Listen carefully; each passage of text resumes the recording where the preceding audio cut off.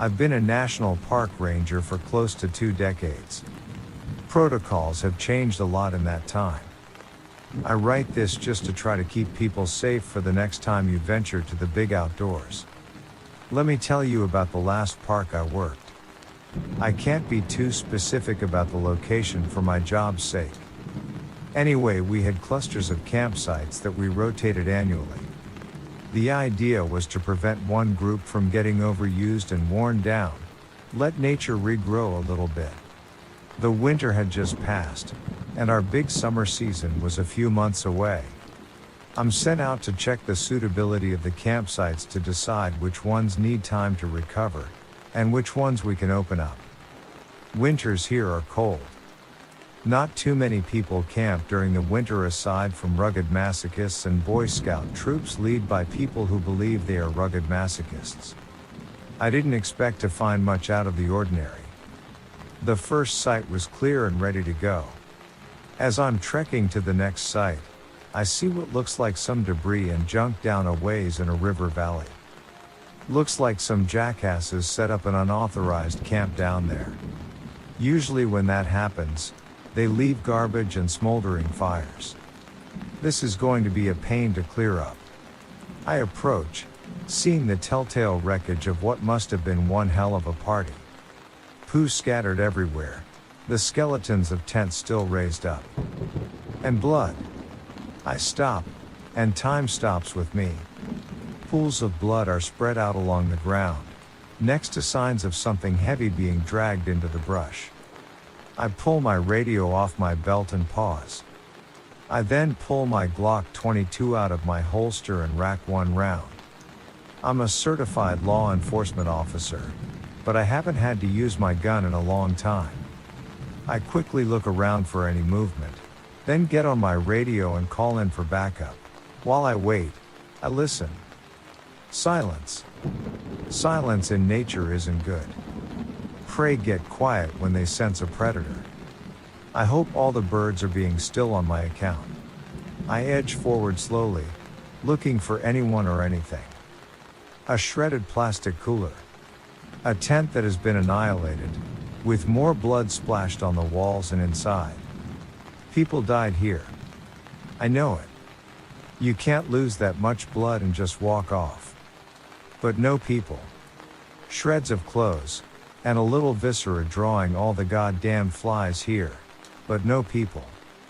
I've seen bears rummage through camps and destroy anything that looked edible. There are wild hogs here that cut trails through the deep brush and are even more dangerous than the bears. But this isn't either of them. The devastation here, it's just too much. Some scourge of God came through here and just ripped everything to pieces. Finally backup arrives, and I'm sent to report to HQ. They even brought medics out here. I don't know why, there's no one here to save. One of the new recruits vomits at the scene. I'm glad to get the hell out of here. I get back and HQ is abuzz.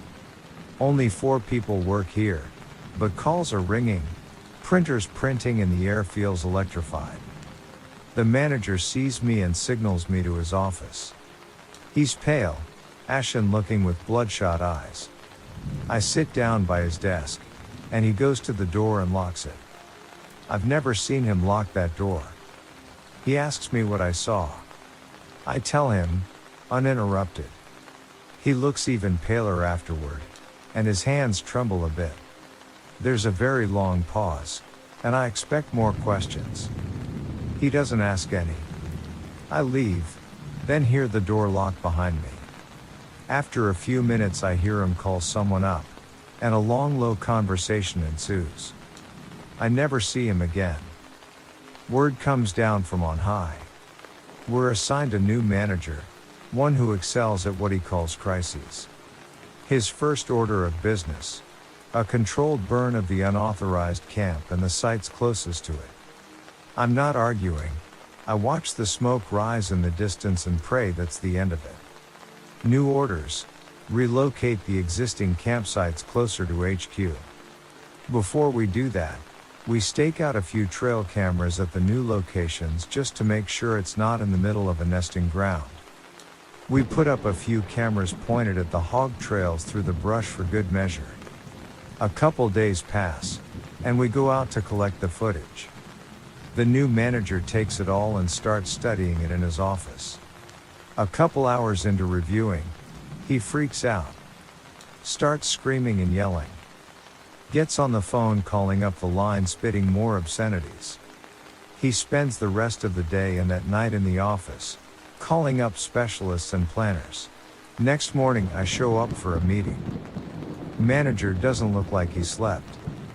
Massive changes afoot. He lays out our new plans, including massively bright lampposts circling the park border as well as floodlights around the ranger station. Campsites need to be moved even closer in. Clear lines of sight from the light, if possible.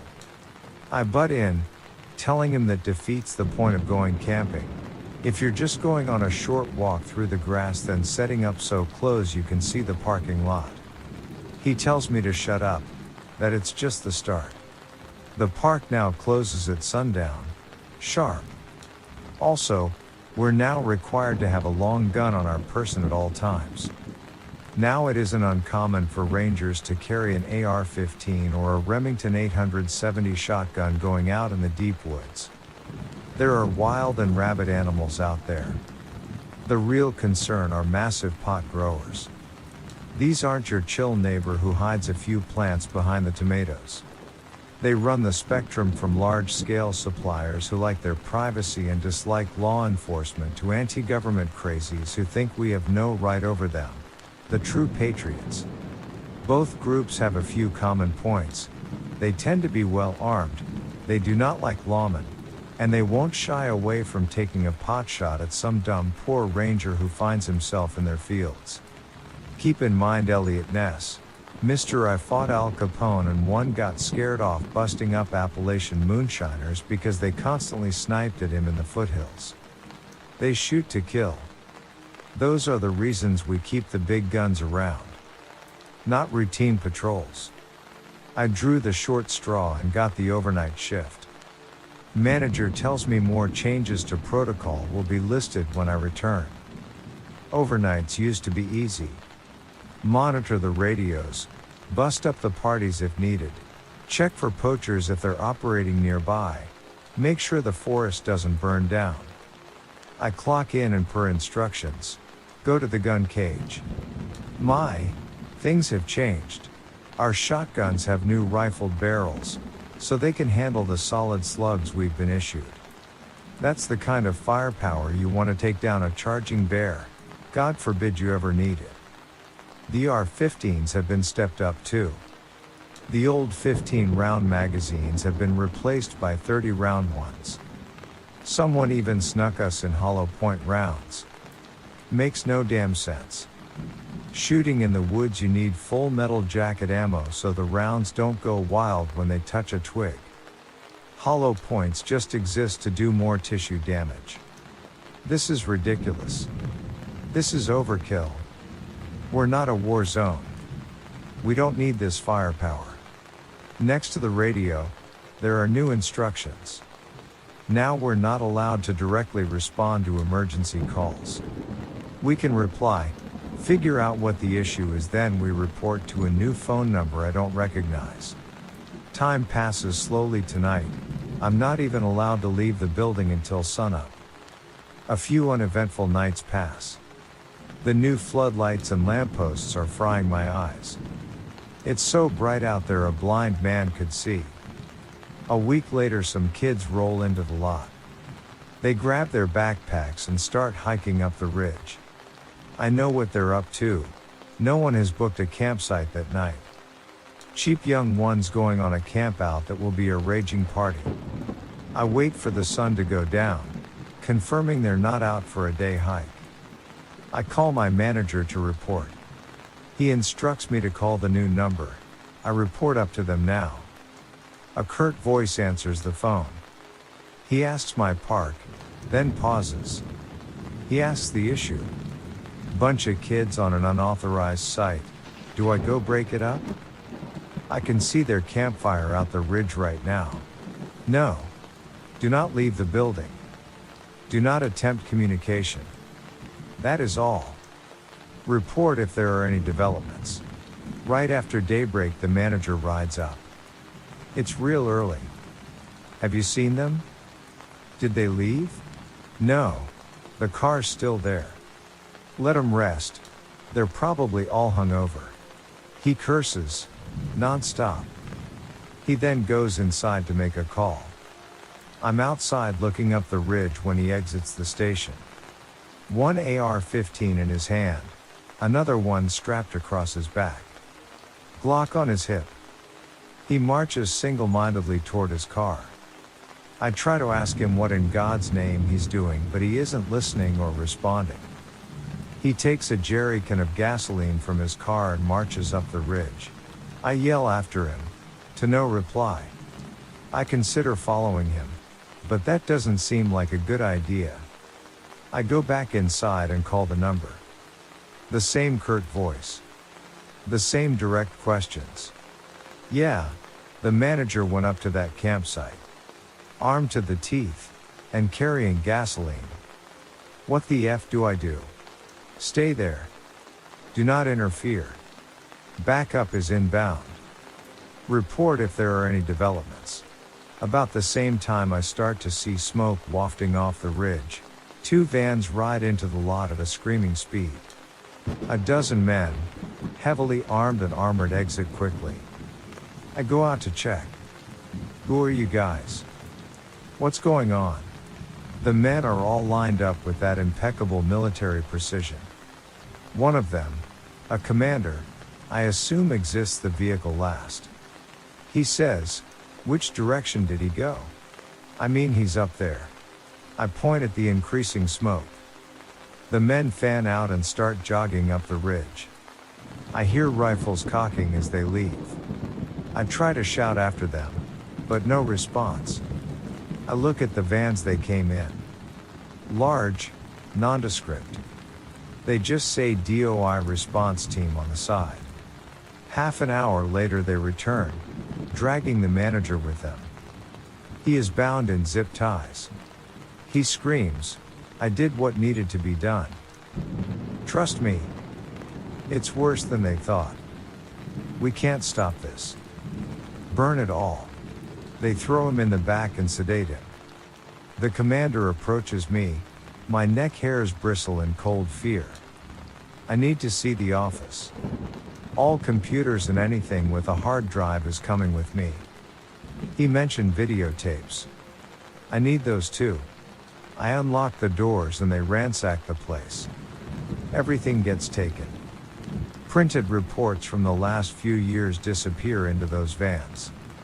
The videotapes get bagged up and held by the commander himself. He studies the gun cage. Cute. You're out of your league. He scoffs. Finally, they found everything they looked for. The commander tells me, "Call the number. Tell them it's contained. You need a new superior. Also, don't talk about this to anyone." They leave, and just on cue the fire brigade and a few news vans show up. The fire is contained, the news reports say. Rumors of missing campers are unsubstantiated at this time. Still, the rumors alone are enough to scare of this season's campers. The quick change-up of managers is chalked up to bureaucracy. The press dies down after a week or two. The new manager is very good at dealing with them. Thankfully, with no new campers and our now even shorter open hours, we can get more work done around here. Rebuilding the station took some time, and we just set up the new campsites. They're practically spitting distance from the station. Nothing dramatic happens for a few days. Then on a whim, the manager tells us to set up some cameras around the station and the campsites. There's usually so much human activity around here, all you see are some raccoons. Maybe the rare hungry bear, but we humor him and set them up all around. Couple of days pass. We collect the footage. I play poker with one of the rookies while the manager watches hours of footage of an empty but brilliantly illuminated parking lot. Then he gets to the footage around the station. Screams come from the office. We barge in and he's stamping on the camera hard drives, gibbering things I can't understand. Along the lines of, told me it was clean, safe. No recent activity. BS here, I'm not gonna do it. He barks at us to leave. Later he makes a call. Rookie goes up to the door and listens in. Rookie comes back reporting, yeah, he's demanding a transfer. Says they lied to him. Something about they didn't do their jobs properly. He's not prepared or equipped here. Then I just heard the phone click, and some sobbing. Hours later, my manager exits the office. His shoulders are slumped, defeated. We cut our hours even further, practically open on weekends only. We'll have a full staff ready those days, but a skeleton crew the rest of the time. Campers are required to check into one of the closest sites. No campsite and they're told to leave. We are not authorized to leave the station after dark under any circumstances. In an emergency, do not call 911, call the number and do exactly what they say. We draw straws for who gets overnight shifts. Why we need to stay overnight if we can't do anything is beyond me. I asked the manager about it and he just said that standard protocol is to have someone on hand to report any irregularities overnight. I have to work my overnight shift. I keep my phone close, the number dialed in, ready if I need to call. It is a bad night. I just wind up pacing around with my shotgun, glancing into the bright floodlights, trying to see what's past them. I hear crickets, and it relaxes me. Prey is quiet when predators are around. It is a long night. The next night, my manager draws the short straw. He seems resigned. In the end, we all have to take a turn. He brings the brightest damn tactical flashlight I've ever seen. Said he bought it just because he's afraid of the dark. He isn't really. He's afraid of the things in the dark. I get a phone call at 3 a.m. It's him. Get over here now. And bring guns. Wah? You have a damn arsenal. Now. Oh, I swear to God I messed up. Oh man. I think they're attracted to the light. I called that number and all they said was backup would be here in the morning. Oh goddamn. I hear the piercing staccato of gunshots. A pause. More gunshots. Screaming. Scuffling. The line goes dead. I call the number. A new terse voice answers. Look, I work at X Park. I just got off the phone with X. I just spoke with X. What can you report? Something bad happened. It's serious. I heard gunshots. We will have backup there as soon as possible. Did he say anything else? Yeah. He said he thought they were attracted to the light. Doesn't make sense to me. Interesting. Thank you for your report. The park is now closed. You will be reassigned. Goodbye. Click. Officially, the park was closed to be scheduled for a controlled burn. Let the old trees die and make room for new ones. There was nothing in the official report about what happened to the manager on duty. The public understanding was bureaucracies need to be shaken up on occasion. No one asked any more questions. I get transferred to a new park, halfway across the country. Change of scenery and beautiful. They've got some odd rules here too. Don't go far after dark, and don't carry a flashlight. I'm concerned about why. Why can't you use a flashlight at night when you need one? They won't tell me. Be safe, everyone.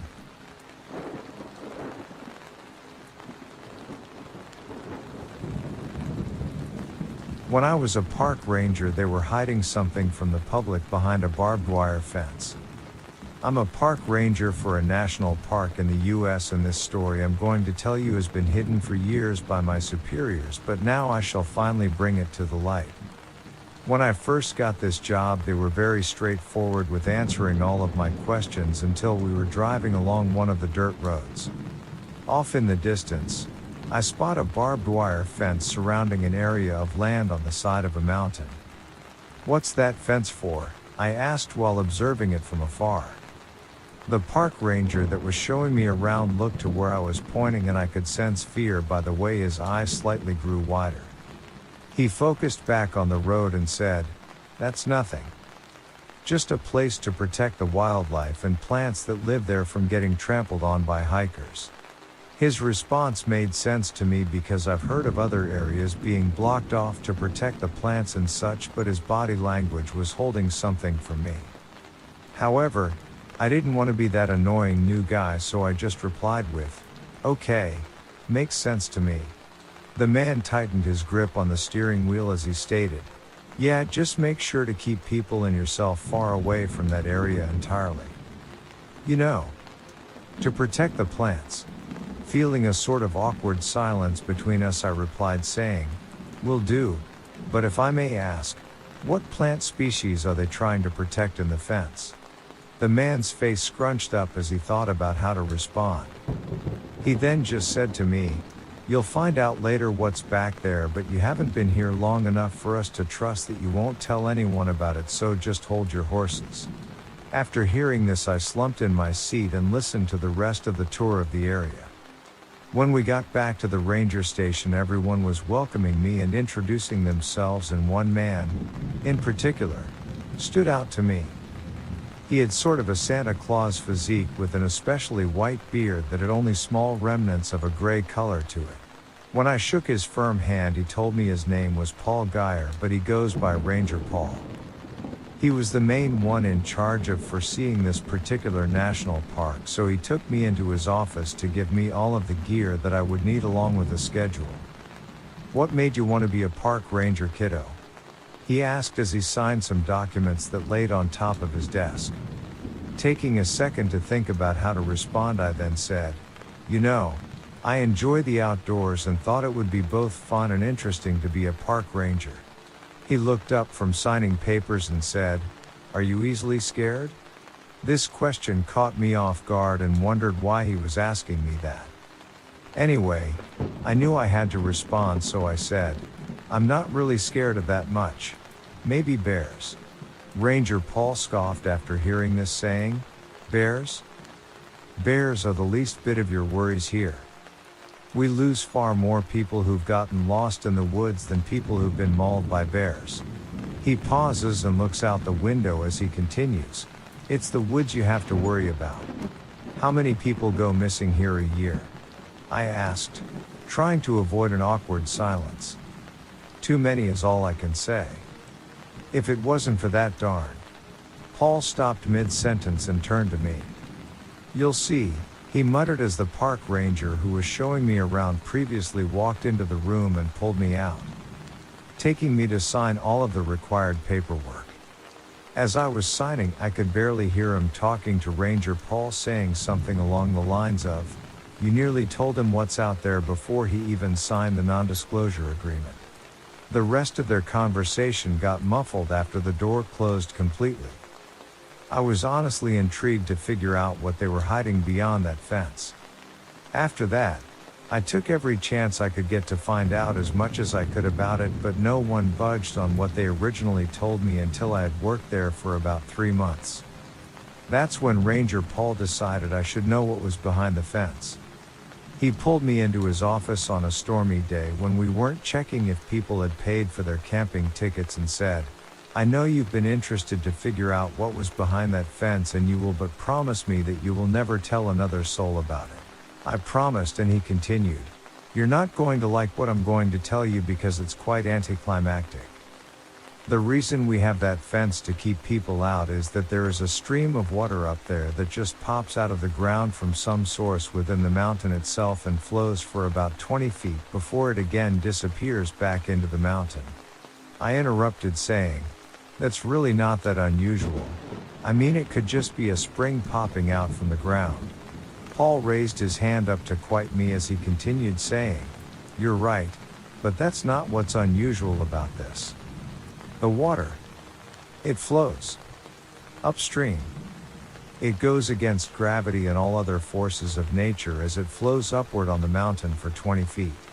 Perplexed and intrigued at the same time, I said, "Really? If it does, why put a fence around such a scientific marvel? People would come across the world to see it." Ranger Paul smiled as he said, "That's what they first insisted on doing, but that place ain't right.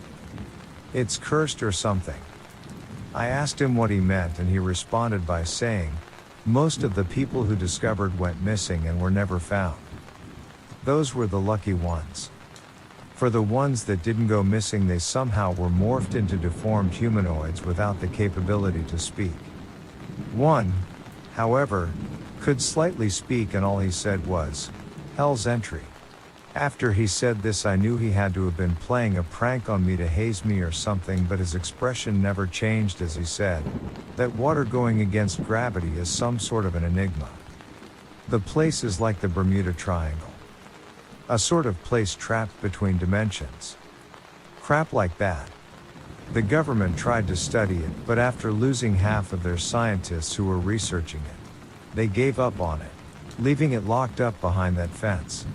As he went on, I didn't know if I should have believed him or not because it was so outlandish of an idea. When the storm clouds moved out of the area, Ranger Paul sent me back out to check if people had paid for their campgrounds, leaving me with this last sentence: "Don't ever go over that fence." A few days soon passed by after this, and I couldn't deal with the explanation that Paul gave to me. It just didn't make sense, and so one night I snuck out and decided to hike over to the fenced area. I took a pair of wire cutters to cut through the fence because I didn't want to try and climb over the barbed wire that was wrapped around the top of it. When I finished cutting out a small hole I would be able to fit in, I brightened my flashlight as I heard the trickling of water. Following the sound, I soon stumbled upon the stream and its magnificent beauty. When I shined my flashlight at the water, it was almost as transparent as glass. Ranger Paul was making the whole thing up when he said the water went backward against gravity. To my utter amazement, I reached my hand down into the stream and felt the push of the water towards the top of the mountain. I was elated due to how beautiful it was and wondering why anyone would ever want to hide something like this. As I was touching the water, I heard something splash in the water, and glancing over, I saw a man crouched over on all fours with his back to me. Startled by the man's presence and wondered if he was lost, I got back on my feet and walked toward to him. "Are you lost, sir?" I asked as I placed my hand on his shoulder. His head turned around to meet my gaze, and my heart stopped. All he had on his pale blank face was a mouth full of sharp-edged teeth. Stumbling backward, I fell into the stream, which felt strange as it tried to push me up the mountain until I pulled myself out. The thing didn't move at all, but just sat there mumbling fragmented sentences. Freaked out, I darted to where I came, and the thing somehow sensed my sudden movements and inhumanly crawled after me. It climbed into a nearby tree and tried to pounce on me, all the while I could hear it say in an uneven tone, "Save me. Hell. Gates." Freaking out, I noticed that the ground underneath me was shifting and gravity was coming in and out. The world around me seemed to change back and forth, but I kept in the same direction and saw the fence ahead of me where I cut the hole out of. It kept changing from a fiery cave wall back to the fence until I quickly made it there, but it was a cave wall by then. There was no way for me to escape now until it swiftly changed back for a fragment of a second. Taking the opportunity, I jumped through the hole in the fence, and the thing tried to follow after me but didn't make it through. Its screams still keep me awake at night. After this, Ranger Paul later found out about it but didn't fire me on the spot. Instead, he said, "After being in there, you're the last person on earth who would ever want to go back in, so I'm not going to fire you." He did instead gave me all of the crappy jobs for 2 months afterward. That happened around 4 years ago, but still, I'm not supposed to be posting this story here due to the non-disclosure agreement I signed. I guess I just broke that agreement because I need to warn everyone that if you find a random area in the woods fenced off, whatever you do, don't try to break into it. You just might not make it back.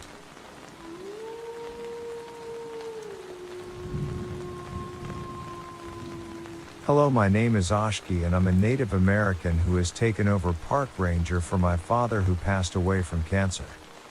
Our family has lived in this region of Tennessee for generations. Hell, it was my great ex-4 granddad who was the park ranger here in the first place, so getting the job was easy for his descendants. When I was little, my great-granddad used to tell me bedtime stories of how him and his father used to go out into the forest and hunt down creatures not of this earth. I thought it nothing but tall tales and I just wrote them off. It wasn't until I was 17 when I first saw something truly unexplainable. It was the middle of the night. I had woken up to a loud crashing in the woods next to our house. I looked out my window to see something terrifying. What I saw shook my perception on reality. It appeared to be a gorilla, but this thing was about 10 feet tall and had to weigh about 450 pounds. It had monstrous hands and was covered head to toe in black matted hair, but the most shocking thing was it was walking on 2 feet. Behind it, it dragged a gigantic brown bear. This bear had to have been beaten and bloody, as if the thing beat it with its bare hands and dragged it as if it was a rag doll through the edge of the forest. Before it went deeper into the forest, it looked directly at me with its amber glowing eyes, and in the moonlight I could tell that its teeth were sharp and jagged. I quickly ducked under my windowsill, but I knew it had saw me. I didn't sleep that night. I stayed up all night watching my window just to make sure it didn't come back to get me. I didn't tell anybody what I saw due to me thinking it being nothing more than a dream the next morning. But that changed when I overheard a conversation between my great-granddad and granddad saying that they found a skull and a monster of skeleton of a giant bear 23 miles into the woods. That was 2 years ago. I am 19 and I have taken up the job as a park ranger.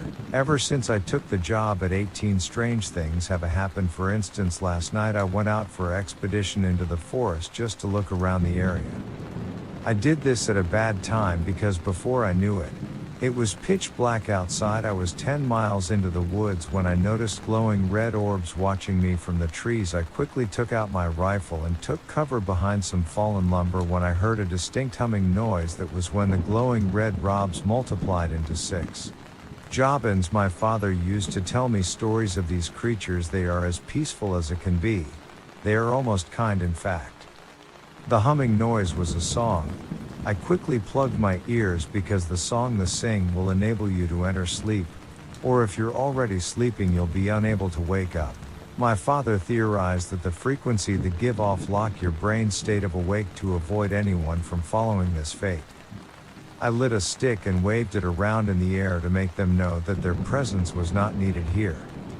And so they scattered, glowing quite beautifully in the starry night. The other reason why I had to it was because not only could they put you in a coma, but other, let's say, creatures of this region find the Jobins very delicious. And wouldn't you know it, as soon as I was about to leave cover there was a rumbling coming from 4 miles into the woods. I put on my night vision goggles and spotted a bulldog bear, aka the thought to be extinct short-faced bear. The short-faced bear was the largest and most powerful land carnivore in North America during the Ice Age. This thing must have weighed about 1,540 pounds, and stood about 10 feet on 2 feet. It sported a deep red claw mark on its face and had teeth the size of steak knives and fur as dark as the night sky. I was in deep poo here. This thing could run circles around any horse. I had no chance of escaping, or so I thought. Slowly lumbering toward the bear was a monster of a Bigfoot. This thing was about 8 feet tall. Could have weighed about 800 pounds, and if you want to know about Bigfoots, know this and remember it well. They are very territorial. What happened next was a scene right out of a King Kong movie. The Bigfoot, while beating its chest, let out a howl of intimidation, and the bear stood on 2 feet and roared a roar that shook the forest and silenced any crickets or insects singing a nightly song. They charged at each other, but before I could see anything else I booked it. I took one look back and saw the Bigfoot toss the monster of the bear through 4 trees. That only made me run faster. I made it back to my cabin at 0500. I stayed up that whole morning sitting on my couch with my shotgun and pistol loaded in my hand and pointing at the door in case the victor of that match was looking for a new opponent. The next day was when I got the radio call about the missing campers and hikers that have gone missing in my area of the woods. I packed my bags for a long trip into the wilderness expecting to find what was behind occurrence of hikers and campers not coming back. I planned to hike 30 miles into the forest. On the first 10 miles I started to find backpacks ripped to shreds and tents reduced to nothing but cloth. I took out my pistol and started to walk further into the forest keeping my head on a swivel. 15 miles and I started to find body parts. Arms and legs littered the trails, but one blood trail stood out to me. I followed it about 3 miles into the woods and found a horrible sight. It was a man. He had been skinned alive and his eye were missing. From what I could tell, his legs had been broken and he had been crucified on a makeshift cross. He had been cut in the corners of his mouth to display a sadistic smile, and his head had been held up by some sting to make it look as if he were looking at me. I slowly walked away from the man, not wanting to get any closer. The thing that bothers me the most was that every time I turned my back to him I would hear a twisted child's giggle coming from the corpse. I walked further into the woods and decided to make a makeshift camp in a cave close by a water source so I could bath and possibly fish for more food. After 2 hours of fishing I had caught some meaty catches and prepared them and cooked them on the roaring flame of my campfire. But even though I was concentrating on not burning the fish, I could tell that I was being watched. I looked up from the flame and saw a man, but it wasn't an ordinary man. He would be a man at first glance, but as I studied him more I noticed his twisted features. He was tall and had long hair past his shoulders. His eyes glowed a bright yellow and his hands were massive with untrimmed nails.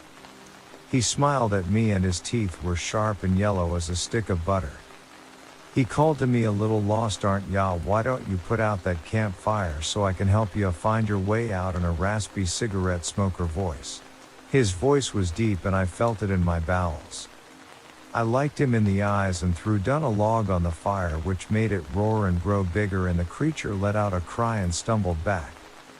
Thank God I took the fish off or it would have been burned. I thought, "Why don't you just come and sit at the campfire with me?" I said as I patted on the empty place on the log.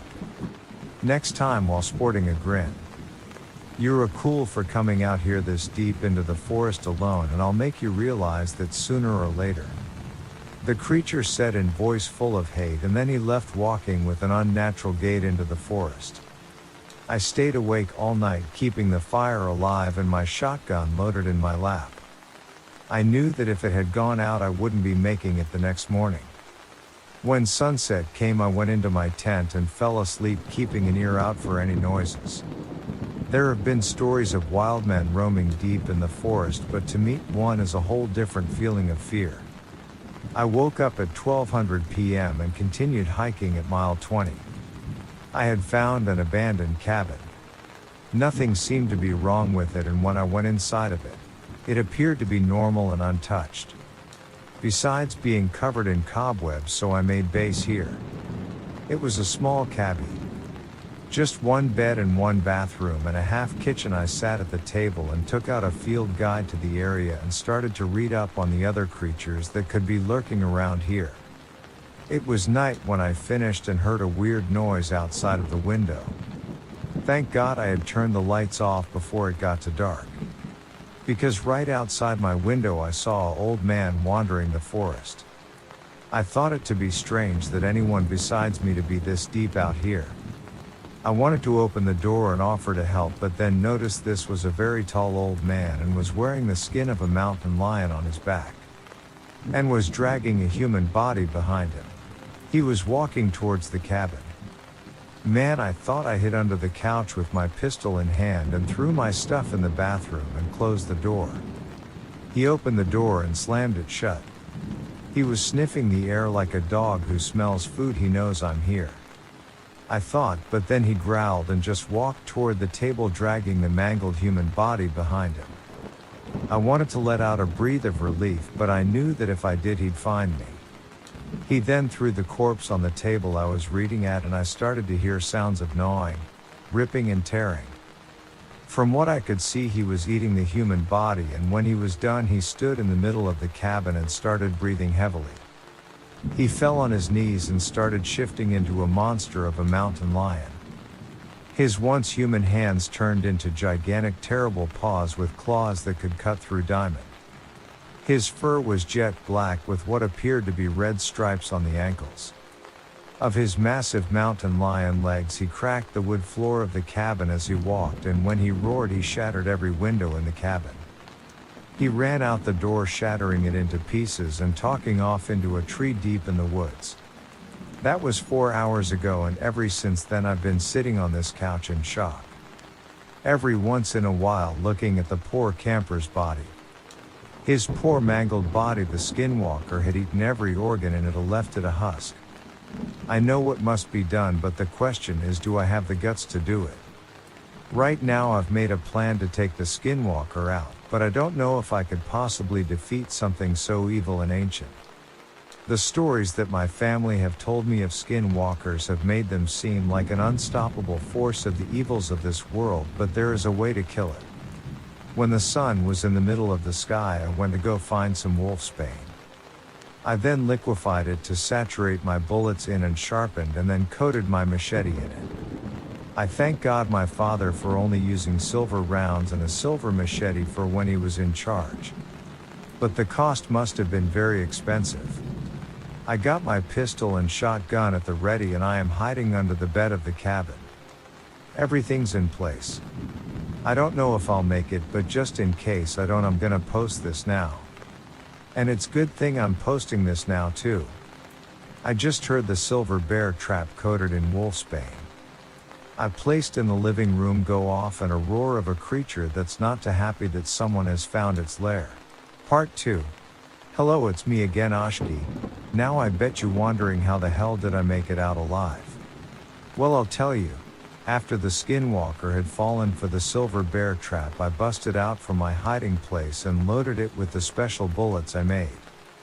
But it still had fight in it. It grabbed me and threw me through a window. I wrapped around a tree. I got my arm impaled on a sharp rock, but I could tell that took all of its strength. Silver and wolfsbane are excellent for fighting monsters such as these. It drains their stamina, and if they have a healing factor, it's not longer able to use it. He then rushed me, and with the branch I took out of my arm, I swung it and it connected with its chin, dazing it. After I got up, I saw the skinwalker sluggishly crawling into the forest. I limped over and out a bullet right into its brain, but I knew that wouldn't be a definite way to kill it. I had to take out the heart and burn it on a fire, or else it would come back for round. After I did that, it turned to dust and blew away into the night. After that, I exhaled deeply and limped back to the cabin, closed and locked the door, and passed out on the couch. I woke up 9 hours later, tended to my wounds, and headed back to my main base, noting that this cabin could be of use in the future. About 10 miles into my walk, I was approached by a hiker. We exchanged greetings, had a conversation, and I even decided to let him walk with me. His name was Bach. After 10 minutes of walking, he offered me some food. It looked delicious, almost too delicious. I looked at it and looked at him, and he was grinning. I then took out some silver powder and blew it in his face. It relived his true form of Bakwa. Bakwas offers ghost food out of cockle shells to humans stranded in the woods. If they accept and eat the offered food, then they too become a ghostly being like Bakwas. I pointed my pistol at the monster, who took the form of a tall old man, and threatened that if I ever saw him again, he would die and he wouldn't have to be worried about offering food anymore. He took off deep into the woods to never be seen by me again, and I kept walking, finally reaching my cabin and retiring to my bed to rest. The next morning, I got a call from an unknown radio signal about a strange sighting about a man wearing a moose skull as a mask. I took it to be a tweaker who found a dead moose and head out to take care of it. The location the man was sighted was in an unmapped region of the woods, so I thought it odd that he had gotten that far. As soon as I got there, I found a hiding place behind a log and waited for him to come. About 10:00 p.m. the man showed up in the moonlight. I could see this was no man, it was a Wendigo. This thing was extremely gaunt and emaciated, with grayish skin, sunken red eyes, tattered lips, and possessed a deathly odor. A Wendigo greedily feeds on human flesh. However, for each person it consumes, the monster grows ever larger, and this thing had to be at least 9 feet tall with long hair reaching to the middle of its back, and sharp blood-drenched claws. It sniffed the air. It knew I was here. I thanked God that I had my shotgun. I then jumped out my hiding spot and lit it up with silver buck. Shot it. Scared in agony, it sounded like a woman's scream mixed with an angry cat. It then took a small tree and hit me like a batter hitting a baseball. I flew 15 feet and landed on a pile of human bones. This thing needed to be killed. If left alive, it would go on to eat and grow stronger.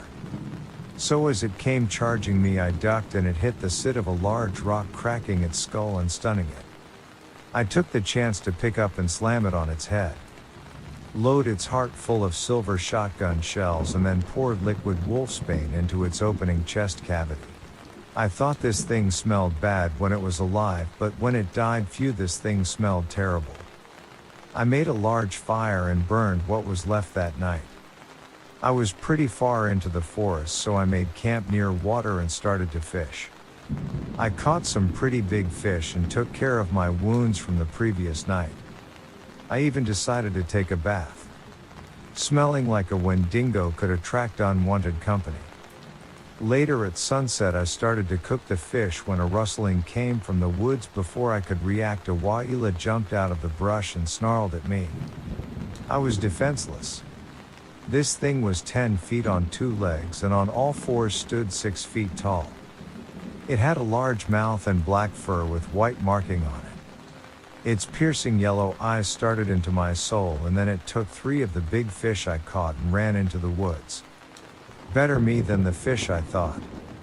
If this was Waila territory, then I didn't want to be around here, so I packed my bags out of my fire and took off for my camp at night. On my walk, I heard strange noises. I heard whispers in the night, and I even heard a woman scream. From above me, I heard a child scream, "Help me." And then I did something I shouldn't have. I looked up and I saw it, a stick Indian. It had been following me for miles, just waiting for me to notice it.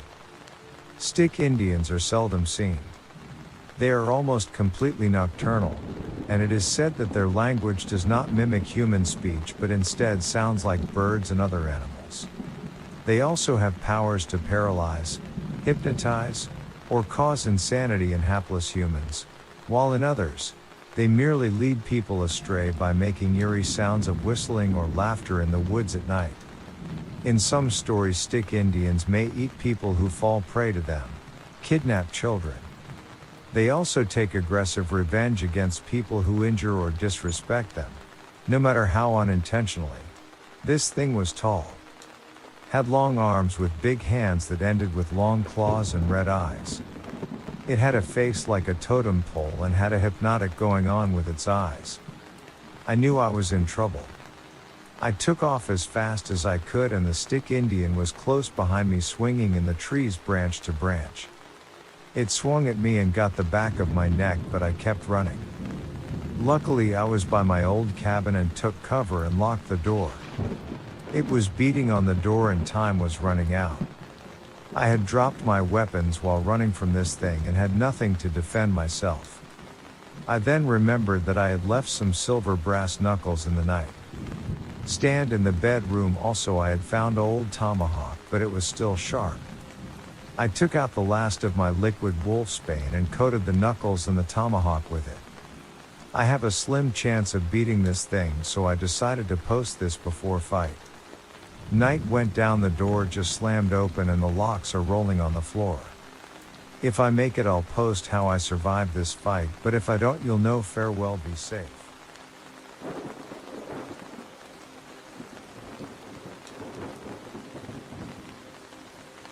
My son disappeared under odd circumstances and he left this journal behind. My son was a regular here, and I'm hoping you'll be able to help me. I really don't know what else to do at this point. Allow me to explain. My son Zach was a regular here for several years, judging from his post history. He spent a lot of time reading stories and submitting his own on occasion. He disappeared almost a month ago, and no one really knows what to make of it. He departed for a solo hunting trip on September 12, 2021, in an isolated area inside Grand Teton National Park, Wyoming. That was the last time he's been seen. His Chevy S10 was found parked along Lupine Meadows Road, just south of Jenny Lake. His campsite was found some 5 miles east of his truck. His tent was torn and a lot of his supplies were ransacked by what police believed was local wildlife, or possibly done by Zach himself. A search team scoured that area for weeks, and my ex-husband and I went down to search as well. We never found any trace of him outside of his camp, and no one has an explanation for what happened to him. A lot of people believe he was dragged off by animals, but I think it may be something far stranger than that. Zach kept a handwritten journal which was found inside his knapsack in the tent. Police think he suffered some kind of mental breakdown, and I'll be the first to admit that the things he wrote about are not easily believed.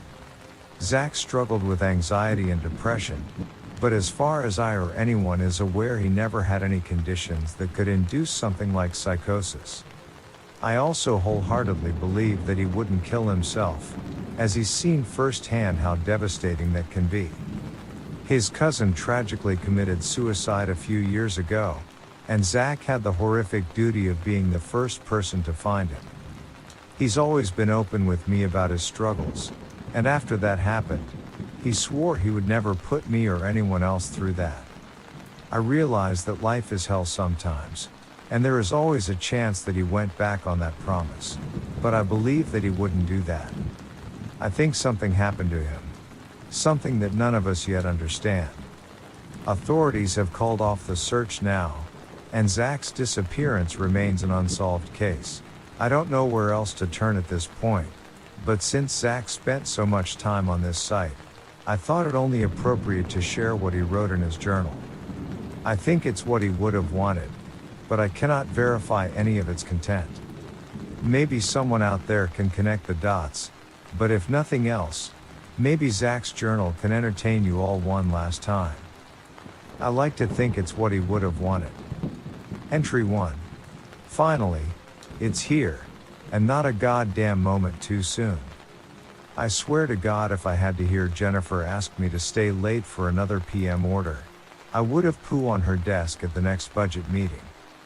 I've been looking forward to this trip for months, and my therapist suggested keeping this cute little journal to document my trip. They keep saying I have anger issues, but they really wouldn't be so much of an issue if people weren't so stupid. But whatever, time to forget about all that for a few days. Hopefully I'll be able to look back on this in the future rather than fantasizing about jumping in the trash compactor during another work week. Ben was supposed to be with me on this trip, but of course he got wrangled into dealing with his kid instead. Yet another reason I'm glad to be single. I'll be out snagging myself a trophy buck while he's at home changing diapers. His loss, I guess. Anyways, I don't even know why I started writing this now. I'm not even there yet. Probably got at least another 5 hours to go, and I give it 2 max until that Carl's Jr. burger is knocking at the back door. Here's to finally getting away for a bit, and hopefully being able to relax. Entry 2. Well, I think I finally managed to find myself a good spot. It's a nice little place too.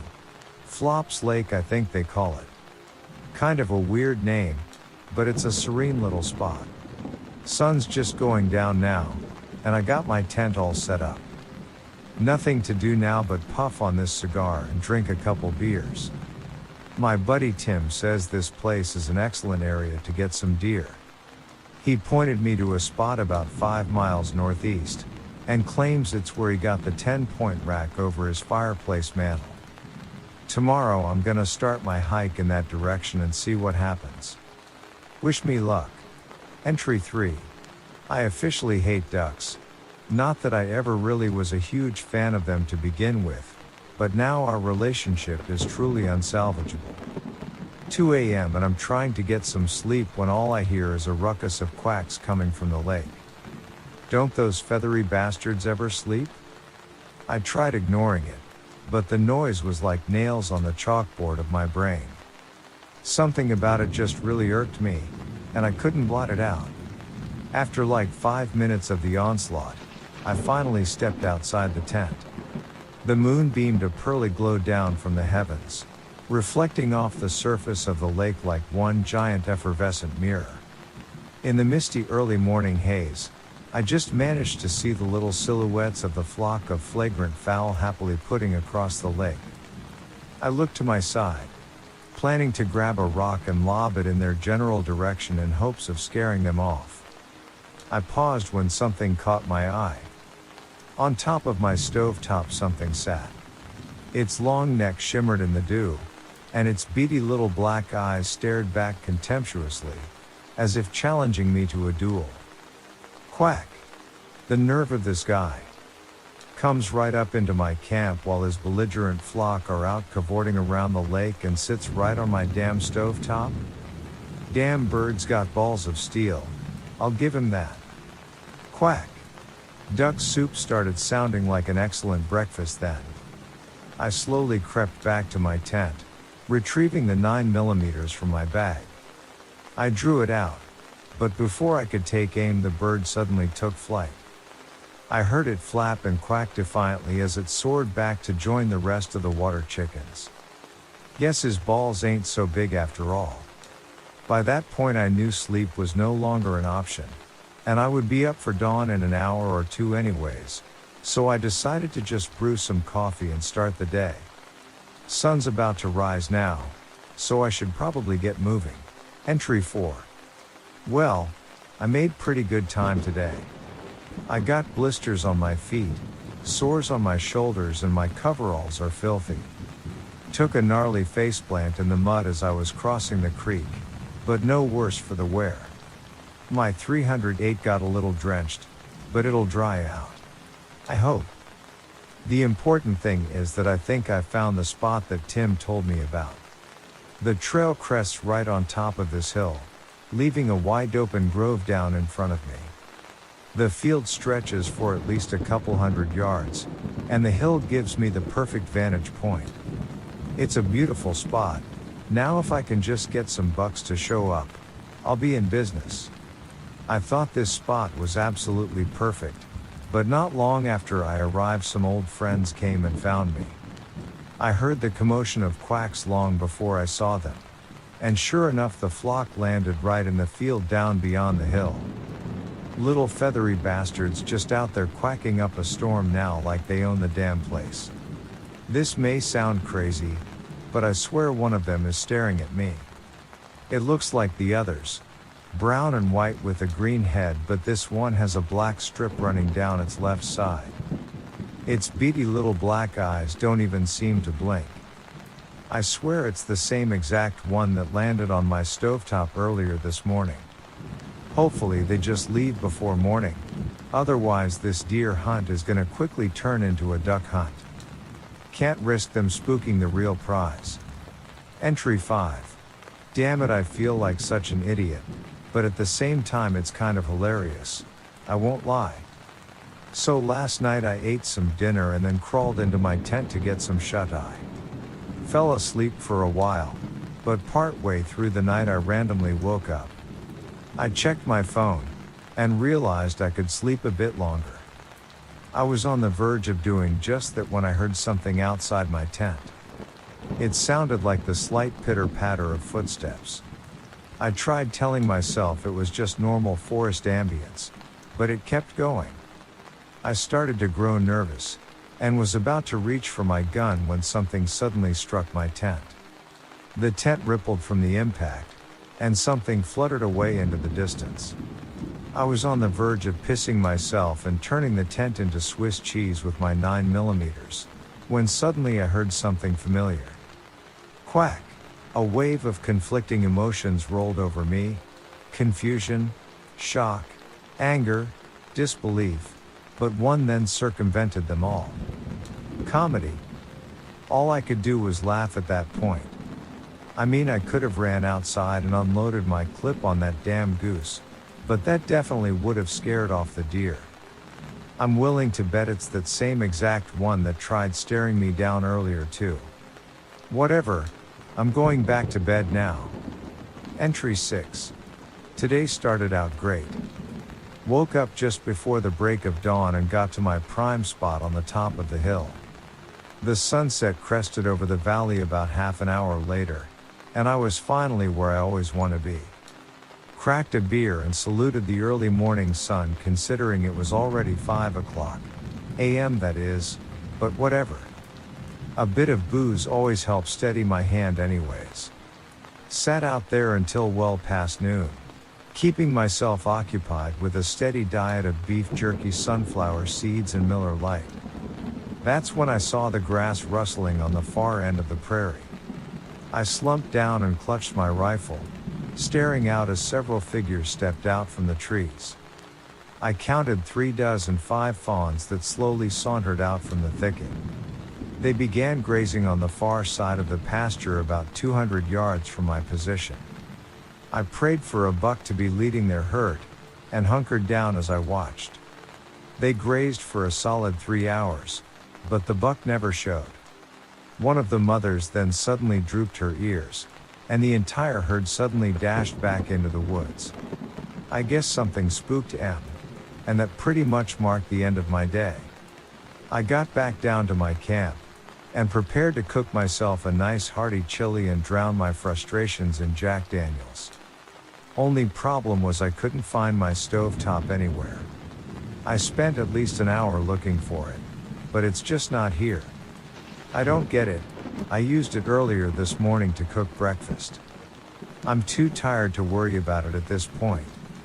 It's getting dark, and I'm exhausted. At least if I can't go to bed on a full belly, I can knock myself out with some liquor. Entry 7. Okay, so I'm trying not to freak out here. I know I'm probably just being ridiculous, but I really just can't seem to calm myself down. That bird won't leave me alone. I didn't sleep at all last night.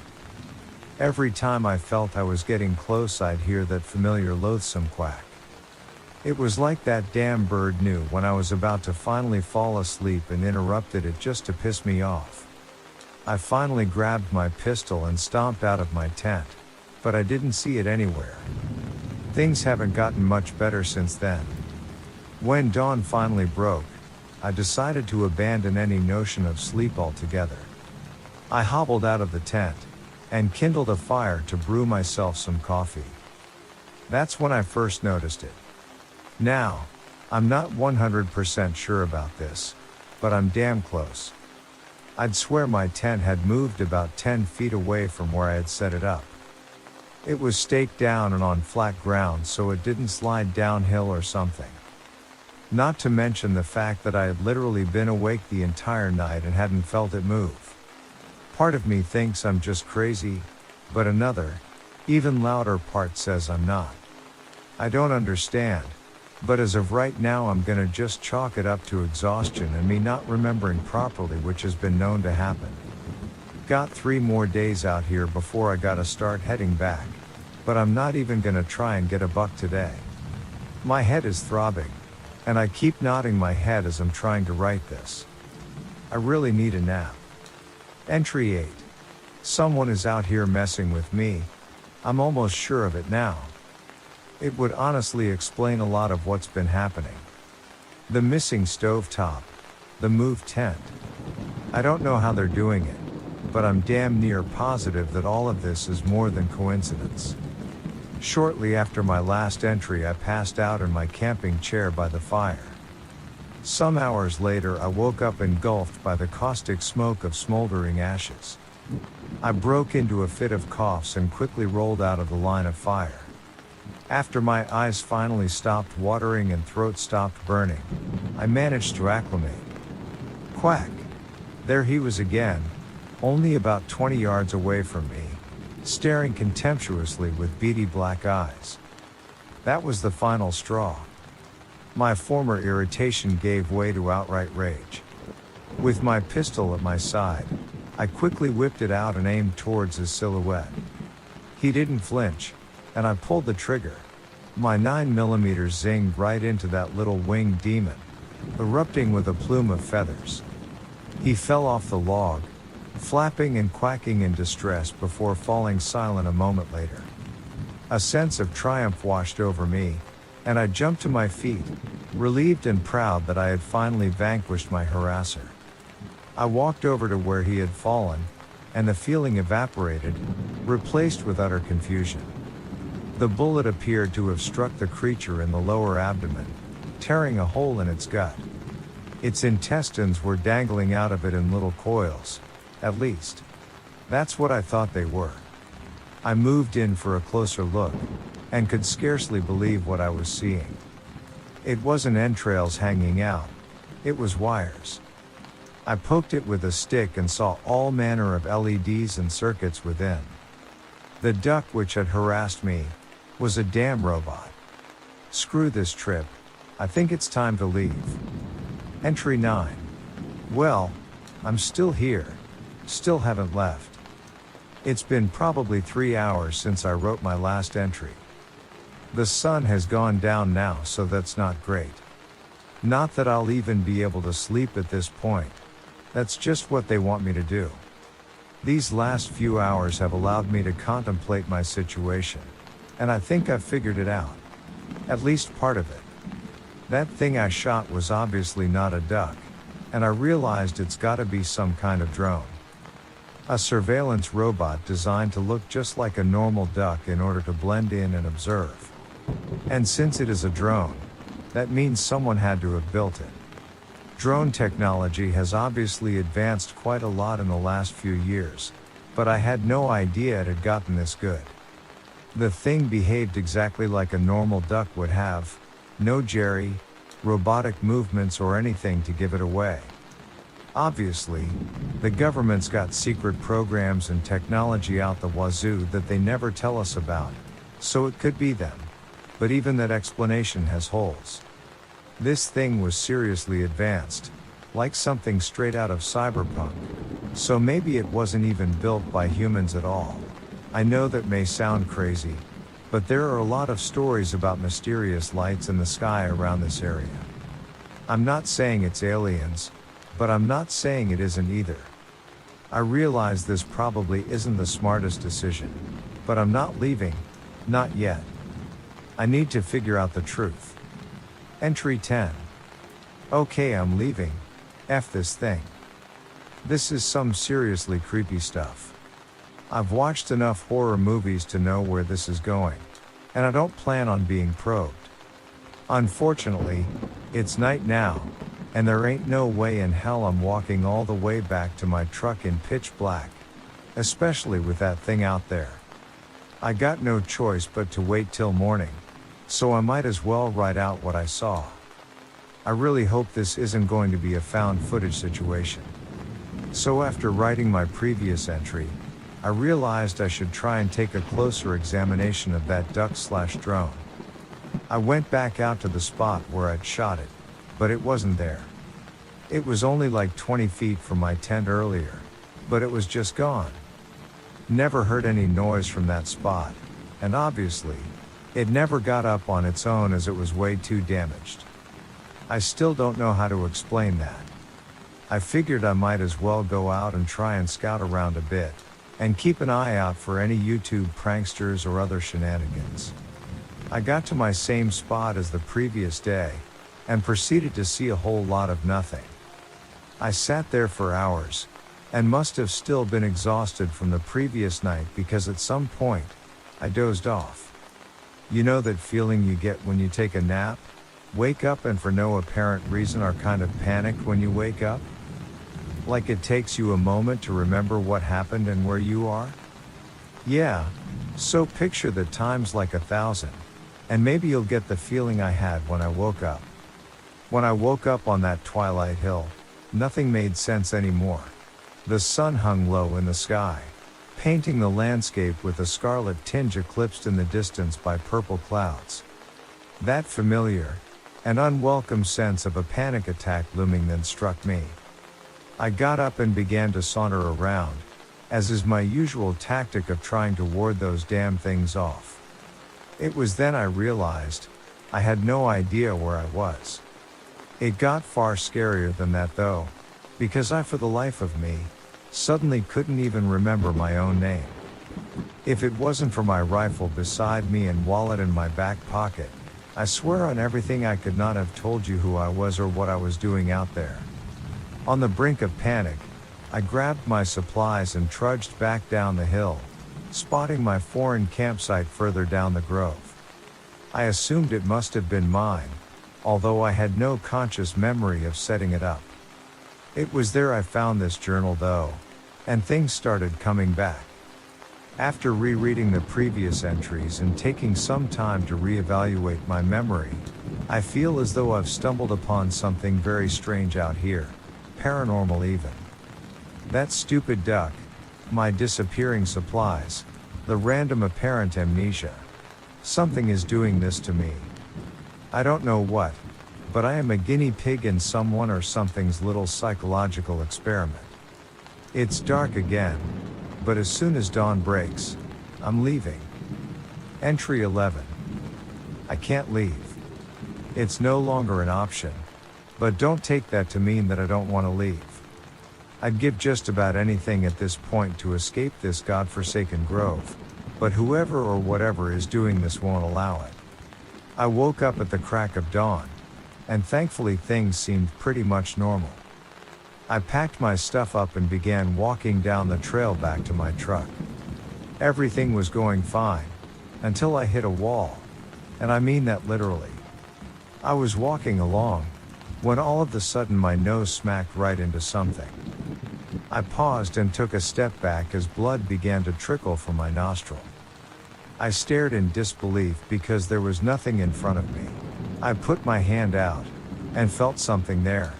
Something completely invisible but unbreachable. Like some kind of force field. I struck it with my fists, kicked it, but to no avail. I then dropped all of my supply, pulled the rifle off my back and fired a shot. The bullet struck the invisible wall, shattering on impact and sending fragments flying all over. I ducked back, feeling that familiar sense of panic strike again. I can't leave. I'm not allowed to leave. The only choice I had was to return to my previous campsite. I've just been sitting in my camp chair for hours now, watching the sun travel across the sky. It'll be going down soon once more, and I don't know what that means. I'm trying to think rationally, but that's easier said than done. Clearly, something wants me here. Something that is much more powerful than me. Whether it's God or aliens or government, I don't know. For all I know, that robot duck could have been the avatar of some eldritch monstrosity that enjoys watching me suffer. Whatever the reasoning behind all this, I'm here for a reason. It could be punishment, but I figure if something was trying to punish me, it would have just killed me already. I mean, if me shooting that duck thing was such an egregious sin, then surely, they would have smited me. Or is it smote? What's the plural for smite anyways? Whatever, since I can't leave, I guess the only option I have is to wait. Entry 12. I think I know what this place is now. Something one of my former coworkers once said has been echoing endlessly in my mind for hours. He was an older, Native American guy, very in tune with folklore and urban legends and whatnot. Things I once regarded as superstitious hoo-ha that I've now been forced to reconsider. He knew I was a hunter, and he once told me to beware the lonely places. He said places devoid of humans are dangerous in ways we cannot yet comprehend. Not because of predators or weather or anything like that, but because of someone forgetting they exist. I never knew what he meant by that, but after my previous bout of amnesia, I think that's what happened to me. It's got me thinking about the particle slit test, and how the results of that essentially reinforce the notion that reality is altered by observing it. Maybe the same is true on a larger scale as well. I won't sit here and claim to have the answers, but there's a lot we don't know about perception. It reminds me of the old question: if a tree falls in the woods and no one is around to hear it, does it make a sound? I think the better question is, if a tree falls in the woods and no one is around to perceive it, does the tree even exist? I heard things last night, things I don't know how to explain. It started with a loud whirring sound, which to me, sounded like a helicopter. I burst out of my tent, thinking for a moment someone had come to rescue me, or at least I could flag them down. Once outside, I looked around to see if there were lights in the sky, but I saw nothing. I spent a couple minutes looking around, but there was nothing there. It sounded like it was literally right above me, but after a few minutes it just faded away entirely. I was about to return to my tent, when a sudden, immense boom thundered through the landscape. A bright orange flash illuminated the sky from somewhere in the distance. The noise was so loud I fell flat on my ass. A chorus of shouts, gunfire and roaring then emerged, going on for another few minutes. It stopped as suddenly as it began, as if someone just flipped a giant switch. The lights faded, and I was left alone in silence and darkness once more. It didn't last long, until a familiar and unwelcome noise shot chills down my spine. Quack! There he was, on top of the hill looking down at me, as if I were some peasant in his diabolic regime. The look of arrogance on his face was unmistakable.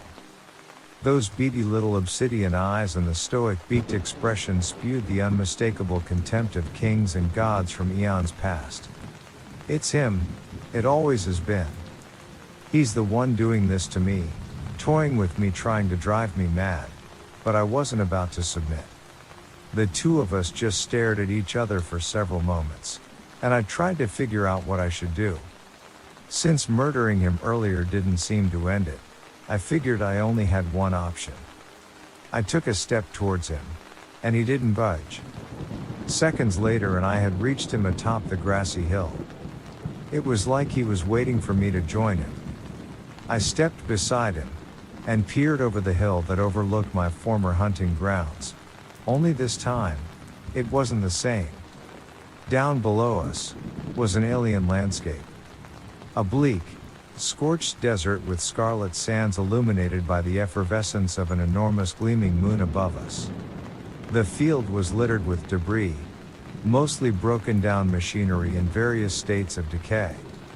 I spotted a few guns amongst the wreckage, and something else. The things I glimpsed in the next passing minutes are things I will not describe. I will only that I was shown the secrets of reality. How it works and how the natural order truly behaves. This place is not my prison, it is a nexus. It made sense then, the weird helicopter noises, the force field, they weren't things that had been deliberately placed to impede me, they were boundaries. Various pockets of reality which had intersected in defined but simultaneously convoluted ways. The human mind isn't meant to understand how it works. Our senses are not built to travel in directions beyond the third dimension, but there are those that know how. After thoroughly ingesting all the horrific and beautiful sights before me, I turned to my feathered compatriot. No longer was he a nuisance or my enemy. He was a teacher. Is it possible to learn this power? I asked, ripping the question directly from Anakin Skywalker himself. The duck turned to me, and I finally understood. Quack. Entry 13. This entry didn't actually contain any words. The only thing on it was the webbed footprint of what everyone assumes was a duck. That's it, that's all he wrote. After Zach failed to return to work the following Monday, his employers contacted me asking if I had heard from him. Shortly after that, we realized no one had heard from him, and the investigation began. The local park rangers organized a search team and scoured the area. My ex-husband and I flew down to join the effort as well. We found his truck, his campsite, and even the grove he had written about. We did not find him, however. Search dogs were able to follow his scent to the top of a small hill just beyond his campsite, but no further. That's where we found the aforementioned journal lying in the dirt. As I said at the beginning, I cannot claim to speak for the authenticity of Zach's journal. If I'm honest, I don't even think I fully understand what he meant. All I really know is that my son is still missing, and no one has seen him since he left for his trip. Zach, if somehow you're reading this, please come home. I wasn't going to add this part, but maybe it's significant. Like I said, I cannot confirm the validity of Zach's journal, but last night as I was trying to force myself to sleep, I was awoken by a noise. I tried looking around, but I couldn't find the source of it. I'm not even 100% sure I heard it, but every once in a while, I swear I hear that sound again. Quack.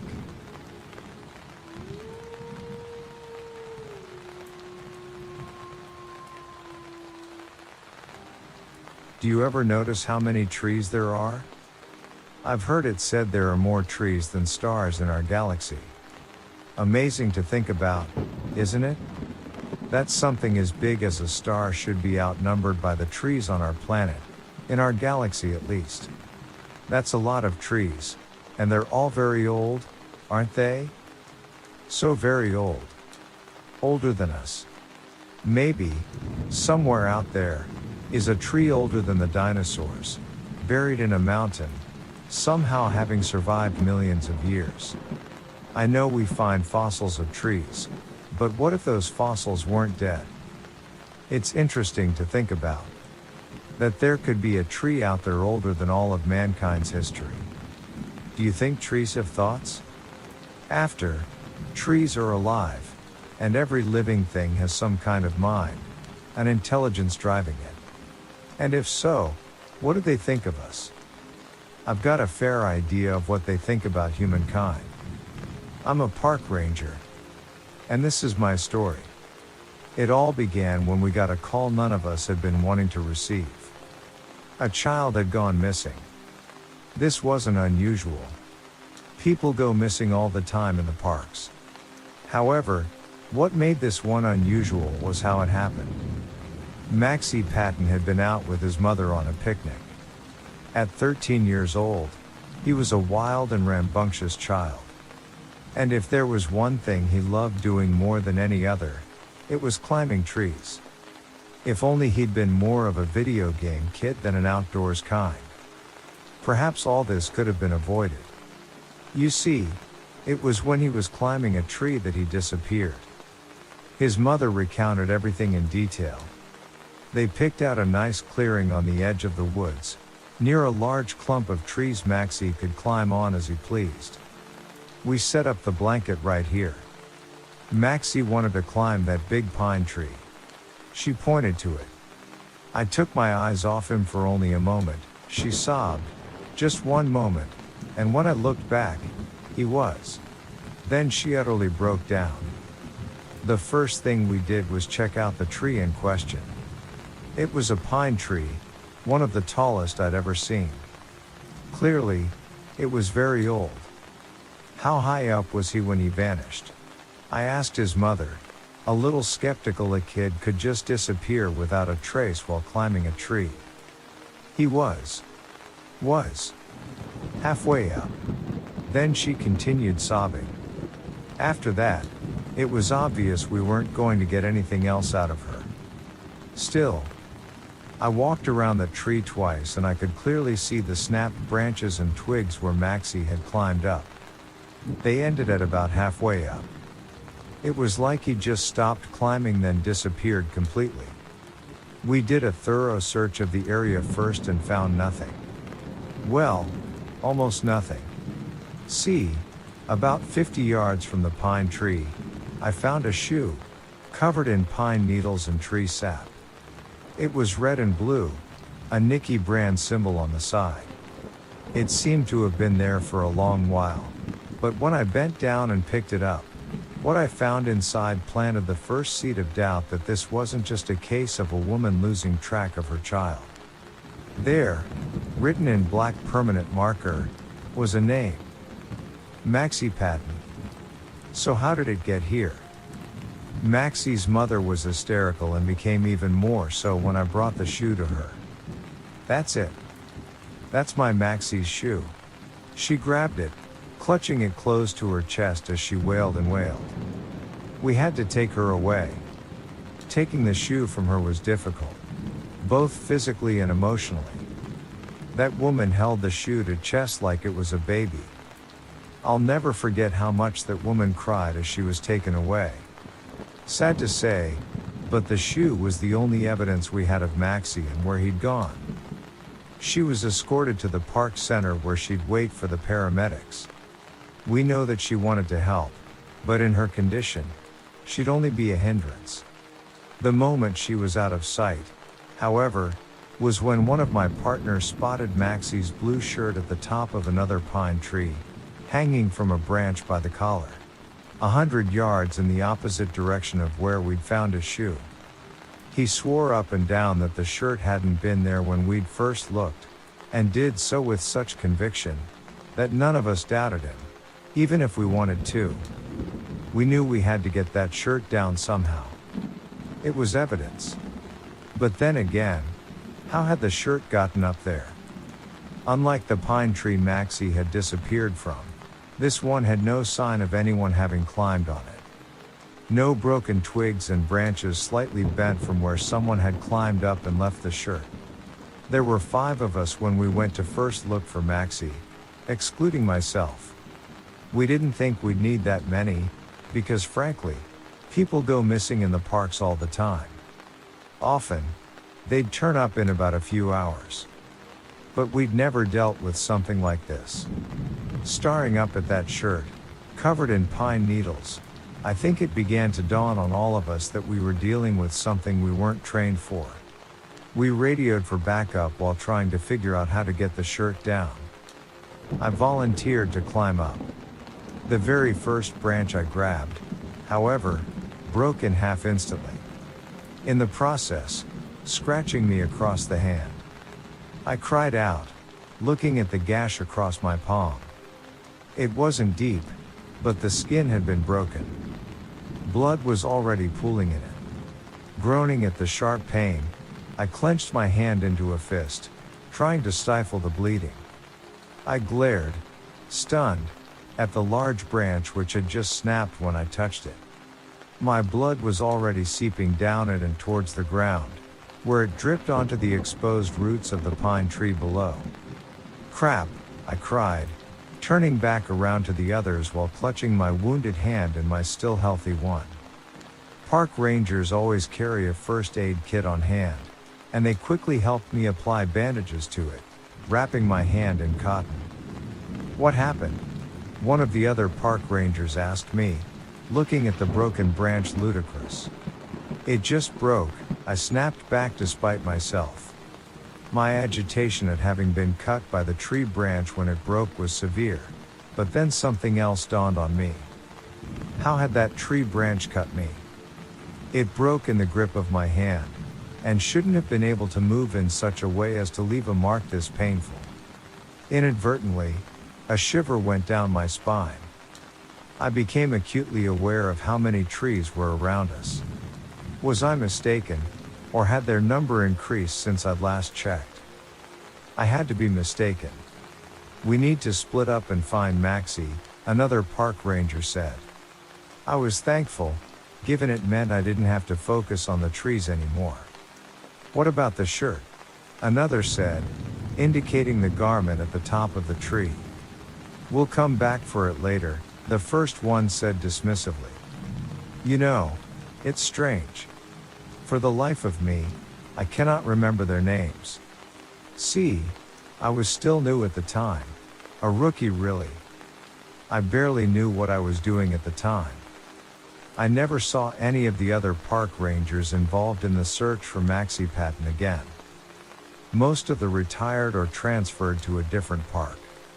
But sometimes, I do wonder if we all came back from that search. We split up into 3 pairs, moving in a perimeter from Maxie's last known location, the pine tree. I was paired up with a man whose name escapes me. I just know he was Hispanic, and that's all I can ever remember about him. We were sent north, in case Maxie, or whatever was left of him, had somehow gotten there. The others went east and west. If we found anything, we had to radio it in and then come back. If we found a body, we had to leave it undisturbed. That was obvious, of course, but I really hoped we wouldn't find anything. Because what we'd found so far just didn't sit right with me. How did his shoe get 50 yards from his last known location? As I thought back to the moment when I had found that shoe, I began playing it over and over in my head. Something was nagging me about it. "Hey, pal," said my partner. "What?" I replied. "You ever climbed trees as a kid?" I nodded. My face was beaming as I thought back to those happy days. When my partners grimaced, however, I blinked, confused. "What's wrong?" Shaking his head, my partner muttered something in Spanish under his breath before he answered. I did too. A few times. But he stopped walking and turned to face me. One time, when I was climbing a tree, something happened. "What?" I asked, curious if this had anything to do with our current search. It was back in Mexico, before my family immigrated to the States. There was a tree in my abuelo's backyard. I climbed it every time I went over. One day, when I climbed to the very top, I was looking out over the entire land around my abuelo's house. I felt like I was king of the world. Then I saw it. Saw what? My partner didn't answer. He opened his mouth, paused, then slowly closed it, shaking his head. "You wouldn't believe me." "Try me," I replied. He sighed then, opened his mouth to say something. When his eyes widened so large he looked like a fish. He was looking at something behind me. Furrowing my brow, I began to turn around when he grabbed my arm in a vice-like grip. "Don't," he hissed through clenched teeth. "Don't look." I couldn't help myself. I wished I had taken his advice when my eyes found the blue shirt of a young boy hanging from the bottom branches of a tree with a broken branch, probably about 100 meters away. Blood was dripping from it onto the roots below. My heart began beating in my chest so fast I thought it would burst. "That's impossible," I muttered, then blinked. What I saw the moment my eyes opened will forever haunt me. The tree had come closer. My partner began cursing, letting go of my arm and stumbling back. He crossed himself, saying silent prayers. "We have to go," he said with a shaking breath. "Now." I didn't argue. Instead, I began running, my partner right next to me the whole time. I didn't dare look back once, and neither did he. All thought of finding Maxie was gone. For all intents and purposes, he might as well not exist. At that moment, all that mattered was getting away from that tree. Exhaustion caught up with us eventually, though, and we stopped, panting as we tried to catch our breath. "Did that just happen?" I said through my painful gasps of air. "Did that actually just happen?" "I don't know, amigo," said my partner. "Did you see it move?" I asked him. "No," he answered, but I saw the others moving. What? Their branches and leaves were moving, he answered. You heard that, right? I nodded. By this point, I was thoroughly done with everything, for lack of a better term. This was just too crazy. I was watching them for a while, he continued, wondering why they were moving with no wind about. Then, what? I asked him. He looked me grimly in the eyes. I saw a boy, he said. The branches moved aside, only briefly, but I saw the body of a little boy. He couldn't have been more than 13. But, amigo, we mustn't find that body. I didn't want to ask. But curiosity got the better of me. Why? Because that thing could never be called human. Not after they're finished with it. What do you mean, finished with it? My partner didn't answer. Instead, he began praying again in a shaking voice, crossing himself over and over. What was happening to Maxie's body? I pressed, not consciously. He didn't answer me at first.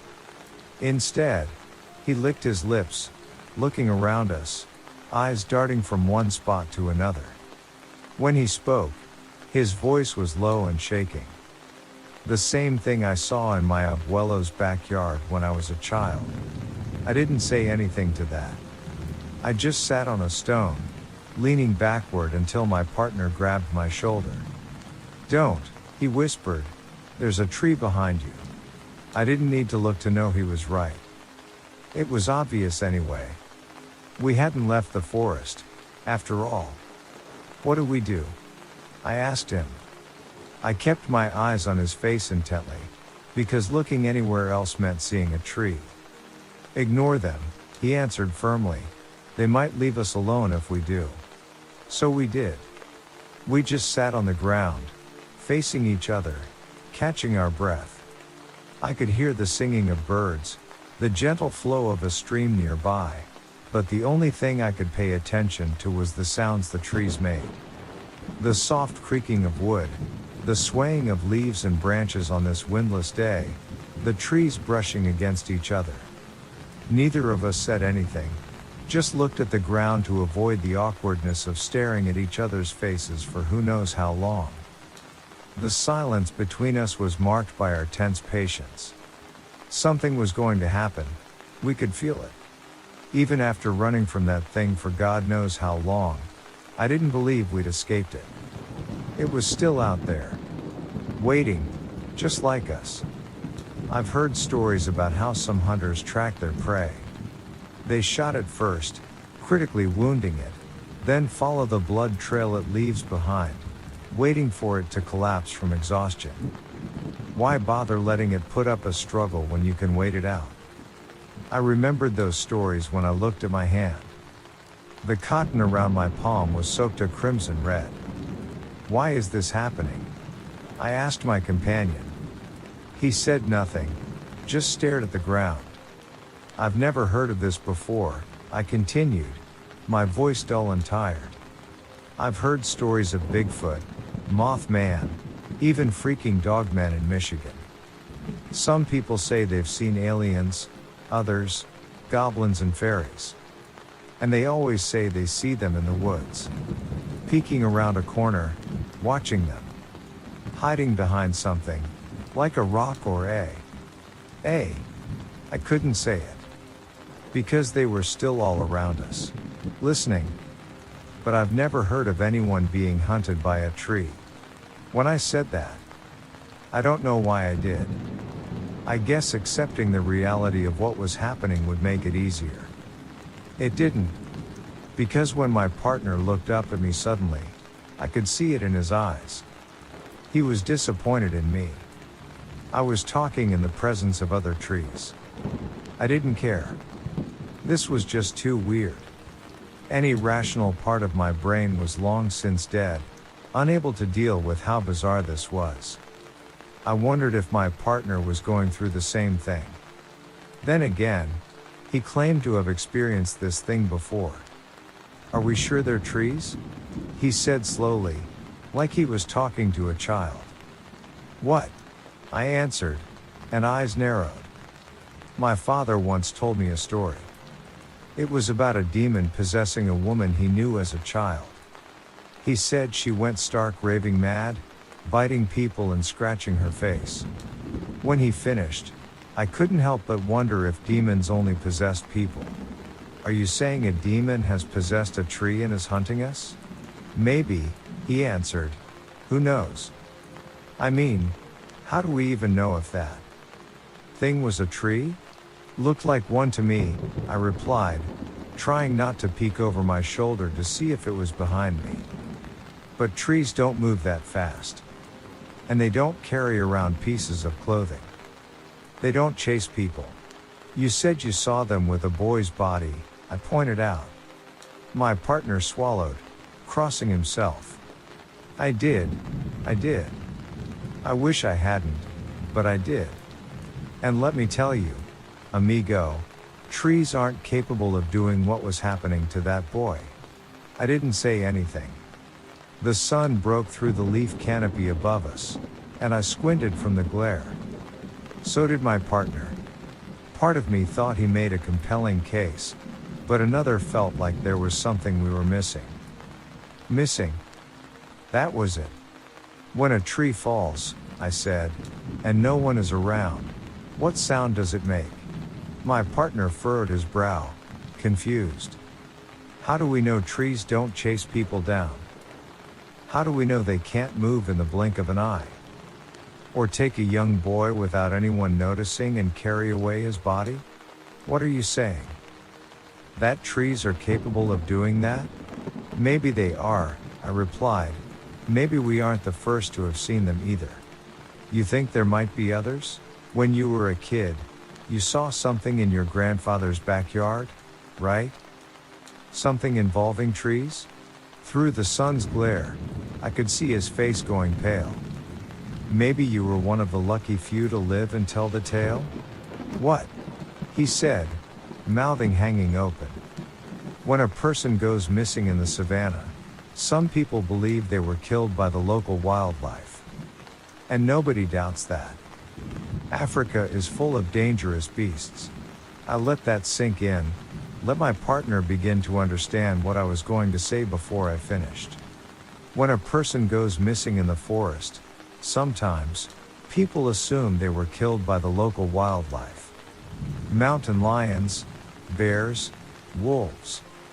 But nobody ever stops and thinks about the trees all around us. Because nobody ever notices them. I pressed my lips together when I finished.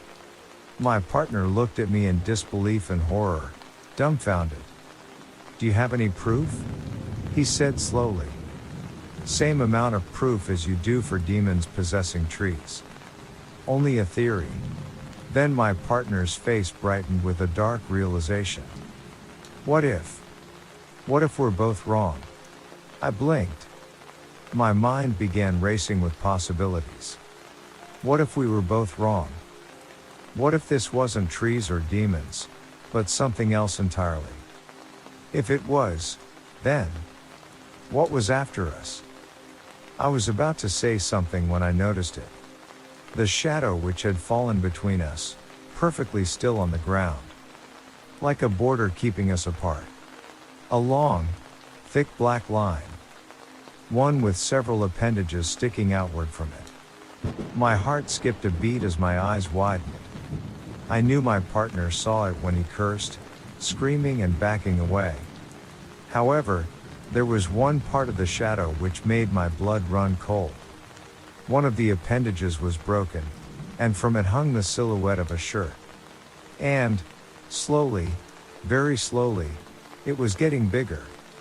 Unable to help myself, I began following the shadow's trail to its source, knowing full well what had made it. I could just see it in my peripheral vision, like a patient hunter waiting for its prey to roll over and die when I heard the most comforting sound in my life.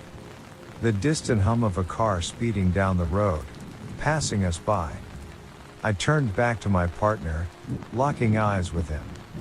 At that moment, we both had the same idea.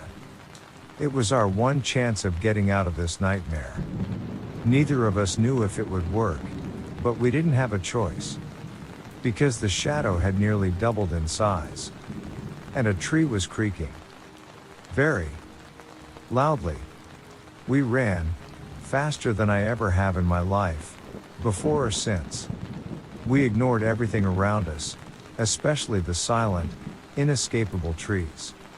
We ran across their roots, pushed through their leaves, ducked under their branches, swerved to avoid running into their trunks.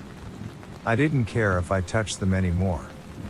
If I was fast enough I could get away from them. Then they wouldn't catch me. But what about that infernal creaking, always right on our heels? What would happen when it stopped? We couldn't be near it when that happened. Our very lives depended on it.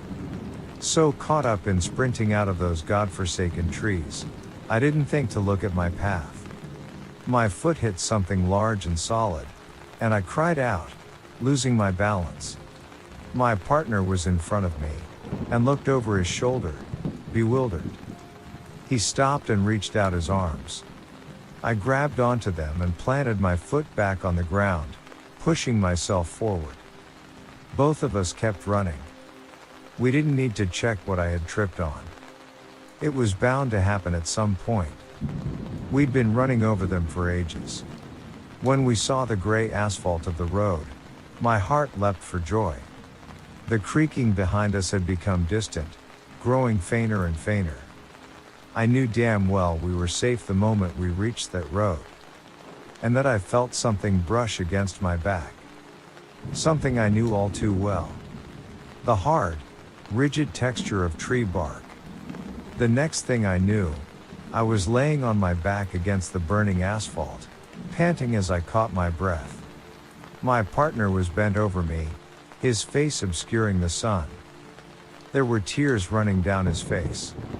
"I saw it touch you," he said to me, weeping. "It was so close, amigo, so close. I've never seen anyone run as fast you did."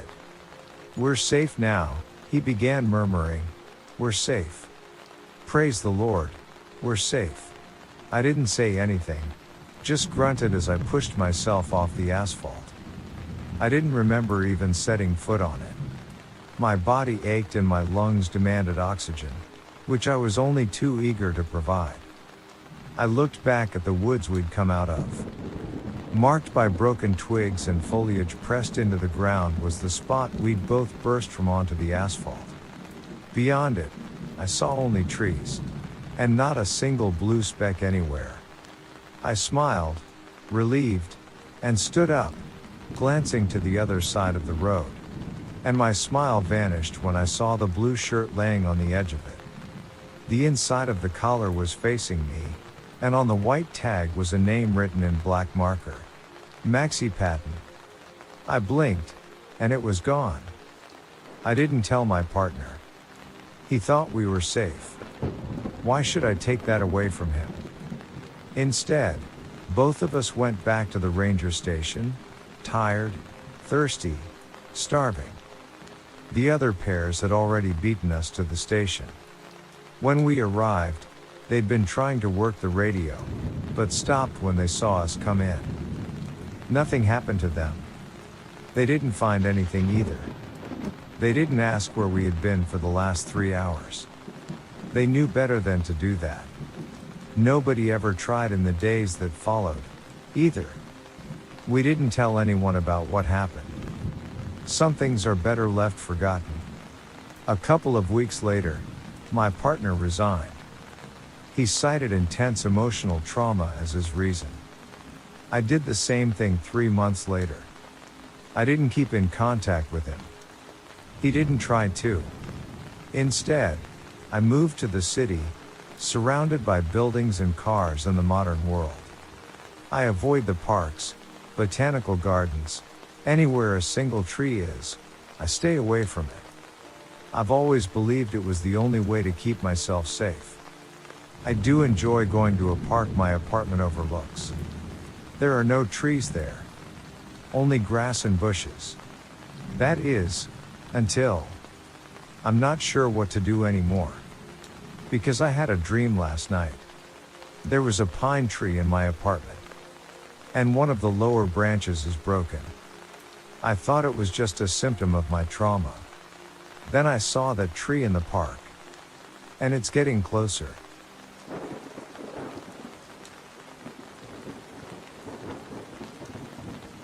I'm a wildlife ranger at America's largest blackwater swamp.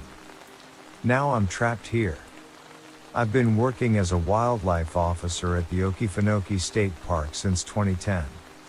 It's a pretty great job, if I'm being honest. I've always loved nature, and being from the area, the heat and humidity never bothered me.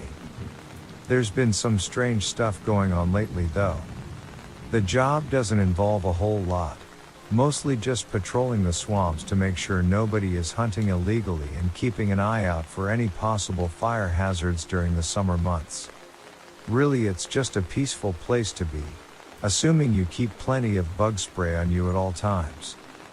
I've been on the overnight shift for the last few weeks while the regular officer is out on paternity leave. Before he left, he told me I would probably see a few weird things typical around the Florida/Georgia line. Method out rednecks, kids sneaking off into the swamp to bang, and the swamp lights. The first two were typical on day shift too, so I wasn't worried about that. The swamp lights threw me for a loop though. The lights are an old superstition. Supposedly it's spirits of lost souls that have died in the swamp trying to lure others to a watery death. There's a natural explanation for it though. Methane and phosphorus gas from the swamp mixes and gives off a glow. It actually looks pretty cool after the first scare it gives you. Those aren't the scariest thing that's been happening though. I was out on one of my patrols a couple of weeks ago in the big fan boat that we use to get around the areas where boardwalks haven't been built in, and I noticed something huge floating in the water not far from me. I steered over that way and focused my spotlight onto it. It was an alligator. Well, it used to be an alligator at one time. This one had been a monster, at least 15 feet long and built like truck. Looked like something that crawled out of Jurassic Park. It had been torn to shreds, gashes all along the length of its body, and the head was barely hanging on. "Hey, Captain?" I said into my radio. "What's going on, Smith?" The captain answered back into the radio. She was stationed back at the main office at the swamp entrance. We always kept at least 2 people on shift in case of any accidents or the rare wildlife attack. "I've got a dead gator out here in section 14, I said back. I picked up a branch from nearby and started poking the corpse in the water, trying to flip it around and see if there were any other distinguishing marks. Probably just one of the older ones out there. Nature will sort it out." Captain answered back. Dead animals were nothing new in the swamp, especially with the amount of wildlife out here, but this was something I had never seen before. "Negative, Cap. This gator is a giant, and it's been ripped apart." "Ripped apart? By what?" She sounded surprised. Couldn't say I blamed her. "Beats the crap out of me," I said. I still couldn't tell whether it had been torn apart by claws or teeth. The head had been ripped though. The skin was stretched and the bones were sticking out in jagged pikes. "I'm getting the hell out of here before it comes back though." "You think one of the bears might have done it?" Old Methuselah's been a bit more crotchety than usual lately. Methuselah was a black bear that had been tagged in the swamp back in the late 80s. He was the oldest bear we had on record out here, and was somewhat of a local celebrity. He mostly kept to himself, and seemed to get along with most of the gators in the swamp, usually swimming along beside them most of the time. "No way Methuselah could have done this," I said back into the radio. "I'm heading back to the office." "No. Head over to the cabin. If there's something big out there, I don't want you out in the open at night. Head in and wait until it's light out. We'll come get you." I hated the old cabins. We had a few spreads out throughout the swamp because of how large it was. Mostly they were used as ranger outposts now, but they started out as little hunting cabins back in the early 1900s.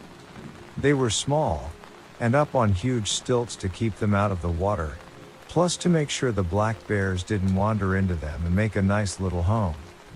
I headed over to the nearest one, about a 20-minute ride in the boat.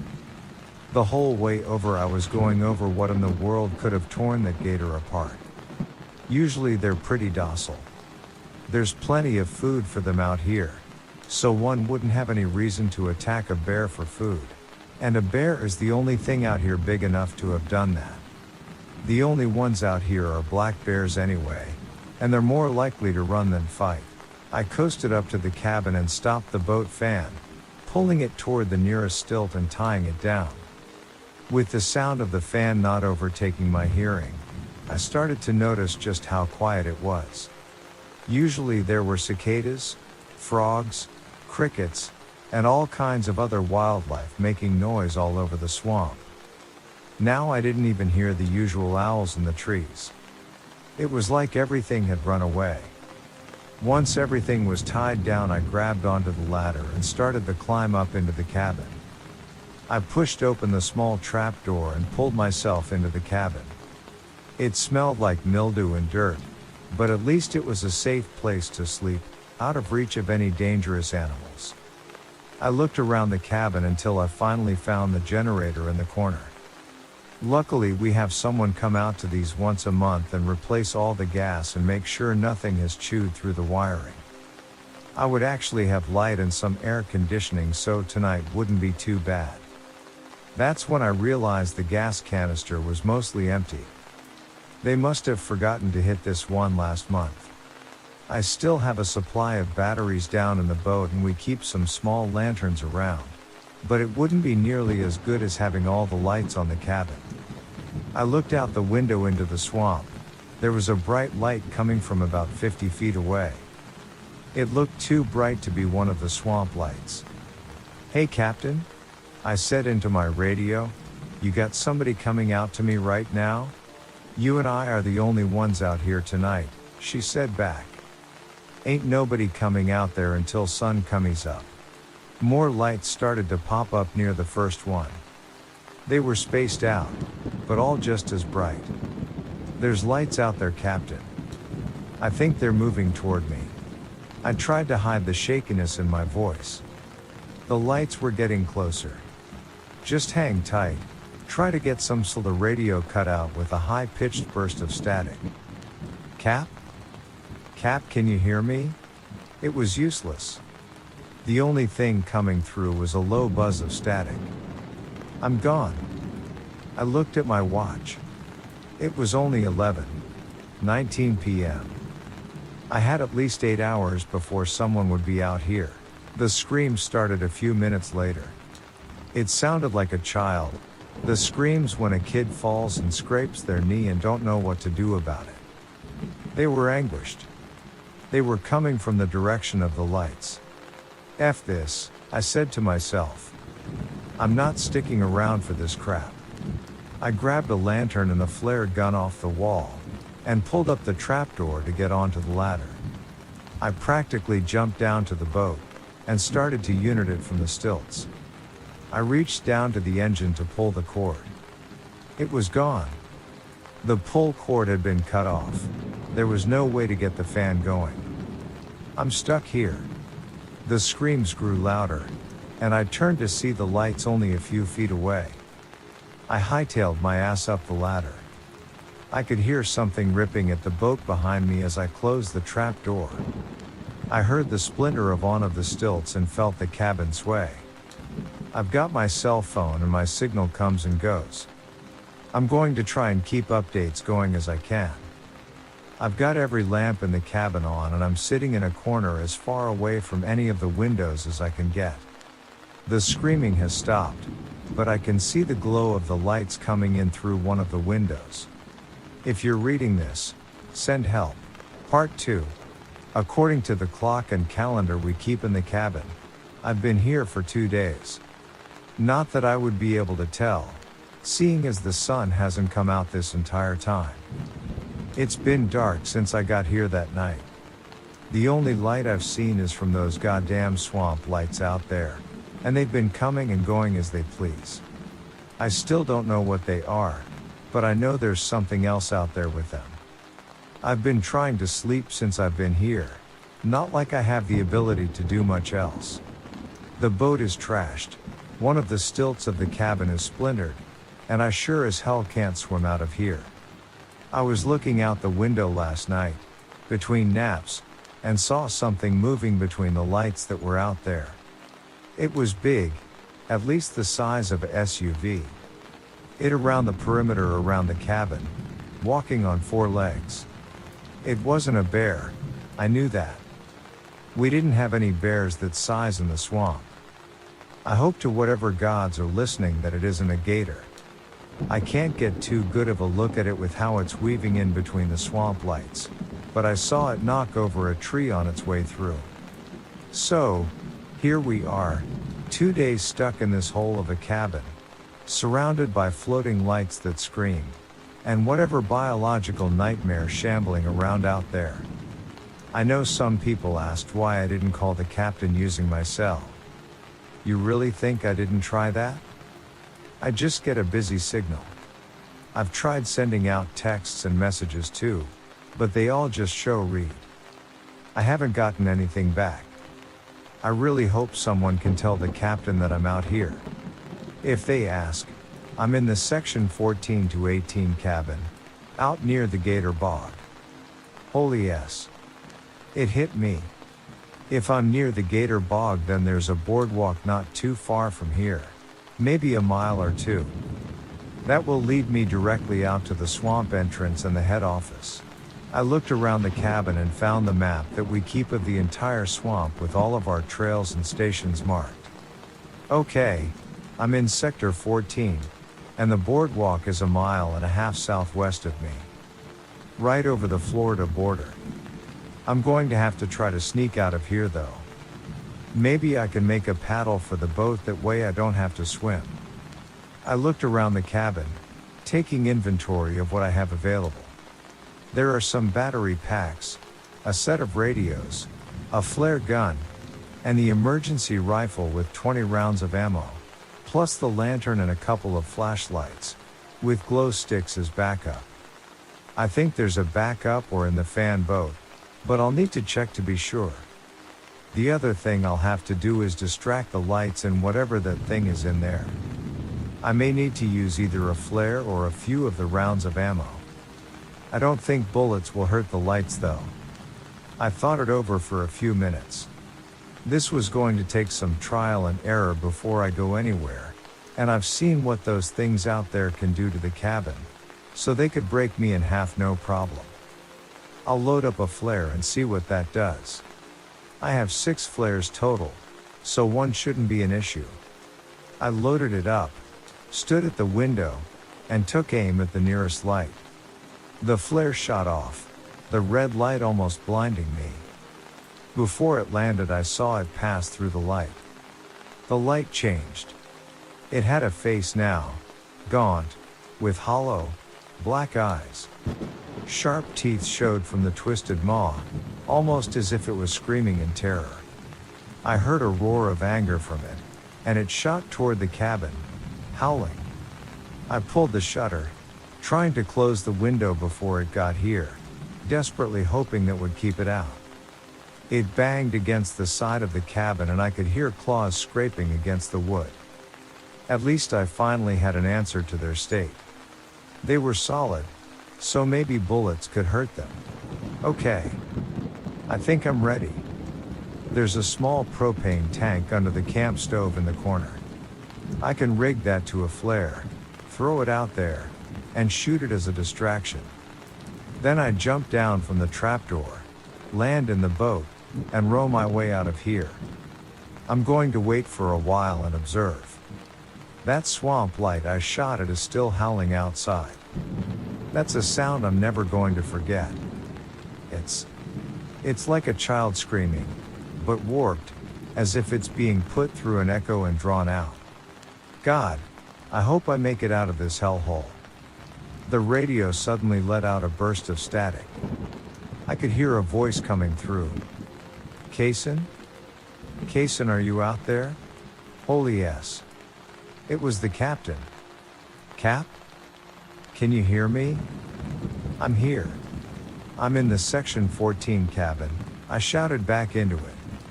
The howling outside got louder, the clawing at the wall more furious.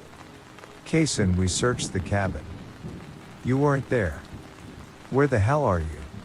What does she mean? I've been here for 2 days. They had to have seen my boat down there.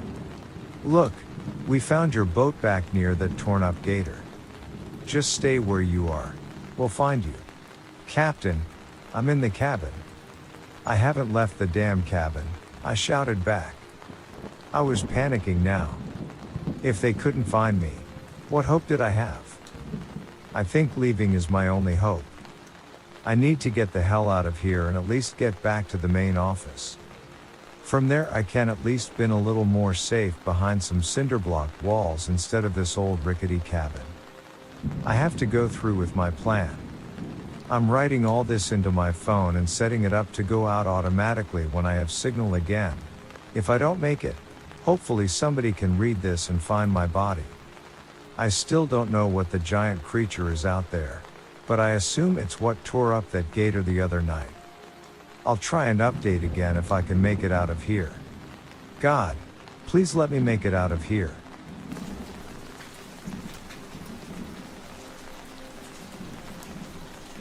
I climbed the stairs in the forest and still regret it. 13 years ago, I went mute and I am finally able to talk about what happened.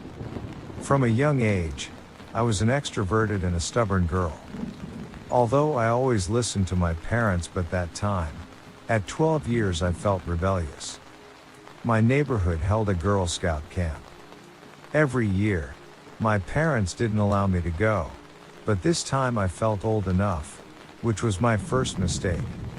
Me and Kelly, my best friend, begged our parents, but they refused because they are responsible adults who cared about us.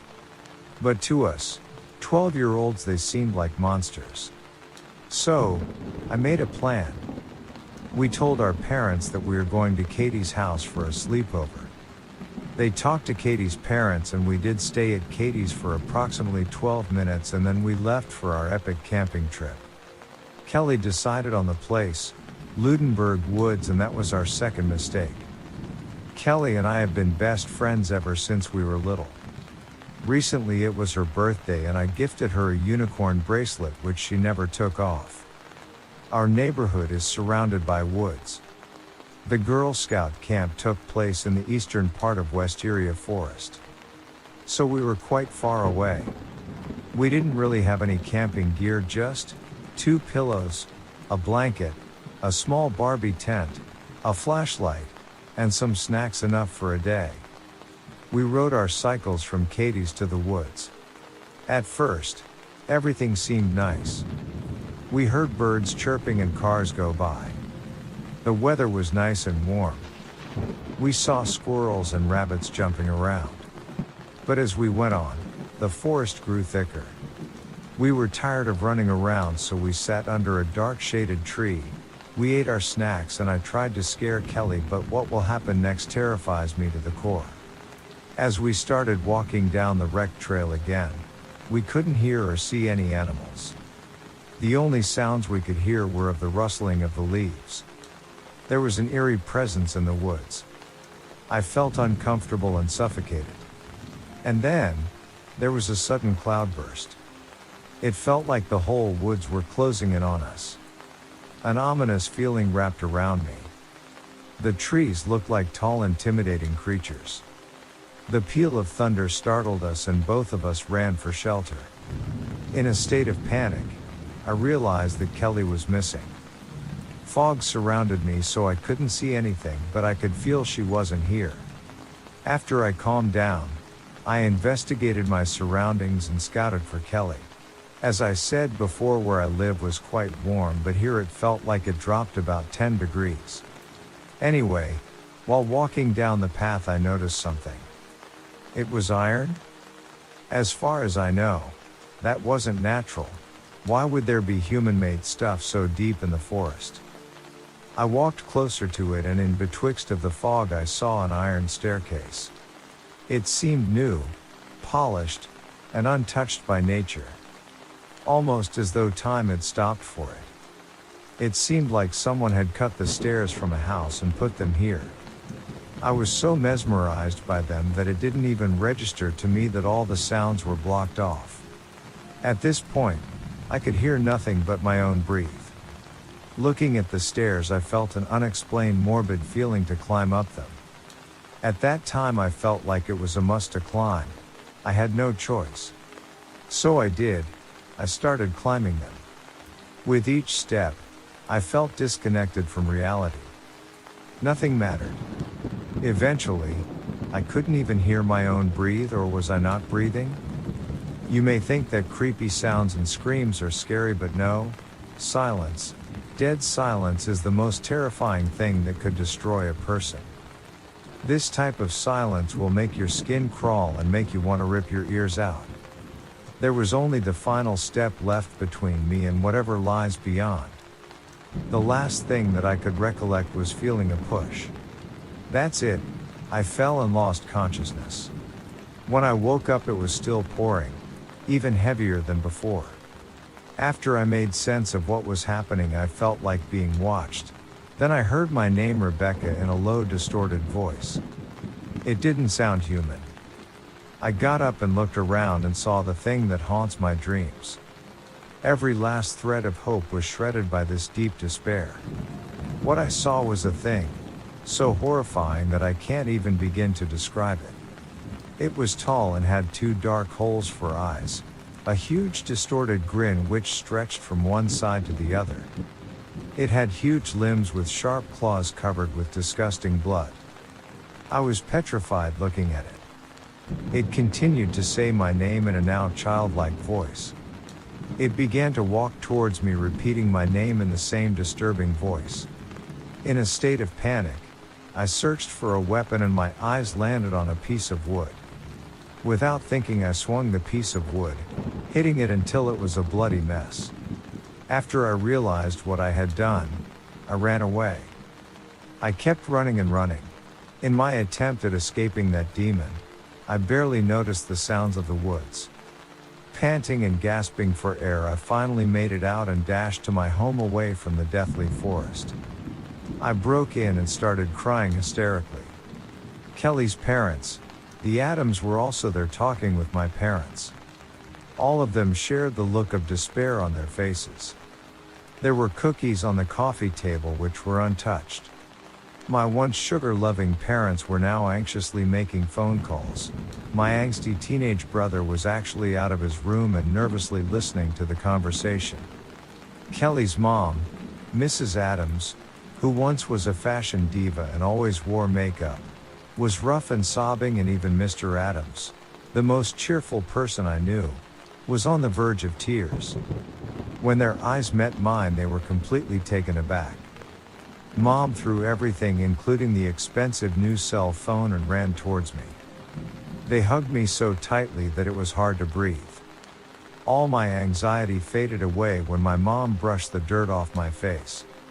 For a second everything was roses and butterflies until I saw the look on Mr. and Mrs. Adams' faces. I could feel hope blossoming in their hearts. Their hope was like a beautiful stained glass window which was shattered by the despairing news of the absence of their daughter. When they questioned me about Kelly, my silence gave them the answer. I could see the color drain out of their faces. The forest rangers searched the entire forest until they came across a battered mess which DNA confirmed to be Kelly. It seemed she was beaten repeatedly with a blunt object. She seemed like an unrecognized pile of flesh. Kelly, who once was a high-spirited girl, obsessed with unicorns and nature, was now a part of the soil. We identified her because of the bracelet I gifted her, which was also covered with blood. Nearby they found a piece of wood covered with the blood of Kelly, which was likely the murder weapon. There was no trace of fingerprints, footprints, or any other evidence due to the torrential rain, giving an upper hand to the culprit. Now, even after 13 years, they couldn't identify the perpetrator of this crime. I've told this traumatic tale to many, but there's one detail I always fail to mention. After hitting the monster, my eyes laid upon the lifeless body of my best friend, Kelly Adams.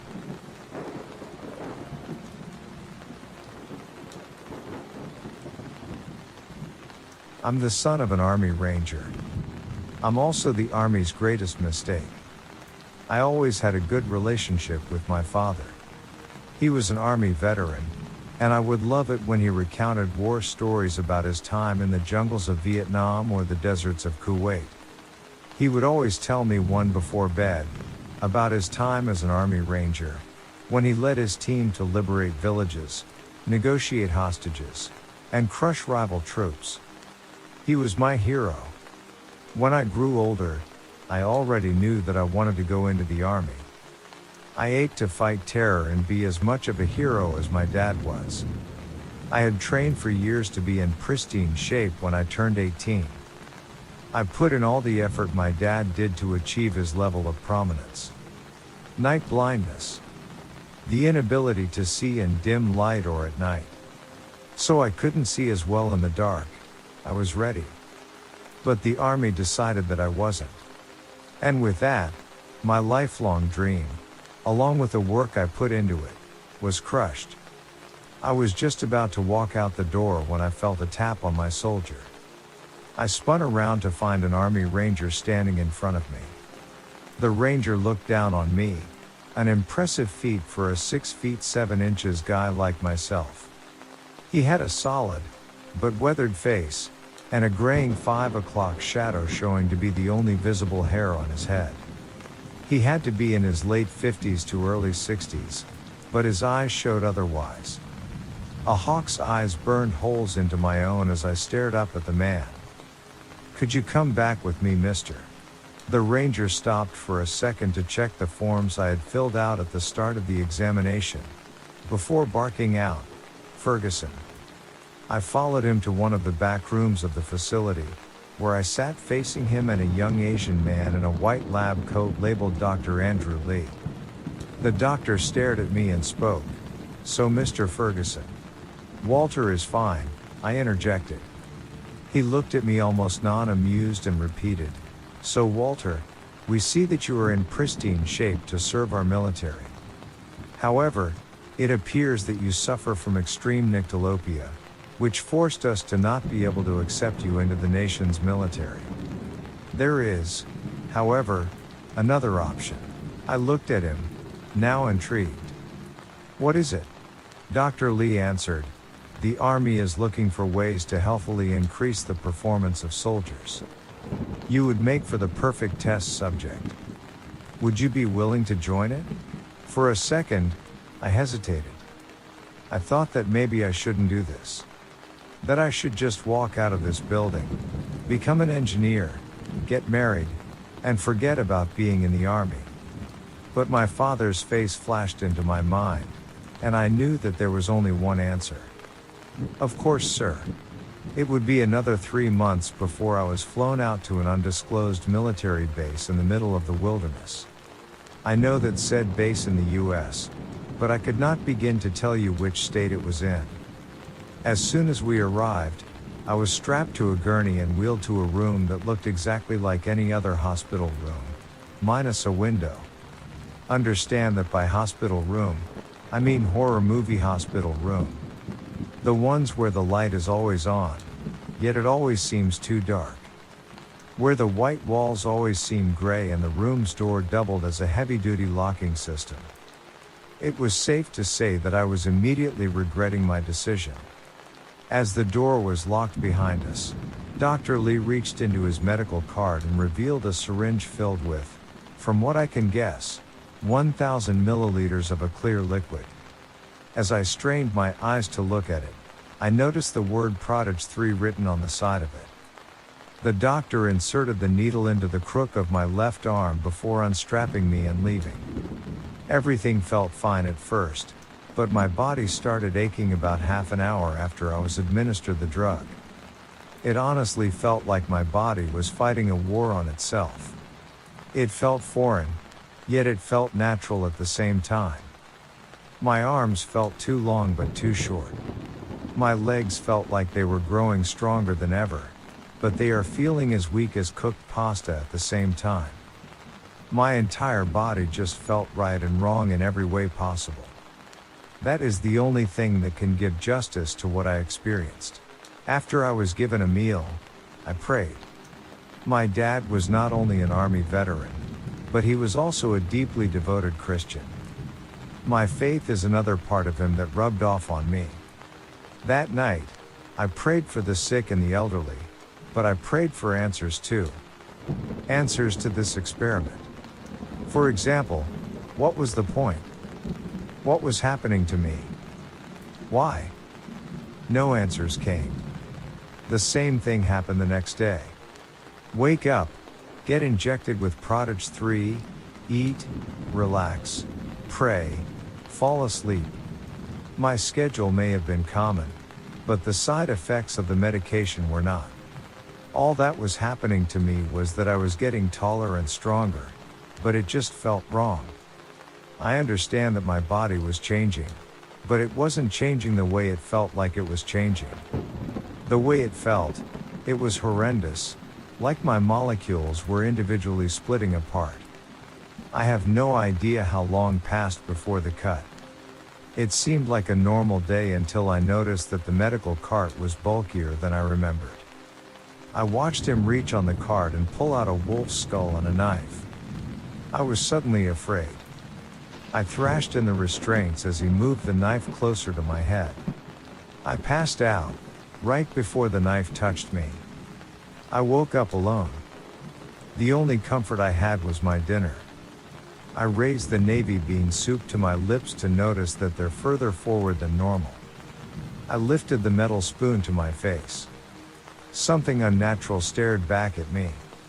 It had a lupine snout, with skin stretched over its elongated maw, and a pair of 16-point antlers sticking out of its head.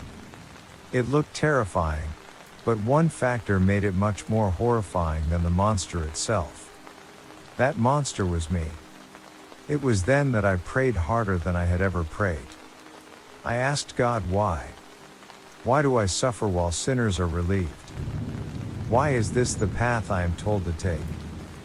Why does humanity see me as the monster instead of the monster wearing a white lab coat? I was lamenting in my thoughts when the lights went out. A couple of subjects from a neighboring plant, 3 teenage boys named Erebus, A, and Sledog, had escaped and cut power to their facility and the surrounding facilities. With this, all doors were unlocked. As soon as I realized this, I burst through the now open door. I ran blindly, due to night blindness, trying to escape. I somehow reached the front doors and fled, not knowing where I was going until bright lights shone ahead of me. The van stopped as soon as I scrambled out onto the road. That moment was one of the most terrifying moments in my life. I thought they'd turn tail and start running, sliding so wildly that they slam into a tree. Instead, a young boy with wavy, dirty blonde hair and an almost square face walked out of the back. Despite the urgency that could be noticed on his face, he seemed confident. Which was surprising, acknowledging my freakish face and the fact that he was barely scraping 6 feet tall. "Come on," he says in a deep voice. I can only stand in shock that he'd talk to me. "We can help you. Just get in the back," he yelled back at me. That was all it took for me to clamber into the back of the truck. "First off, can you talk?" the boy asked inquisitively.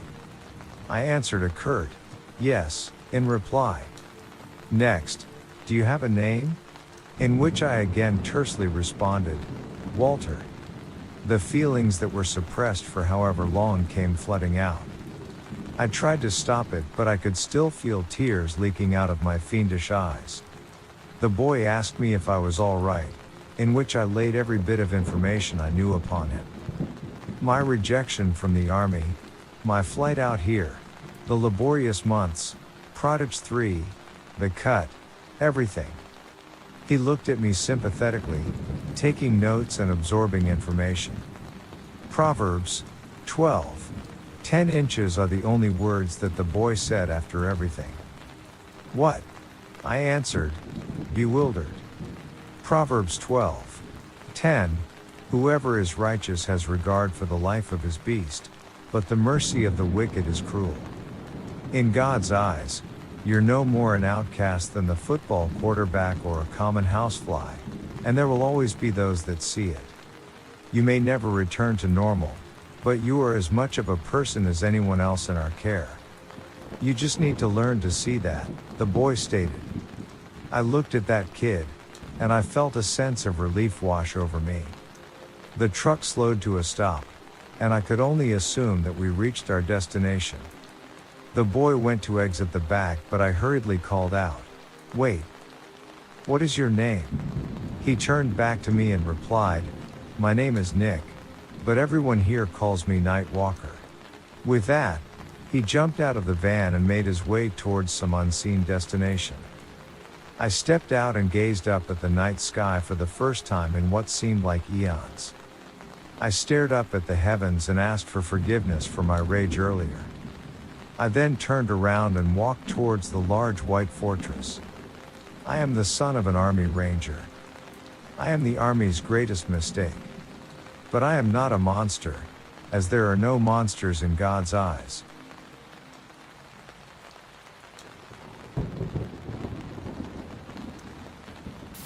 Hunters of Reddit, what did you see out there that made you not want to go back into the woods? Please like and subscribe to support us. As a law enforcement ranger for 30 seasons, I've seen some dumb shit in the woods and some scary shit. My worst was chasing down a guy who had escaped from a mental treatment facility. If he was just camping in the deep woods, I wouldn't have had an issue with him, but he was routinely stealing the gusset out of women's and girls' swimsuits left to dry on lines in the campground and Girl Scout areas. The gusset, I'm told, is the cotton part of a suit that touches the outer labia and skin. It's like a soft cotton cloth sewn in for hygienic reasons, I was told. One of the Girl Scouts moms came running up to me as I was on patrol and told me she had seen the man run off on foot from the clotheslines, so I gave foot chase. This was in the days before our handheld radios could transmit further than back to the truck, so I had one of the older girls go make notification to my office. And like a dummy, I took off running on the horse trail where I could see fresh prints. I ran about 2 miles or so and found a makeshift tent and campground setup. I also found the cord and a linoleum knife and tape along with Ziploc gallon-sized bags of these gussets. Clearly, our thief was headed in a new direction. Convinced my intervention prevented an abduction. My guy came out of the woods, and I drew my service sidearm for our walk back. I had him handcuffed and in leg irons with a leash drag so I could trip him by stepping on it. I also made him sing the Star-Spangled Banner as we ran to keep him out of breath if he decided to fight. When you're that far in the woods and unsure if you have help coming, you need every advantage. My backup met us on the trail, and we were able to handcuff our prisoner in the bed of the pickup for the ride to the office. I had to sit in the bed with him for the trip. He wasn't much of a chatter. The guys went back and cleaned out the site. He had been out there for a while and was definitely a bit of a time bomb. We didn't pursue anything criminal, but he was committed someplace in Ulster County, NY, IIRC, at a max security psych facility till his death. I used to put money on his commissary every now and again, but I doubt he remembered me. In September this year, I was hunting antelope out near the Red Desert in Wyoming. I had just shot my antelope and was walking about 150 yards out to where he dropped so I could tag and begin field dressing the animal. I should mention I'm about 40 miles from the main road, and I had not seen another human or vehicle since I got off the main road. This area is so extremely remote it's hard to even describe. So as I'm walking out to the antelope, I look up, and about 1 to 2 miles off in the distance, I see this extremely bright light zooming over the landscape and headed my way. I thought it was probably a game warden on a side-by-side coming to check my paperwork and all. No big deal. I keep walking out and find the animal and look up, and this light dives down into the sagebrush, and I can no longer see it. It was about half a mile from me when it disappeared. I also notice I don't hear any engine if it is, in fact, someone on a motorized vehicle. I'm mostly confused at this point, not sure what the hell this light is or where it went, but I continue on and tag the antelope. It takes me all of 10 to 15 seconds to put the tag on, then I look up, and I see the light traveling away from me now, and it's about 3 to 5 miles away from me and going at least 100 miles per hour. It was really zooming way faster than any vehicle could travel over that type of terrain. Also, there are no roads or anything where the light is traveling, so I don't know how it was going so fast. I'm pretty spooked at this point. I field dressed the animal as fast as I could and dragged it back to my truck. I just had a very uneasy feeling at this point.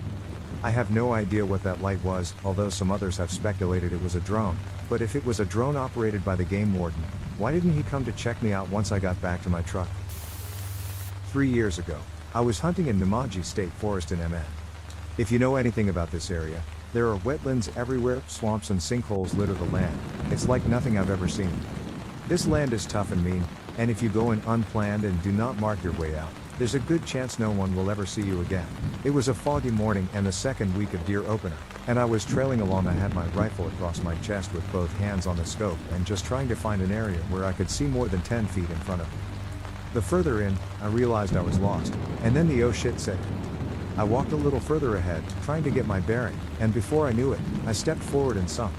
I'm up to my forehead in mud and sinking with my only anchor being my rifle butt and barrel that just so happened to be wider than the sinkhole I managed to get myself in. My only hope was to pull myself out, and I tried for 4.5 hours screaming my lungs off for help and trying in vain to pull myself out, but every time I would pull up, my rifle would sink lower and lower, jumping up to yell and get a breath of air then submerged in mud and sludge.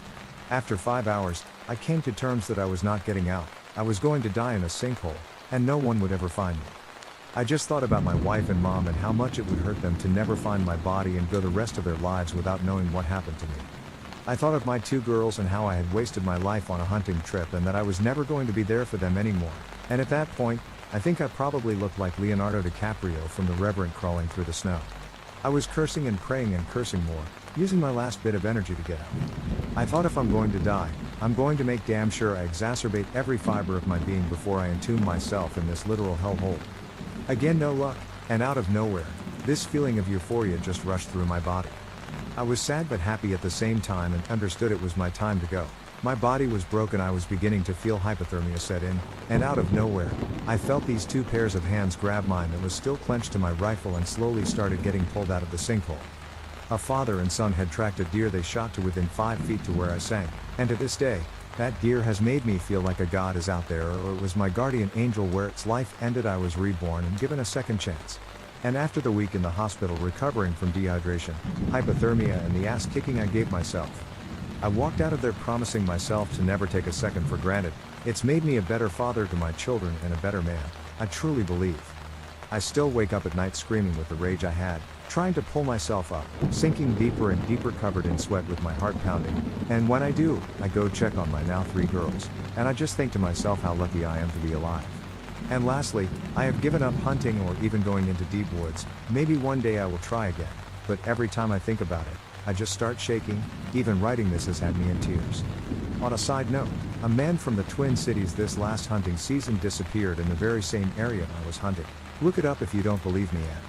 Every time I would see his face on the news or in the paper, I could just imagine him in my head struggling to get out, but unfortunately for him and his family, he has still not been found. The only reason I am still here today was my rifle and how I held it across my chest. Growing up, we hunted regularly as a family, my dad, brother, and I, for boar and deer. But my story actually happened when we were on a backpacking trip. In the mid-90s we went on a backpacking trip 11 miles one way. The location is Sierra Nevadas, Carson Iceberg Wilderness, Boulder Peak area, Boulder Lake. If you Google it, it's in VFE. We were going to camp at a lake for 3 days, then hike out.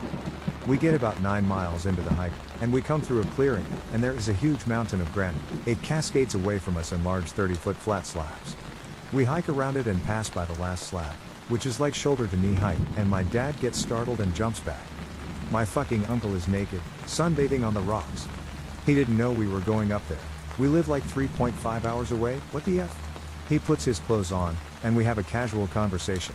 Then he heads down the trail, and we proceed on. My dad said initially he thought it was a carcass, lol. So weird and so random, anyhow, sorry for the story. It didn't really make me want to not go back into the woods. It was just so random. Nothing has made me not want to go back into the woods, but I have had some strange experiences and seen some disturbing stuff, mostly of human origin. I have walked into 2 marijuana grows and into 1 still site. I backed away slowly from all 3. The marijuana sites were strange because it took a minute for me to realize what I was seeing. When you are picking your way through fairly thick vegetation, a plant is a plant, until it isn't. I did have an unexplained sighting of a creature about 7 years ago that I'm still not sure what it was, and I'm trained in animal identification by tracks, scat and sight. When I was young, my house backed into a fairly big forest. Throughout my childhood and teens, it was not public land and untamed. When me and my friends started going back there around age 10, we would find the strangest shit. There was a full pickup truck half submerged in the river back there for years. Eventually, someone ended up pulling it out of the muck, and the bed was full of random stuff like a payphone with change inside, full-size 90 shoulder mount video equipment, bear trap, pickaxe, microwave, a box of shotgun shells and tons of other crap like that. At one point, we found a hunter's blind made out of concrete with loads of empty shells around it. I guess it never really stopped us from going back there, but in hindsight, it probably wasn't super safe. One of my experiences happened on family-owned land in North Carolina, where I used to live. I still hunt, so it never kept me from going again. We called it the noise to this day. If you ask people who live or lived adjacent to the land about it, they know exactly what you are talking about. Whatever it is was very loud and very fast. It was like a very loud primal scream. The first time I heard it, I was hunting with my dad and brother. We were stalk hunting and very slowly and methodically moving through the forest. I noticed everything had gotten oddly quiet. Only thing you heard was the water running over the rocks in the creek. My dad stopped us and said to hold still and not to move. As soon as we stopped, it screamed behind us. It was so loud it made my ears ring. My dad never showed fear and was always rational. He looked very nervous, and I'm ready to shit on myself. My brother has his gun shouldered, looking around, trying to spot it just to see what it is and make sure it isn't close. Then it screams again. Now it seems closer and in front of us. My dad puts his hand on my shoulder and just says, "Run for the car now." I jump up like a scared rabbit and run as fast as my legs will carry me. We are all running, and we can hear this thing screaming as we run like it's keeping pace easily. I can see the gravel road ahead and know the car is close. It lets out another scream that sounds like it's to my left now, and very close. I bolt right, and we all come sliding out onto the road about 100 yards above the car. That's when I hear this weird whistle from the woods, and then everything just goes back to normal. Birds chirping away, squirrels calling, crows cawing. We stop to catch our breath and uneasily walk to the car ready for anything. 100 yards never seemed so far away. That wasn't the last time I heard it. In fact, I have more stories that involve the noise. If anyone wants to hear about them, I will gladly share. My family tried to find it for years to figure it out. When we thought we were close, it would be somewhere else. Even trained hunting dogs ran away from this thing. Weird stuff, but I still love to hunt. The way I figure if something gets me while I'm hunting, at least I'm doing something I love and being close to nature. I harvest her bounty and thank her for it. One day, my body will feed her and the animals I hunted. Climbed up a tree before daylight in a remote holler in southern Ohio. Just as it was light enough to see, shooting light we call it, I hear a rustling coming down the hill, maybe 150 yards away. Cruising toward me is what I can only describe as a Tasmanian devil-like whirl of brown and gray moving in a straight line along the ground at high speed down a sloped hill and then off a steep 15 drop off and then under my tree and then through the thickest brush imaginable behind me where the creek was, and then eventually out of sight and audible range. So I observed maybe 300 yards of travel, although lost visual in the thicket, which all occurred in a very straight line at supernatural high speed. I'm in a perch with nothing else to do but put my entire focus on it, and still, I can't figure out what it is, and as it passed under me, all I see, again, is a ghostly blur of gray and brown and leaves. The total time elapsed was less than 10 seconds. I've seen dozens of coyotes and several bobcats, and yes, that is probably what this was. But its movement was so out of the ordinary at that moment my senses computed that it couldn't have been either of those. I got tingles, and the hair stood up on the back of my neck. It's a mundane story, but the actual experience definitely felt supernatural. My buddy and I decided to do a Halloween ride up a supposedly haunted trail at night. As we were making our way back to the main road, I saw a car parked to the right side of the trail with the lights on. I thought it was kind of weird that I would see a sedan parked in a dirt road so far out in the middle of nowhere. We pull ahead of the car and stop our bikes. When we looked back, there was nothing. No car. Just darkness. I could see how wide my friend's eyes were from inside his helmet. I asked him if he saw a car parked to the side. He said yes. Then I got the most uncomfortable chilly feeling, and my eyes began to water. I felt like I was going to cry, and I felt every goosebump on my skin. I remember the sound or the lack of it. No animals, no insects, I just heard the ringing in my ear. My friend told me that we had to leave, but I couldn't move. I think I was in shock or something. He told me again, and this time I heard the fear in his voice. He sounded like a little kid. We both hopped on our bikes and rode as quickly as we could back onto the main road. I do a fair amount of archery hunting when the weather permits and trap rabbits about 3 times a year. I release them if they're pregnant. I used to be a vet technician and just, nah, can't do it. Baby bunnies are cute. Sue me. But I think the craziest thing that ever happened was I was following some deer tracks. I'd been tracking the herd for a couple of days, not planning on bagging one. I just like to observe. So I'm hauling around a tree stand and my tent and bear essentials. Before my pup got cancer, I would bring her, but she's in chemo, so it was a solo trip. I generally let her tell me when I wasn't noticing something, but without her, it got fairly creepy pretty quick. I notice I'm losing the light and rub my face in frustration. And am suddenly waking up. I was just laying down, with my tent and everything all set up. Firewood under me, ouch, and a rip in my jacket, nothing else to show for it except that it was way darker than before. I check my watch. I've got roughly 3 hours to sunrise. Who set up my tent? They did it differently than I normally do. Okay, it's kinda just oilcloth and rope. I travel light, but it wasn't in my usual formation. The zippers on my pack were all open. I was grasping my sheath field blade in my left hand. I'm right-handed. To this day, it unsettles me. One winter, when I was homeless in college, I had a mouse crawl into my tarp hideout. It was pouring down buckets. It practically swam to get under the tarp and it just sat there gasping and shivering. I gave it a cracker and it sat with me. I eventually fell asleep for a few hours. When I woke, it was gone, but a little pile of grass and a twig with a berry on it, poisonous, unfortunately, was where the mouse had been. Kinda always thought of it as a thank you. When I was younger, my dad told me this story from a hunting trip he went on in the Appalachian Mountains. He spent the majority of the day without seeing a thing and was ready to pack it up and leave when a white-tailed deer showed up. He shot it, but it ran away, and he had to track it down. About half an hour later, he came across the downed animal after following a very distinct blood trail. Shortly after he began field dressing the deer, a group of 4 armed men in regular clothing walking through the forest approached him. He always describes them as mountain men when he tells the story. Anyways, one of the men told my dad that the deer was their kill and that he should leave. My dad, never one for confrontation, argued that he had just shot it and that he followed the blood trail all the way to the deer. At this point, the men unslung their rifles and pointed them at my dad, telling him that these are their mountains and that they'll be taking the deer. They made claims that people have hunting accidents all the time and how unfortunate it would be for him to have one. He left and called the police, which resulted in the responding officer telling my dad that there was nothing they could do about it because they don't want to have a fight on their hands with the locals. East Tennessee, ladies and gentlemen. At my property, we built an outhouse that I regularly shit in when camping, hunting, etc., and have no qualms shitting it under normal circumstances. Now, on Memorial Day, my friends, family, and I all camp out at the property for the weekend, and on the second to last day, have a huge bonfire, talking like 40+ foot flames, in the main field, drink some beers, sing some songs, and pretty much just have a good time. One such bonfire I scurried off down the half-mile trail back to camp where the outhouse is to do my business. Mid-dump, I hear frantic scurrying and a hissing noise underneath me. I stand right the fuck up, spin around and come face to face with a raccoon in the bottom of the shitter that I had presumably just shat on. I noped out of there, pulled up my pants, and then all out booked it back to the fire to recount the turn of events I had just endured. I haven't told this to anyone but my brother because he knows where this place is. There are remote cypress swamps along the Pearl River in central Mississippi, and some of them become inaccessible due to flooding during hunting season.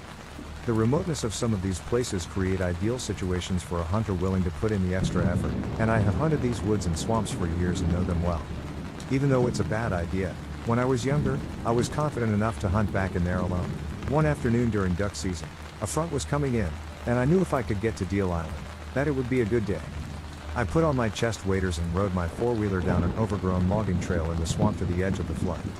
I waited a couple of sloughs and got to a particular honey hole where I could slay them. I did, and it was good. But when it came time to wade back out, I got a sense of unease that I could not explain. The weather was odd because even though the temp was dropping and a front was expected, everything was absolutely still and quiet. If you have ever been alone in a swamp at night, you will know what I mean, but everything is different when you can only see what's in the cone of light from your flashlight. I wasn't worried because my light was good and, hell, I was carrying a 12-gauge shotgun. But still, something kept making the hair stand up on the back of my neck. I was being watched, and I could feel it. Sound carries funny in the swamp, but the sloshing noises I was making was the only thing I could hear. It was echoing back to me in funny ways, and when I stopped to adjust the strap on the bag of decoys, the sloshing echo did not stop when it should have. Okay. There is something else in the swamp. No big deal. Some deer or hog will realize I am human in a minute and move away. Except it didn't. I would move for a bit and then stop and listen. The sound of something else out there would also stop, but it was getting closer, not normal. The cone of my flashlight made the trees and tangled brush cast long, scraggly shadows that moved with me as I tried to hurry out of the swamp. My knuckles were turning white on that Remington 870, and I was wishing it was loaded with something heftier than number 2 steel shot. I noticed a very bad smell, like skunk except much worse, and stopped again to listen and shine my light around. I noticed how the shadows continued to move, but holy fucking crap, I'm not moving. Why are the goddamn shadows moving? A limb snapped, and when I spun around to face it, something that was not there made a soft hissing noise. The beam of my light just ended in a shape of nothingness that was not there. A breath of stench hit my face, and I heard that hissing sound again, and I got the fuck out of that swamp. I was shaking and drenched in sweat when I got back to the truck, and those woods did not feel like my woods anymore. When I say it was something that was not there, that is the only way I can describe it. My light hit it, and there was a shadow behind it, but there was nothing there. Something in that swamp scared the crap out of me, and I do not want to know what it was. I grew up on the New Mexico reservation. I'm white, my stepfather is Navajo. Anyway, it's a really rocky desert, mountain-like area. Like the Grand Canyon, but smaller. No white people go out there. The Navajos back then really hated white people. You can walk all day and never see anyone. I was on my horse hunting and came to this circle-like depression in the sandstone and sand like someone made it a long time ago. There was no sound from animals around it, no lizards on the rocks, no bugs. It was scaring the crap out of my horse. He was screaming, jumping, kicking, and I couldn't get him to calm down. So I got him away from there and tied him up to a pinyon tree in sight. I went to check it out with a weapon, of course. It was just a big circle about a foot deep, and it looked like something was built there but very, very long ago. I came back with friends and their horses and dogs. The horses did the same thing, and the dogs just stayed on top of the hill whining. No one had any idea what it was, but when we told our parents, we were told to stay away from it. The only thing I could find out was that the Navajos and other Indians would put people and children who could not contribute to the tribe in a pit like a circle to die from the elements. A long time ago, if you were crippled or mentally challenged and couldn't hunt or farm, no one was going to support you or take care of you. In the 70s and 80s growing up, I had hours of chores every day even though I was going to school too. Exploring out there was amazing. I've seen things that no one would believe. So a few years ago, I went camping with my dad about a quarter mile off the trail. As we were cooking food, a baby bear wandered into the small clearing. We were a bit freaked out, but it was probably more scared of us, so it wandered away. Important later. We left at the campsite to hike a bit, and when it started to get dark, we traveled back to our campsite. We realized we hadn't marked it in any way and spent a while looking for it. We heard some growling, like really loud, and we freaked. We started to walk on the trail back to the car with my dad holding our only flashlight. We hear a growl closer this time. Not super close, but close enough, we started to run. By then, it was pitch black other than the flashlight. As I ran, I heard my dad drop the flashlight. He found it, but only one of the batteries was still in it. I was thinking this definitely felt like a basic horror plot. We ran pretty fast the few miles back to the car and drove home. We came back the next day and searched all day, couldn't find it. We came back the next weekend, still couldn't find it. The next weekend my dad went by himself and found it. He brought the stuff home. The tent had claw marks through it, and all the food that we hadn't yet hung in a tree was eaten. When I was 15, I was hunting in the Colorado Rockies for elk. We were about 12 to 15 miles up a mountain, no cell service, nothing. I had been up there 2 times before this incident took place. I was out with my uncle when we heard a woman scream, curious and a little frightened. We decided to head to check it out. We were hiking over a ridge for about 10 minutes when we saw bloody clothing, a t-shirt and shorts, nothing else, no footprints or anything to indicate where the scream had gone. We hightailed it back to camp and began to pack up, it being our last 2 days. We packed out the next day and went to the Ranger Service, gave them the location of the scene, and that was it. They asked a few questions and said they would follow up with us. We never heard anything. I was camping on a reservation and walked up to the lake from the campground. It was a 20-minute walk to the lake. To the left, There was a destroyed and decaying elevated wooden path through a dead swamp and to the right, the pipe from the water station at the lake. When we got to the lake, all the animal noises had stopped. The lake was tan and stained and pitch black. The trees were all burned or dead, and the dock was floating, not attached to anything. We went on the dock, and while I stayed on the dock, the other two went and took the shitty one or rowboat out into the water. Whole time absolute silence and my gut screaming danger. It took them a while to paddle back to the dock, but they were freaking out too. So we hightailed it out of there, and once we were halfway back, we left the silence and immediately heard birds. I took a few steps back, and it was basically silence. Few steps forward and birds. Not exactly an encounter, but creepy nonetheless. There are Bigfoot sightings and reports around the time I was there, though, so who knows? I went quail hunter about 10 years ago with my stepdad and his friend. It was kind of in the middle of nowhere next to the Colorado River on the California side. We thought we were alone, and one night we hear this girl screaming in the distance. It startled us, so we grabbed our shotguns and walked toward this screaming. We rolled up on this camp about a quarter of a mile away, and it is this guy, and we presumed his girlfriend. She is visibly distraught. He about shit his pants when three guys roll up with shotguns. He asked if everyone was okay, and she just was looking at the ground and said she was fine and they were just having an argument. The next morning we wake up at like 4 a.m. to start the day's hunt, and we walk past their camp to check on them again, and they were gone. We never heard them leave. I hope that girl is okay. I grew up in Alaska. Just on the bubble of civilization. Sort of. Up there, even in the big cities, you'll get bears and moose and such. I was walking home from the bus stop. Our driveway was about a half mile long through woods. I heard noise to my right and stopped, hoping it was anything other than the one animal that scares me. And then it stepped out of the trees. I froze. My blood felt cold and stopped in my veins. A moose, the full-grown female, was standing maybe 20 feet from me in the middle of the road. It stopped and turned to look at me. I was scared with no backup plan. What can a 12 or so year old do against a full-grown moose? Then, it happened. I heard another noise behind me. I truly thought I was dead. I thought my life was now over. I'm about to be between a mama and a baby moose, and I'm going to die. I remember feeling frozen, and not at all tranquil and at peace. I couldn't even scream. From the edge of my eyesight, I saw the second moose emerge from the thick stand of alder trees and disappear behind me. I could hear the steps on the soft dirt. My eyes locked onto the moose in front of me, trying to will it to stay calm.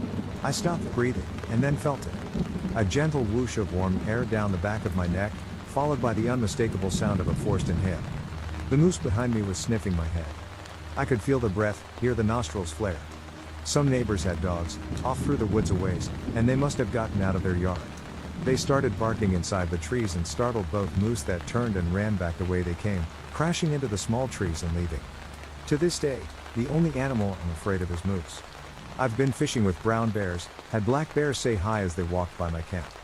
Mountain lions stalk us and then leave. Doesn't rattle me, until I see a cow moose alone, and then I just hope to whatever is higher than me, that I'm not between her and her cub. Well, there was an incident which taught me to regularly make what is called a J-turn to watch/check by backtrail. I was scouting a distant group of hills along an inaccessible river, no docks for miles. There were past rumors of mountain lions being back in there, though all the eastern breeds are supposedly not existence anymore. There had been light snow before dawn, but it didn't hinder me from walking way back, and cresting the highest hilltop where I could see the big bend of the river. For whatever reason, I decided to circle the tippy top of this hill before going back down, where I could then pick up my old trail where I walked inwards. When I completed my circling, I came back down but stopped dead. There were a second set of prints right next to my steps, big paw prints. As I sat watching that river, there was a fucking big cat sitting somewhere, watching me. Now, heading back down, I had lost the high ground, and the pursuit position was now in his favor. I made J-turns every 300 yards on the way back. I made J-turns on the way in, and out of every area I hunt if it is in a remote location. And yes, I seen dogs, deer, and even men following my paths before. Not hunting, but camping in the mountains about 10 years ago or so. I went camping with my girlfriend and my ex-girlfriend. I know, weird, but we were all friends. We were all sleeping in the tent, and I'm suddenly awakened by a huge noise right outside the tent. I immediately freeze in a total panic because I can just tell that it is something huge and not good. Now, in the forest, sometimes a tiny squirrel can sound like a damn mountain lion with how much noise some animals can make, but this was big. I could hear the thuds of the footsteps and branches breaking around the tent. I held my breath in panic, because one of our dumbasses had brought beef jerky into the tent. I didn't want to move or breathe, it was so close I didn't want it to hear me. Finally, after what felt like an eternity, it wandered off, and I took a deep breath and just cuddled the shit out of my girlfriend. A week later, a boy was dragged out of his tent in the same area and eaten by a bear. I know in my gut what I heard that night was that bear, and to this day, I get uneasy camping, and I sure as hell don't allow food or even smelly clothes in the tent. Brother, I realized we were the ones being hunted once. Overwhelming sense of foreboding and beyond silence, no bird song or insects chirping. Nothing was there except this presence, above and oddly behind us, the whole time we were out. Lights started to fade, and we hadn't seen a thing, plus we're edgy as fuck by now. So we turned in, stopping to glass a dam on the way back and check for animal sign. Lots of deer wallows and tree scratchings, shitloads of tracks in the mud by the dam. The owner asked us to find proof if he had feral pigs on the property or not. Anyway, cut it short, found the biggest feline footprints we have ever seen, about the size of my fist, less the claws, surrounding the dam. We were in its kitchen, and it was not happy. We were also in Australia, where there are no big cats. I hunt and camp, and I'm not afraid of the woods. I still go solo backpacking. Back when I was in my early 20s, I went camping/hunting by myself in northern Georgia, near a town called Hiawassee. The camp was a mile or two down a sketchy dirt road, and I hiked up a mountain to a spot I liked to hunt another half mile or so. Anyway, it started to get dark, and it started to snow, and I didn't see any deer, so I gathered my gear and decided to head back to camp. When I got up and turned around, I was about 15 yards away from the biggest black bear I've ever seen. We locked eyes, and I froze. Easily a 500 pounds or more bear. All I had was my 12-gauge slugger. Thankfully the bear turned and ran away. I slept in my car that night as I was alone out there. And for a while, I was afraid of camping alone that deep in the woods. A wildlife biologist. I do a lot of work in Northern Cali and Oregon, and during the summer, I work nights. I'm female and do most of the work solo. Last summer, I was hiking in deep woods in Northern Cali, about an hour and a half from my truck with no cell service. Around 1:30 a.m., I had finished up surveys and was heading back when I suddenly smelled something odd. I continued up the steep hill, and as I came over the top, I was suddenly on the edge of a large camp. The area was cleared, and I could see several tents and UTVs, and trash everywhere. That weird smell? It was a porta potty. I could also see a fire pit with several figures sitting around it. I stopped dead, immediately dropped to the ground and scrambled behind a tree. I was close enough to hear some mumbled conversation and occasional loud laughter. The only reason there would be a camp that far into the wilderness would be to grow weed illegally. These people can be very violent, and many people involved in the industry go missing every year. Women especially can be swept into sex trafficking, never to be seen again. I got out my spot device, GPS locator and satellite messaging, and sent my location and situation to my supervisor. I crawled as quietly as possible back down the hill before retracing my steps to take a long way around. My adrenaline ran high until I got to the safety of my truck, and I crashed hard and cried on the phone to my supervisor. That was one of the more terrifying moments in my career. I've had several encounters alone with large predators, but nothing is scarier than encountering a group of strangers alone in the deep woods. Angler here. One night while at my favorite fishing spot, my friend and I heard a noise. Now, this sounded like some rustling about 10 or 3 meters away in some bushes. Now my friend called it off as just a rabbit, but I insisted on listening. Now that was no rabbit but instead steps. Well, in the region I'm from, we have quite a lot of coyotes. So we pass it off as a mangy curious beast catching a glimpse of our fire. So to progress the night and feel easy, we began to make noise and toss sticks and rocks to the bush. After a lengthy sit by the fire and a few more pops, we headed home, leaving a few belongings behind. Well, when we returned the next day to retrieve our left belongings, we noticed 2 sets of tracks. One large, one small. These, my friends, belong to cats. Oh yes, one mighty big cat and her cub. The feeling I had in my stomach was not due to the beverages from the night before but the feeling of cheating death. I was out hunting, and I christened my machine with its first deer, so I was feeling good. Once the deer was dressed, I threw it in the back of my truck because we butcher out at our farm. I sat down in my house and had a beer when I started hearing all these shrill voices outside, and I figured it was right near my truck, so I tactically shit my pants, grabbed my nugget and went outside expecting a battle, only to find a bunch of 10-year-old girls outside my truck looking in the bed. What? I found out that the neighbor's kids were having a slumber party, and my mom, for some reason, called my neighbor and told them I had a deer in my truck, so they all came to behold the spectacle, I guess. Spent a week with a Shuar family in the Amazon about 15 miles from Chone, Ecuador. A little background, 3 of us gringo medical/pre-medical students were staying with them on a medical education rotation, learning about traditional remedies. It was a blast. We stayed in a separate shelter from the family, and the walls of our shelter was decorated with giant snake skins and tigra skins, those beasts that had wandered too close to camp over the years. The jungle is a loud place to sleep. Millions of animals and insects clamor all night long, and it blends into a sort of peaceful cacophony. After the gunshot rang out at 3 a.m., the cacophony was gone. Absolute silence. It was the scariest sound I had ever heard. We clung to my 2-inch knife, telling ourselves that it would protect us from whatever was coming. We cowered across from the entrance to our shelter, awaiting what was to come. Certain a tiger was lurking, or that our lovely hosts had decided they were sick of us. We sat and shivered through the night. The silence was terrifying. When the sun rose, and we finally felt confident enough to venture outside, it turned out an unlucky capybara wandered through the camp during the night. Poor little bugger got shot in the face at 3 a.m. and was the first meat we had eaten all week by 7 a.m. Tasted like greasy venison. I'll never forget that night or that lovely family. I live off the base of Pikes Peak in Colorado Springs, and during the spring and summer, I spend a lot of time in the mountains. By far, the scariest thing that has ever happened to me in those mountains was an hour-long lightning storm that ended up putting me, and 2 of my buddies, in quite a bit of danger. 5 of us came up together in a Jeep Wrangler and a Hummer, and while on our way, we got a phone call from someone saying they would meet us. Great. Directions to the spot are given, as well as directions to a go-to spot that was very easy to find off a main road before it got woody in case they could not find our camping spot. After a certain amount of time would pass, one of us would leave for the go-to spot and guide the third car back. This is sometimes how we go about things to plan around loss of cell service. Well, enough time passed for 2 of us, not me, to hop in the Hummer and go find our other friend. This left 3 of us to hang out. No problem. Until the storm hit. If you've never been on the Front Range of Colorado during hail season, then you wouldn't understand how quickly a very devastating storm can form, and oddly enough, break up and calm. Seemingly out of nowhere, a light drizzle, which quickly turned to heavy rain, and then marble-sized hail. Just as quickly as this storm hit us, we realized our biggest problem. The Jeep only has 2 seats and is filled with camping supplies, a very nice telescope and other odds and ends. There was no room for 3 people. Period. It was unspoken that we would not leave someone outside in the hail, nor would just one of us go into the Jeep. We were in this. Getting obliterated by rain and annoyed but some decent hail, the electricity started flying. We were in a canyon, so thunder was rolling and echoing and sounding as if Zeus had just found out. I just gave Calliope a poke and never returned her call.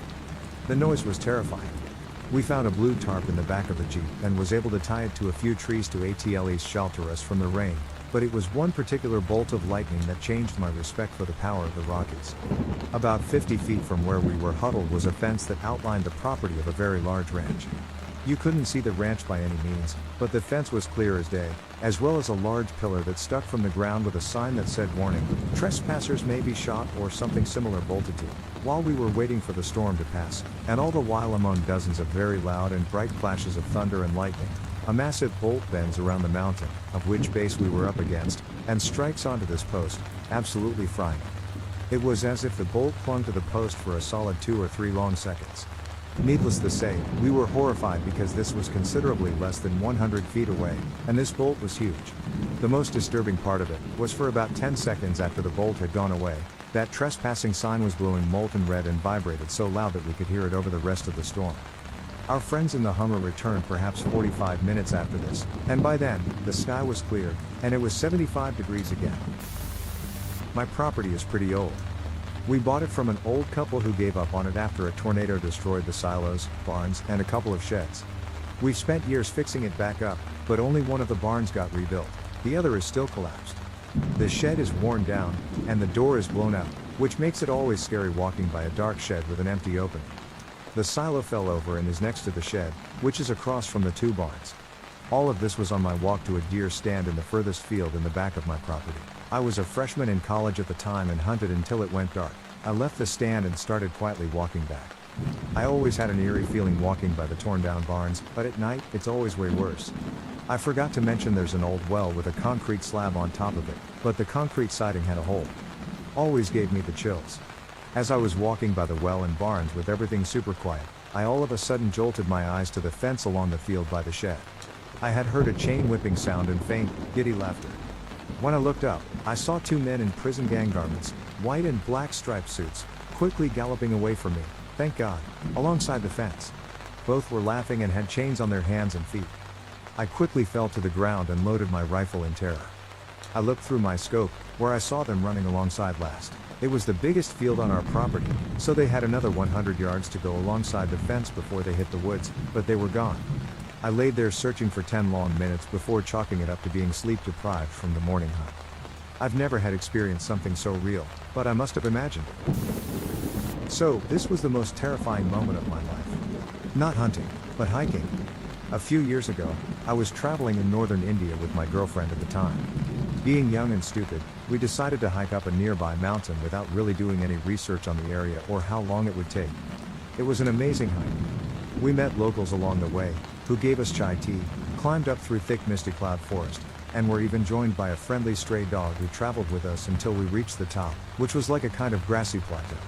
There were a few other tourists spaced out in tents, some other cute stray dogs, classic India, and a local guy who was serving food.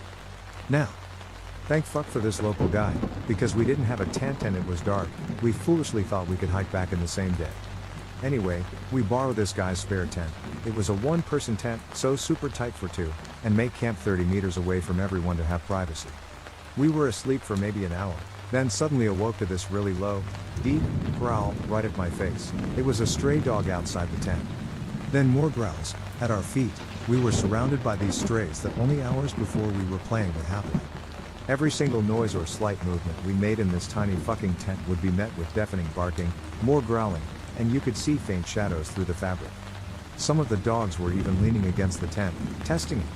I punched a few through the fabric to scare them, but nothing worked. We ended up not saying a word. My GF was crying silently, holding our breath for fear of provoking them, and staying perfectly still the whole night. It was fucking terrifying. We knew we would be killed by them. When the sun came up, we couldn't hear anything. After listening for ages, I manned up and took a peek outside the tent. No dogs to be seen. I crawled out on my hands and knees and suddenly, a dog came running up to my face and started licking me. It was friendly as it was yesterday. I walked up to the local guy who gave us the tent to tell him what a fuck night we had, and these dogs are crazy. He goes, and I'll never forget his face, oh, they were protecting me. There are snow leopards and sloth bears up here that have been known to kill locals every now and then. I went back to the tent. Sure enough, there amongst the dog paw prints were what looked like something much bigger. By far the most scared I've ever been in my life. So not really a spooky story but a stupid hunting story. My father, when he was in his late teens, used to hunt deer in New Zealand. This would have been the late 60s, early 70s. He was out with some friends hunting in thick bush at night, using a spotlight connected to a battery that they would carry in a backpack. My father saw the shine of deer eyes in the dark, a very easy shot. A direct and clean shot. On approaching the kill, a few things stood out to him as slightly unusual. Firstly was the horse he had killed. Secondly were the two terrified Maori guys who leapt from their tent next to the dead horse, understandably scared for their lives. I think he had to pay them enough to buy a couple of horses to clear the matter up. Also, he only ever hunted during daylight after that. Hunted near Feline Rescue Center and bow hunting. One day I saw a jaguar walking through the woods. It had escaped from the makeshift zoo this guy was running out of his house. I told him his cat was out in the woods. He denies it and said that it was still in the fence, although he had a quarter of beef hanging on the outside of his fence trying to get it to come back. It was out for several weeks and other people in the area saw it as well. It was even a story in the local paper. Finally he got it back into his fenced area. He has about 100 cats. Lions, leopards, jags. He takes them in from closed zoos, circus and anybody that had a cat as a pet and wants to get rid of it. You can Google it. Feline Rescue Center, Center Point, Indiana. I never tell this story because of how absolutely fake it sounds, but one time scared the heck out of me as a kid. I'm not a hunter, but when I was around 14 or 15, I went with my cousin and brother to go check out some land my cousin's friend's family bought to fish on. The land was a good few acres and located right next to their very large suburban neighborhood in Georgia. All you had to do was pull onto a curb in the neighborhood and take a small dirt path across a lake. And after a small turn, the path ran about a mile in a straight line down the middle of the property to a larger lake. When we went, we took a golf cart since nobody wanted to walk and pulled onto the property. After taking a small left turn onto the main path, we all just froze. Walking towards us, at the opposite end of the path, there was a man with a jacket and ski mask on. We all saw him. He wasn't holding anything, he wasn't running, and he wasn't speaking. We stopped the golf cart, but we couldn't turn around on the path since it was so thin and there was foliage to both sides of us. The person was still at least half a mile down the path, just walking, but we were all still terrified. Also, it didn't help that the oldest in our group was 16 and the driver was 12. Despite being young, however, my cousin put the golf cart into reverse, which makes the loudest high-pitched whine ever, and reversed the entire quarter-mile pedal to the metal, which is still pathetically slow in an electric golf cart. When we told his parents, all of the adults came out with us and looked all over, as well as set up 2 plot watchers they had to see if they spotted anything. There was nothing on the cameras and they have still never seen anyone in those woods since then despite hunting there all the time. When I was about 19 I went duck hunting in flooded hardwood timber along the Wisconsin River. It was November at the time and it was about 15 10C out. Most of the local lakes had frozen over so ducks were thick along this section of the river. I had a 12-foot boat and a 10-horse motor, which was perfect for getting around between the tree trunks, but I parked the boat in the trees and set my decoys out in a little clearing. The water amongst the trees is about 2 feet deep and it deepens to about 3 feet or so in the clearings. I'd finished setting up my decoys this morning at about 5 a.m. It was split pea soup foggy and leaves were being blown across the water. I was standing about thigh deep in the water on the edge of the trees. Now bear in mind that it's dark. My eyes were adjusted enough that I could see faint outlines and that's about it. Suddenly about 45 minutes before dawn I noticed some large ripples in the water around my decoy spread. I got excited thinking that a duck I hadn't noticed had swum into my spread. However, the ripples started getting more agitated and suddenly started heading towards me very quickly. I started backing up as quickly as I could and trying to get my gun off my shoulder strap. I hit a log and sit down on it hard, almost going over backwards. The ripples suddenly turn into a splash and suddenly a huge ass otter has his front paws on my knees. His face about 3 inches from my own. He hisses at me and I thought I was about to get mauled. After what felt like an eternity of him staring me down he slips off me and circles the log a few times before joining what I could now see were 4 other otters about 20 feet away looking at this ordeal. After this fantastic occurrence I sat on the log for about 20 minutes before pulling myself together and wading back to my hunting spot at the edge of the clearing. Went hunting with my cousins in Michigan once long time ago when I was 13. They lived there and went hunting quite often. My only vision of hunting was what I'd seen in PG-13 movies and the game duck hunt. We saw a deer and they told me to go ahead and take the shot. I did and hit him quite good. Or so I thought. When we got closer we saw that I hit him in the lower back. There was a lot of blood and he was in a lot of pain for the few seconds before my cousins put him down. Looked nothing like it did in the movies and that image stuck with me forever. It's not like I'm a vegetarian now or anything, but just seeing it was quite surreal and makes you take a hard long thought about animals and the pain they endure because of humans not through hunting but through farming and whatnot. We have around 200 acres of woodland. Me and my dad live on the front end of the property and on the back side of the property we have a rustic hunting cabin. No water or electricity. The back end of our property also sits on the edge of a state forest.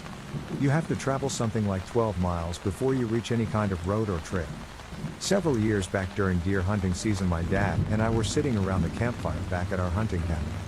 It was near dusk and we were done hunting for the day just relaxing. We both saw something moving in the sky that caught our attention. A larger purple shape about the size of a small car was floating along just above the tree line. It was moving rather quickly. It came from the direction of the front end of our property, came towards us, went above our heads and continued back toward the state forest until it disappeared from sight. If I had to guess I would say it was moving about 15 miles per hour. It didn't look like a cloud but it didn't look quite solid either. We both saw it happen and just kind of remained silent for a minute and then confirmed that we both saw it. Neither of us had any good guesses as to what it could have been. Only thing I can come up with is swamp gas. But that's not a good explanation I don't think. That's my strange hunting story. It hasn't been enough to keep me out of the woods but creepy all the same. Several years ago, shortly after I'd gotten into long distance cycling, I decided to ride from Seattle out to Iron Horse Park for an overnight camping trip. I'm poodling along the gravel path through forest on a day unusually damp, gray and rainy for August, and get the creepiest. most unsettling feeling. I pick up my pace, looking carefully around at the impenetrable Pacific Northwest forest on either side, convinced I'm being stalked. If you've ever experienced these endless, dark forests of Douglas fir, Sitka spruce, ferns and moss, you know how dark, damp, and unsettling they can be. Luckily, the feeling passed after a bit and I finished the rest of the adventure without issue. Got back that weekend and decided to look up via Google Maps just how deep in the woods I was when I got that horrible feeling, and discovered to my embarrassment it was a thin band of trees on either side of the trail, just deep enough to block my views of massive cow pastures on either side. I was turkey hunting, fall gobbler I think if I recall correctly. Anyway, I was walking to my spot in my orange and had just started to tuck it away. For non-hunters, turkey can see color, so the regulation states that hunters need to wear 250 square inches of orange while moving, but you can take it off and just wear regular camo when you get to your spot. In my MNGMT zone you just need to put some orange somewhere within 15-ish foot of you to let other hunters know you are in the area and to be vigilant. Anyway, I just finish up stowing my orange away and sit down and start using my call. I eventually hear something coming from a ways away and it's calling back to me. Another hen, boy turkey gobble, girl turkey make a squeaky chucking noise like york york york. As the sound gets closer I start to think that it sounds too big to be a turkey, maybe it's a small flock? I go to call again and a shot goes off far too close to me and I shit bricks. I had not seen anyone come in, nor had I seen any orange hanging in a tree to signify someone else was hunting there, so I thought I was pretty isolated. Another shot goes off closer and the chucking call starts back up. Now I'm certain of two things. One, there is no turkey, they would have scattered if nearby because of the shots. Two, I have an idiot out here trying to stalk me thinking I'm a turkey and he's following my calls and shooting blind or seeing me move and assuming I'm a bird. Either way I'm shitting bricks. I decide to yell out ho bud. I'm not a bird, quit shooting, and another shot goes off. I'm terrified to so much as wiggle a finger at this point because I can't see this guy, but I know he's shooting in my direction and trigger happy. I'm sitting there hollering that I'm a human and contemplating the idea of moving to grab my orange and wave it to signify to this guy that he's shooting at a person when a third shot goes off and I actually hear the fucking BBs hitting shit near me. I hit the deck and laid flat for like 2 hours, absolutely shitting myself until I was sure they were gone. For any non-hunters out there, this is a known issue within turkey hunting, because you need to remove your visibility orange, and because you are calling as an attractant, some assholes will attempt to stalk what they think is a turkey, and end up stalking another hunter, and in their idiot fervor, they shoot at the first thing that moves, say another hunter itching their nose. A good number of people have died that way and it made me swear off turkey hunting. I've got something pretty freaky. Last summer in Alaska, a buddy of mine was on a fly fishing trip. He is one of my good friends, very honest, big conservationist, and sort of innocent in his demeanor. He wouldn't hurt a fly. Just an all-around great guy. Anyway, he is camping in the backcountry as he is rafting his way down the river back to town. On his raft, and camping with him, were 2 girls, and 1 other guy. So one night on this trip they are camping and hanging out at the fire and pretty close to going to sleep, so they are working on putting the fire out. At this point, everyone at camp saw the silhouette of a stocky man and a dog. From what my friend says, this man starts mumbling at them, and they can't tell what he's saying. He is about 20 feet away from my buddy and his campmates. My friend and the other guy go to confront him. He seemed like he was in a panic, and my friend said there was definitely something wrong with him mentally. He starts talking about how he is a messenger from God and how he had the solution.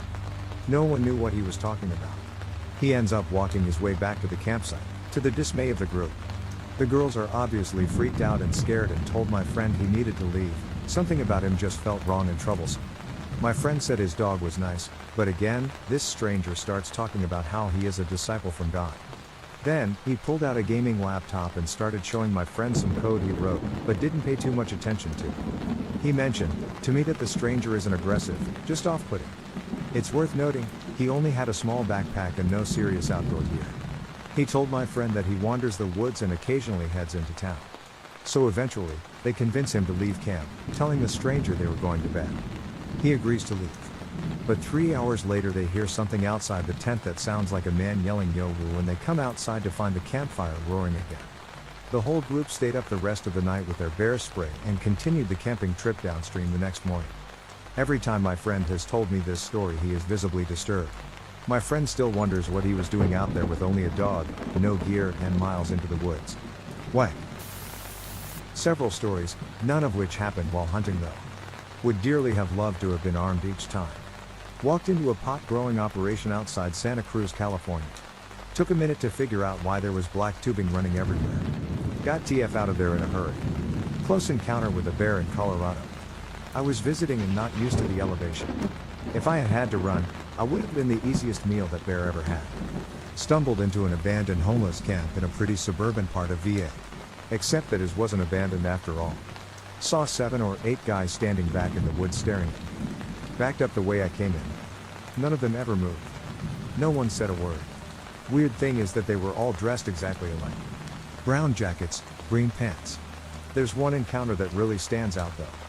I was day hiking the ridges above Raton, New Mexico. I'd been out quite a while when I came across a well-picked over deer carcass. There weren't any fresh tracks around it, but that's a real clear indication that I'm on some large predator's home turf. Time to go. As I'm climbing down off the ridge, not the way I came up, I see a flat area with an odd round stone formation. Think Stonehenge, but the rocks aren't squared off. Each of rocks are all taller than I am, and formed a darn near perfect circle. I'm a little creeped out, but I step in for a closer look. The second I crossed through the rocks, it was like an electric shock. Immediate goosebumps, the hair on my neck is standing up, and every nerve in my body is screaming at me to be somewhere else right now. I scrambled down the rest of that ridge way out of control. I was lucky not to hurt myself, cause at some points I was just jumping without looking where I was going to put my feet. I did not look back once. 20 years on, I still cannot explain my reaction. I'm not given to extreme flights of fancy. I'm not afraid of things that go bump in the night. I'm not a religious person, and I don't believe in evil with a capital E, but I did that day. Something horrific happened there once. And it will happen again. Near where I go to school, there's a massive state park that is rumored to have an old Air Force research facility in the back corner of it. The front part is visited frequently by hikers, hunters and whatnot. But if you wander into the back of it far enough, you find some really creepy stuff, from meth heads to cults to estranged citizens. A couple of good ones come to mind. The ROTC program used to do field training out there once a semester, and part of it is a land navigation course. That pretty much consisted of the cadets out in the woods by themselves for around 5 to 6 hours navigating the land. I've heard from multiple people they'll be walking to their next point or take a break on a tree and find human skeletons or bones. Another one that happened to me when some friends and I were hunting/exploring one weekend. We were wandering through woods when we came up to a clearing. In the clearing is this old rundown and almost abandoned church. We didn't really think anything of it at first, but we noticed that there were things off with it. First, the cross on the steeple was upside down. Then we noticed there were no windows on the building itself at all. We were about to come out of the clearing to have a look around when the door opened to it and a man in black robes came out for a minute and then went back inside. That's when we booked it out of there. I have tons of stories of that national park. I hate going there every time we go, but the stories that come out of it are something else. Airsoft with my friends in the woods. Still scary enough though. I was in 7th or 8th grade when me and about 15 of my friends and acquaintances went into the woods by the highway. To ensure no one saw that there were kids with airsoft guns and camo shooting each other, we trekked deep into the woods. No highway car could be heard, so we knew it was far enough. We eventually came across this old single-roomed house. The windows were boarded up with wood, the door had about 5 padlocks, and the pool out back was green with algae. Grass overgrew any remnants of a driveway through the dense forest. Peeking through the wood boards, found broken furniture and the floor caked in dirt. The guy who organized the hangout lived nearby and assured us all that the owners hadn't been at the house for 10 years, they were old and presumed dead. With no concerns, we finally played airsoft for a couple hours. Needing a break, we all rendezvoused back at the house. As we approached, we could hear the faint sound of an engine. Nobody could even tell a car was approaching at first because of the thick brush. Sure enough, a black car was rolling around the corner. Pulling up to our group, the driver lowers the passenger window. An old man driving and an old man behind him. The passenger was an elderly woman with another elderly woman behind her. Everyone in the car was dressed in all black formal clothes. They practically started screaming at us to get away. Literally almost shrieking, but it also sounded angry. We tried to apologize for trespassing, but then the driver started reaching for something in the glove box. We all ran out of there. Their eyes were so grayish blue it was almost transparent. The hair was whiter than snow. The black tuxedos and dresses were vampiric looking. To this day, I think they were cultists. I'll never know and I'll never forget. Texas hunter here.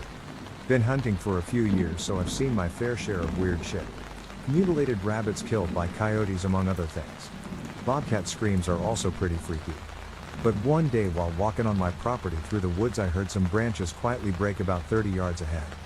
Nothing too weird about that as rabbits and coyotes bump into them all the time. It happened again but this time a little closed into my right side. I unholstered my .45 XDS, I like the compact version BC, it feels better, ready to shoot a hungry coyote.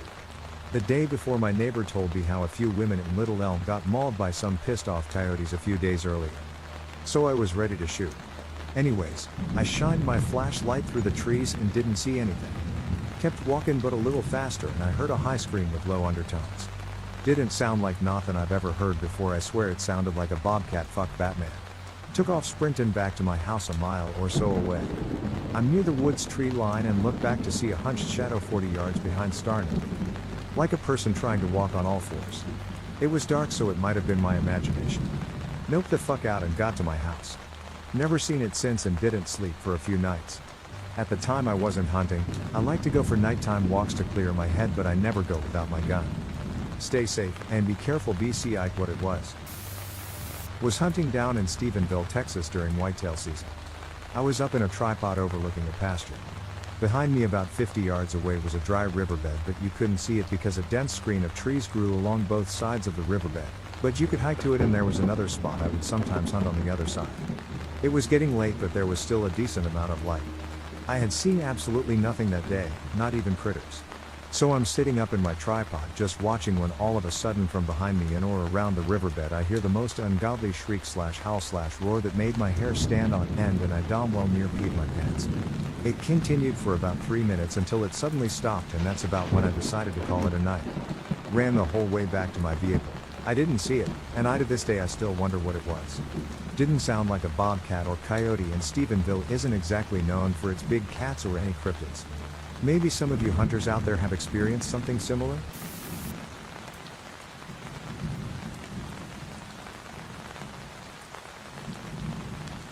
A number of years ago I was up in the northern end of because in the islands out by Port Hardy. I set up camp right by the beach close to shore, did the normal catch a fish, cook it for dinner on the campfire thing.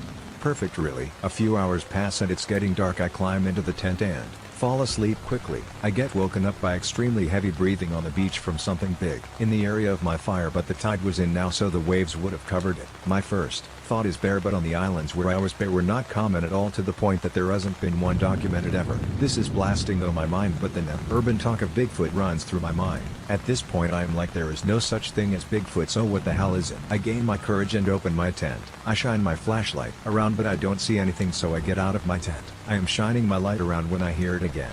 This huge breath but followed by a small splash. I focus my light on the beach when I see a massive orca rolling around on the kelp right about where my fire was. This behemoth of a marine mammal scared the living shit out of it, but it turned into being one of the most amazing events I ever witnessed. As I sat watching this massive animal rolling and playing yards from me, I noticed more of them just offshore, just bobbing their prob half asleep. Needless to say I did not sleep after that until they left.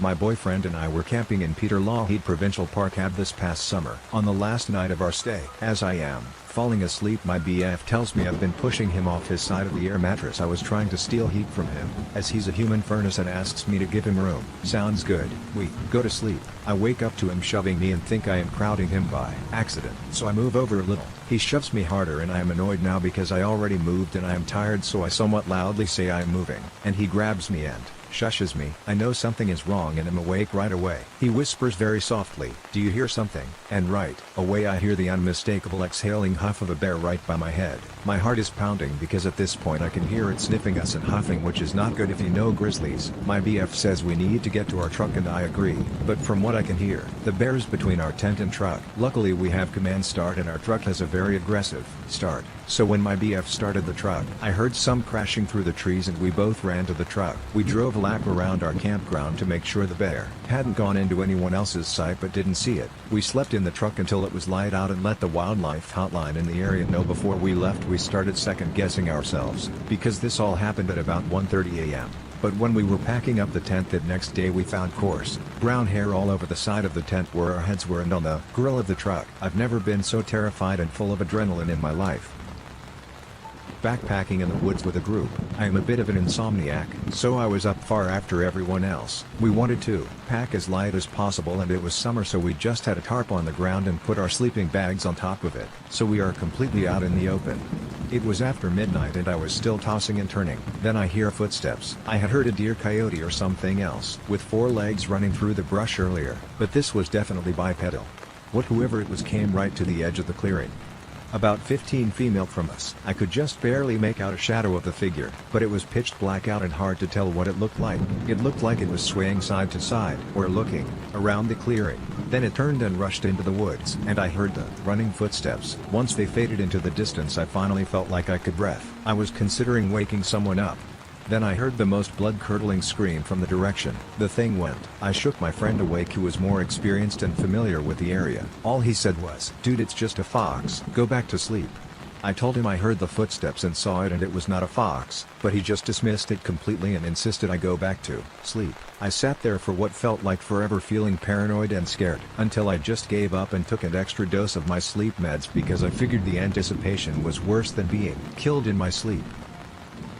My friend and I were searching for the perfect camping spot for about a year. After trying out quite a few, we found one that seemed perfect. It was about a half-hour walk from any trail or road and on top of a large cliff over a river. We got camp set up and decided to scout out around the area. It was getting dark, so we started heading back, following the sound of the river to guide us when we spotted something. A shack. We stop and look at each other and decide we better investigate because it is pretty close to where we are going to be sleeping, and this is weird. We get closer and realize it is a teepee made from scraps of aluminum and other sheet metal, and a tarp. There is an inflated air mattress inside, and wine and whiskey bottles everywhere. There was also porn and a lot of extremely weird objects that someone normally would not have. Out camping. This place is a couple of hours from any town, and like I said, at least a half hour from any road or trail. There were no vehicles parked anywhere even remotely close because we would have seen them in our travels. We concluded that whoever had been here must have left, and they did not want to be found. Then, on our way out, I noticed the campfire was still smoldering. We got the duck out of there, immediately packed up camp and blindly made our way back to the road. Duck that. I've watched enough horror movies to know that we teenage white boys would not be waking up that morning. This memory is over 20 years old, and super foggy because I was super little, but here goes. We used to camp at this same spot every year, until we moved. Anyway, this one summer I remember when we were first pitching our tent, the nearest campers came over to say hello and pass on some advice that had been spreading across the campground, something about bears, and how everyone should haul their food up in the trees or something. I remember the guy offering my dad some spare rope, if he needed any. All seemed fine and dandy. Mom was antsy, but Dad assured her a bear wouldn't come into a campground this busy. On night 2 or 3, everyone was woken to a crash and the sounds of a car alarm. I remember pressing my hand over my sister's mouth because I was afraid that if she cried the bear would come over, or something silly like that. There was some distant shouting, and my dad decided to investigate. So he grabbed the tiny little skillet and his equally dis-sized but in the opposite proportions flashlight, and exited the tent. I remember rolling over, because there was this little tear I'd discovered the last time it rained. There were a lot of flashlights and people over by the bathroom, where a car's lights were flashing. It wasn't a bear that had been breaking into people's cars and stealing shit all summer. It was a crazy homeless guy who'd been hiding out in the woods. They were actually pretty sure he was the same guy who'd tried to attack 2 teenage girls at one of the nearby hiking trails a few weeks prior, leading to it being closed for the time being. I was spending 3 days kayaking on the Korong National Park. I was having a great time and really enjoying the serenity, and listening to the native birds and just appreciating nature. On the first day I heard what I could have sworn was a human, not screaming. Screeching, I guess. I didn't think much of it and kept paddling. I saw what looked like a body close to the shore and found a seal that had just been eviscerated. Honestly, this thing was spread all over the beach. No footprints of any kind, just a seal in 100 pieces. After the screeching and the seal I was a little creeped out but just continued my trip. Nothing of event really happened that night except that I kept hearing splashes from the water in front of me, yet when I checked there was nothing there. The next day I went out again with the same plan, just paddle, until I got tired and then set up camp and go to bed. Unfortunately for me I got stuck on mud bog and had to spend a solid hour dragging my kayak across this thing to get to the other side of the water where I saw a deeper channel and a bunch of sand dunes. After what feels like maybe 40 minutes of struggling with my kayak in this bog, I saw a figure atop one of the sand dunes. Logically it was probably a random tourist like me or maybe a kangaroo. I stared at it for a second before getting back to trying to cross this bog. When I looked back it was gone. weird. Anyway, I set up camp for my last night. I was a bit creeped out by the seal and the noises and now this figure, so I made sure I had my knife with me. I set up my tent a bit away from the water in an open area so I could see everything around me. As I was eating dinner, I couldn't help but feel I was being watched. As it was a total fire ban in the area, I didn't have a fire so I couldn't see much. I chalked it up to nerves and went for a short walk to explore the area I was in and wander down to the beach. Now for some context, the beach nearby is loud. You can't hear much other than crashing waves, which makes what happened next especially eerie. I heard the ducking screeching again and looked back to where I came from.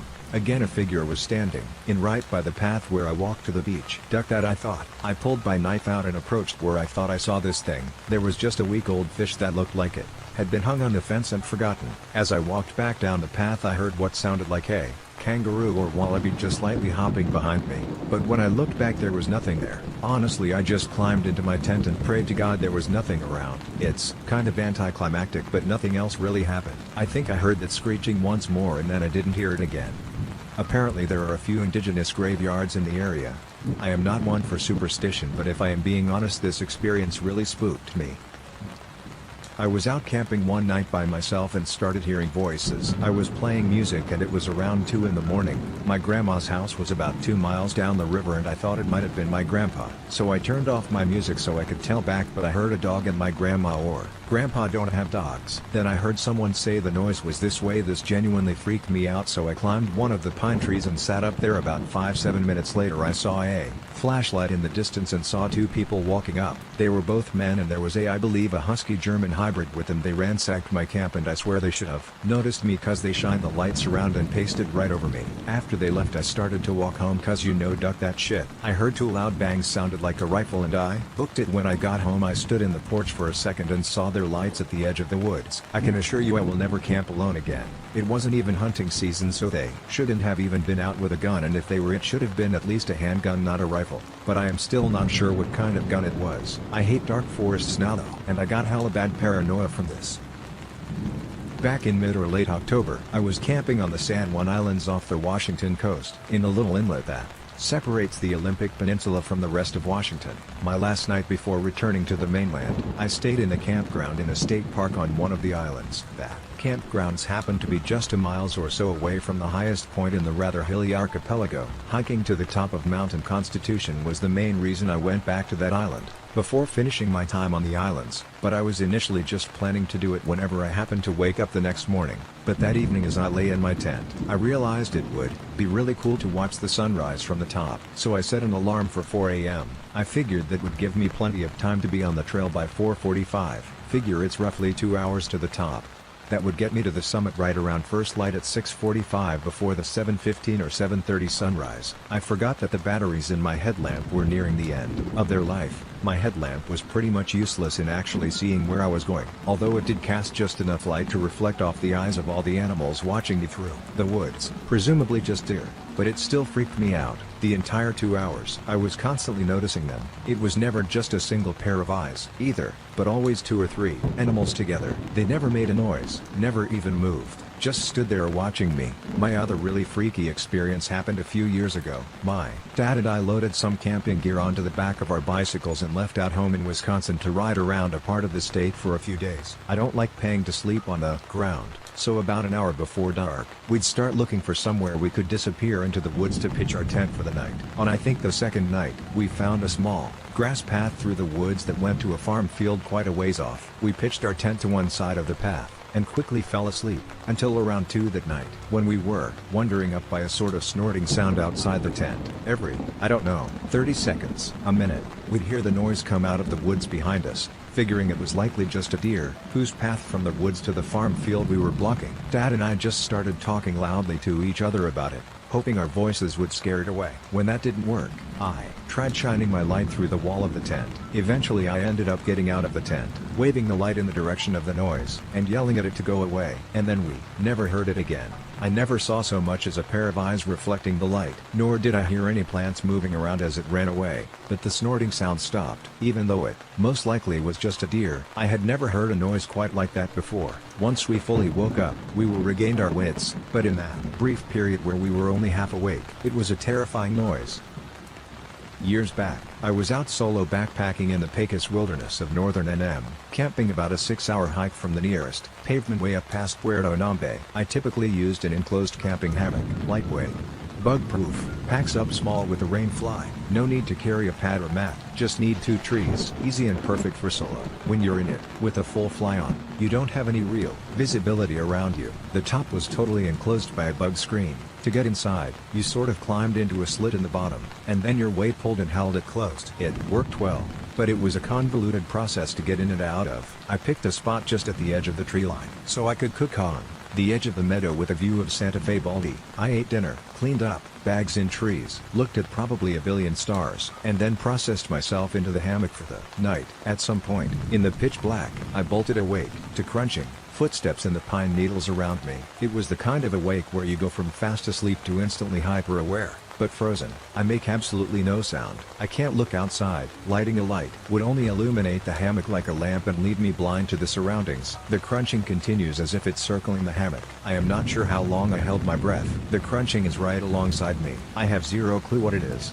Suddenly, something pushes against the side of my hammock, and in the hammock, that means it pushed against me. I could feel its body heat. This isn't a tent wall, where you can cower away from it. If you lean, the hammock moves with you. Whatever it was seemed to use its snout to nuzzle or root against the side of the hammock like it was sniffing something out. I was still holding deathly, trying to come up with a plan to get away, which would involve trying to slash the opposite side with my knife. The thing pushes again and slides up the side of the hammock. I could feel the texture of its fur hide hair whatever scraping against the nylon side. I hear a sharp snort, and it crunches away. I am not sure how long I stayed still, but at some point, the sun came up, and I ventured into the daylight. I looked around the campsite and could find no evidence of a visitor. The tree line edge was floored with pine needles, so there were no prints or tracks. None of my other gear was disturbed. The guy lines for the fly were all still tight, and I didn't see any marks on the side of the hammock.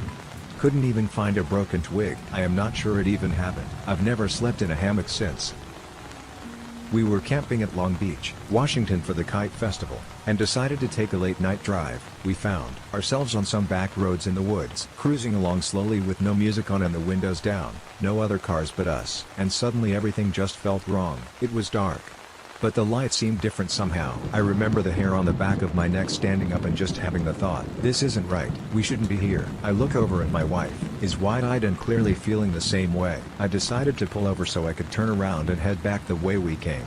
Then we noticed deer were coming out of the woods and standing on the sides of the road, and they were just staring at us. Realized the woods are oddly quiet, which just made things seem more strange. Look up and the branches were full of birds on both sides of the road. There must have been hundreds of them, all perched inward.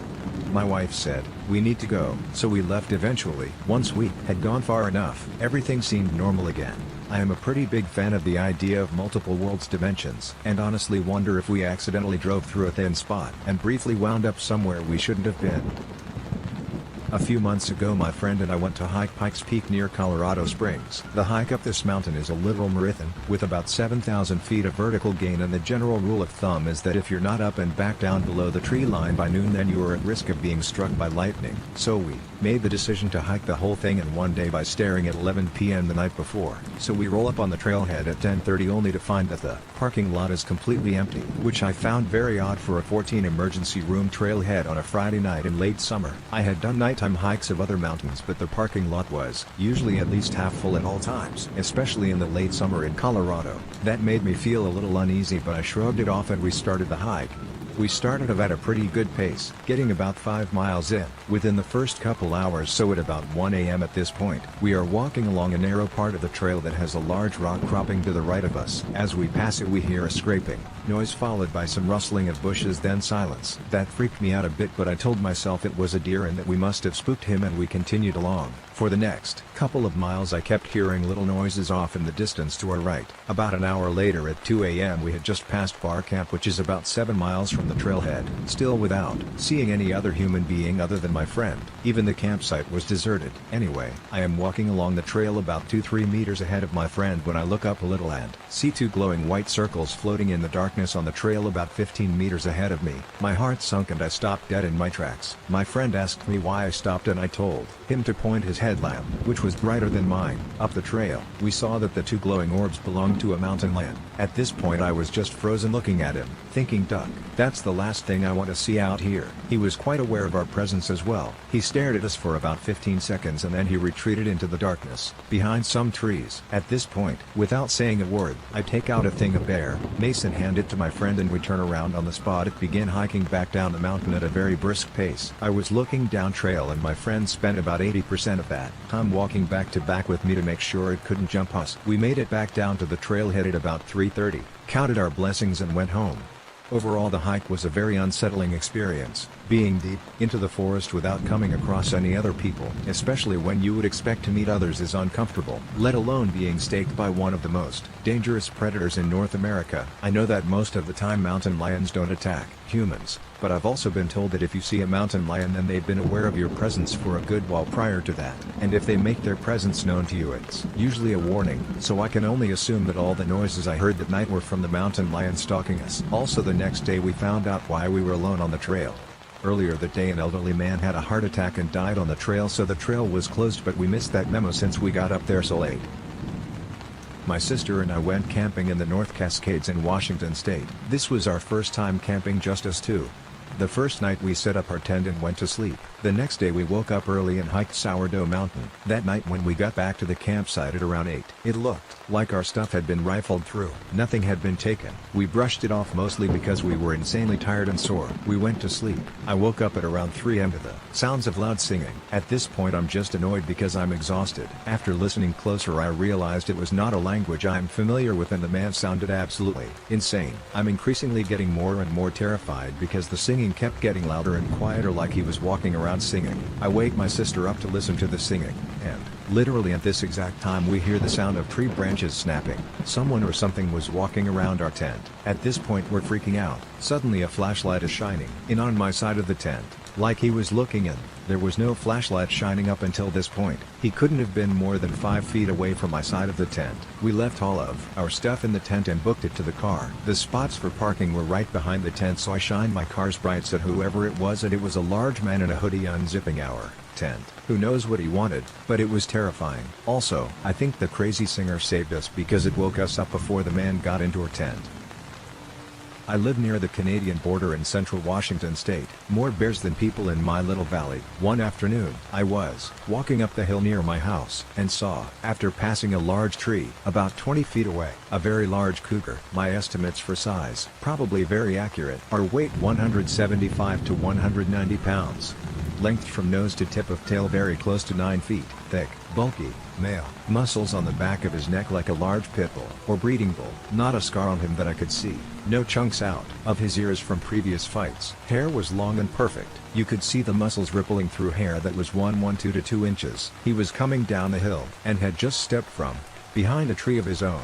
We both froze in our tracks. He was staring at me like I had never been stared at in my life. Intense, X-ray vision, never blinking kind of stare. It knocked the wind out of me. We stood there, frozen, staring at each other intensely, for about, seemed like 15 or 20 minutes. Neither one of us moved. He was slightly higher on the hill, looking down at me, maybe 1 or 2 feet taller than I was. He seemed to like that. Neither one of us moved. I had a 9mm pistol in a shoulder holster, but I didn't pull it out. I could have very quickly, but probably not quickly enough considering they can jump really far. It was a very intense sharpening of the senses and perceptions, probably the effects of adrenaline. It was like time stood still, and I could count every hair on his face. After 15 minutes or so, to my great relief, he slowly blinked once, still staring. However, I felt like the spell had been broken though. He took a deep breath, and slowly and very smoothly turned uphill and walked away at a pretty good clip, never looking back. It's been 3 years now, and I have seen his tracks twice. One of my neighbors got a picture of him from his trail cam, so he's still here. Sometimes I think he's around, but it's impossible to tell. I don't know how anybody else would react to that, but for me it was a very creepy encounter, but at the same time I realized how lucky I was to have had that encounter. I love this place because he's here. The bears too, had some encounters with them too, but whatever you think, and whatever you have heard, the male cougars in the wilderness are the apex predator in the northern woods. I have seen a whole lot of cougars in zoos. Nothing in a zoo can even come close to this guy. He was the most perfect and terrifying thing I have ever seen. Supremely confident.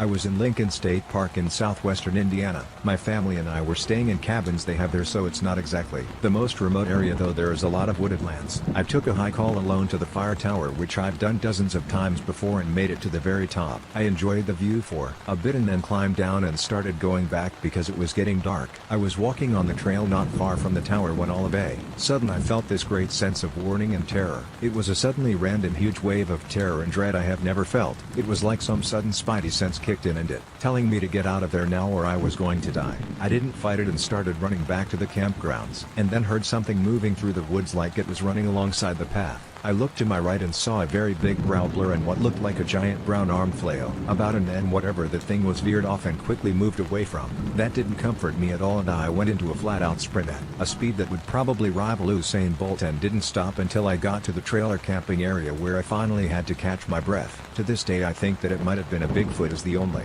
other plausible explanations are that it was a brown bear, which is near impossible as Indiana only has an occasional black bear and those are much smaller. It could have been a person, but it would have to be a big person, as in 7+ foot tall bodybuilder. And I don't think there are any 7+ foot tall bodybuilders that like to wear brown clothes and then go mess with people in the woods. And it also doesn't explain the sudden wave of sheer terror I felt. That was the only time I've ever had any type of sudden strong spidey sense like that in my life.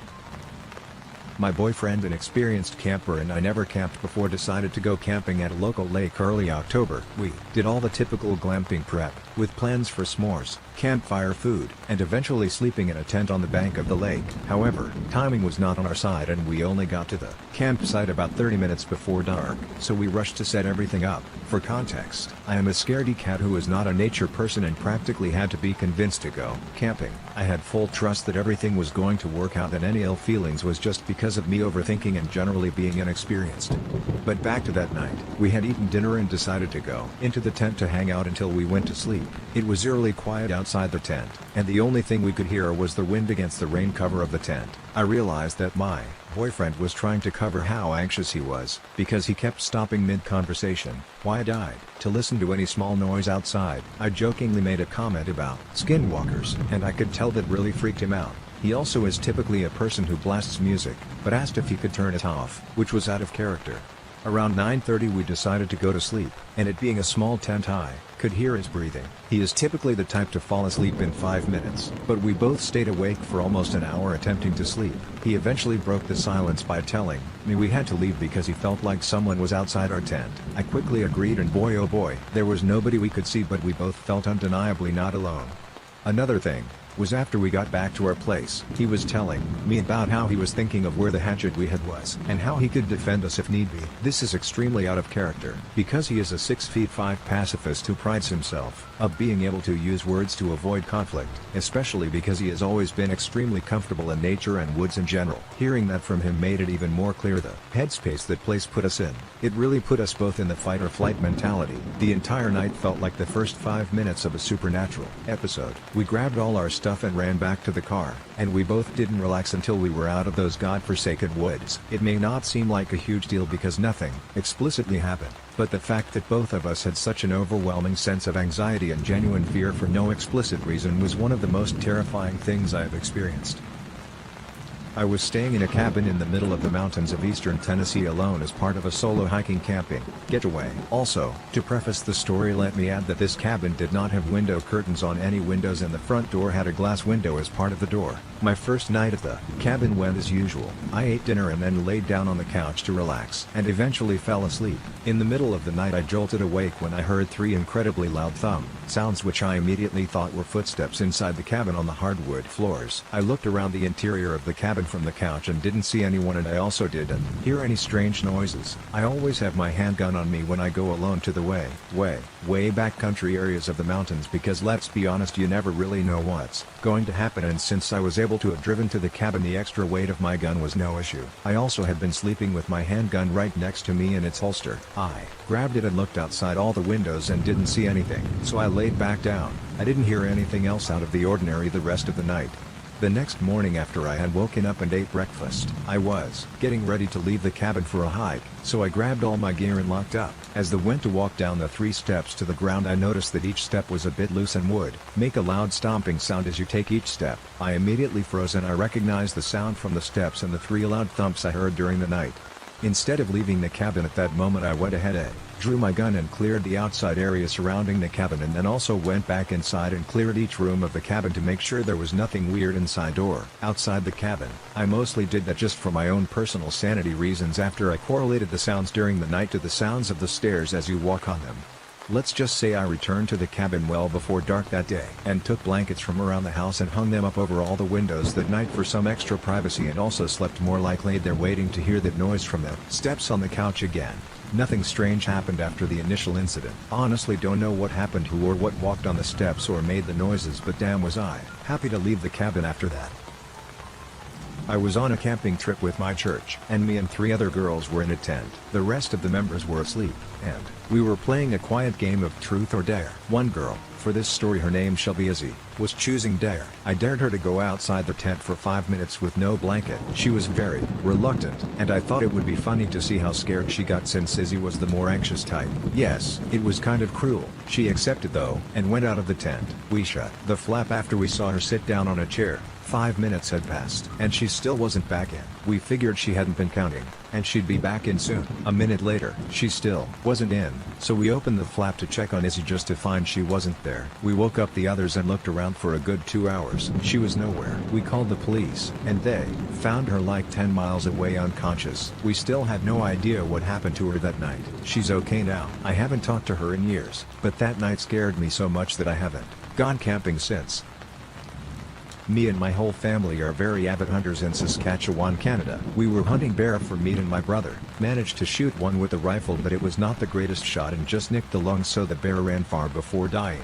When we all arrived to help drag out this bear, it was pitch black out and in very thick forest. We took our flashlights and followed the blood trail until we found it bare. It ran about 1.5 kilometers from where it was shot. My dad took one of the flashlights and went to get a hand winch to help drag this bear up a steep bank. He left me and my 2 brothers with a flashlight and a rifle because there is a lot of bears in the area and are very active at night. We sat around in the middle of the forest for a while waiting for my dad to come back. Around 1 hour and I took my iPod Touch out and started playing Angry Birds when all of a sudden my little brother screams, looking at me. I turn my head around and about 1, maybe 2 feet away from my head I see 2 sets of eyes glistening from the light of my iPod. My older brother shines the light at the eyes and I see 2 brown snouts and black bodies. It was a mother and a cub bear. Next I can hear the mother bear do a chomping sound with her jaw. At this point I am literally shing my pants. I got off the log so fast I could have won the Olympics for the 50-yard dash. My brother thankfully shot one warning shot beside the bears. We aren't cold-blooded, thankfully. That was enough to scare them both away.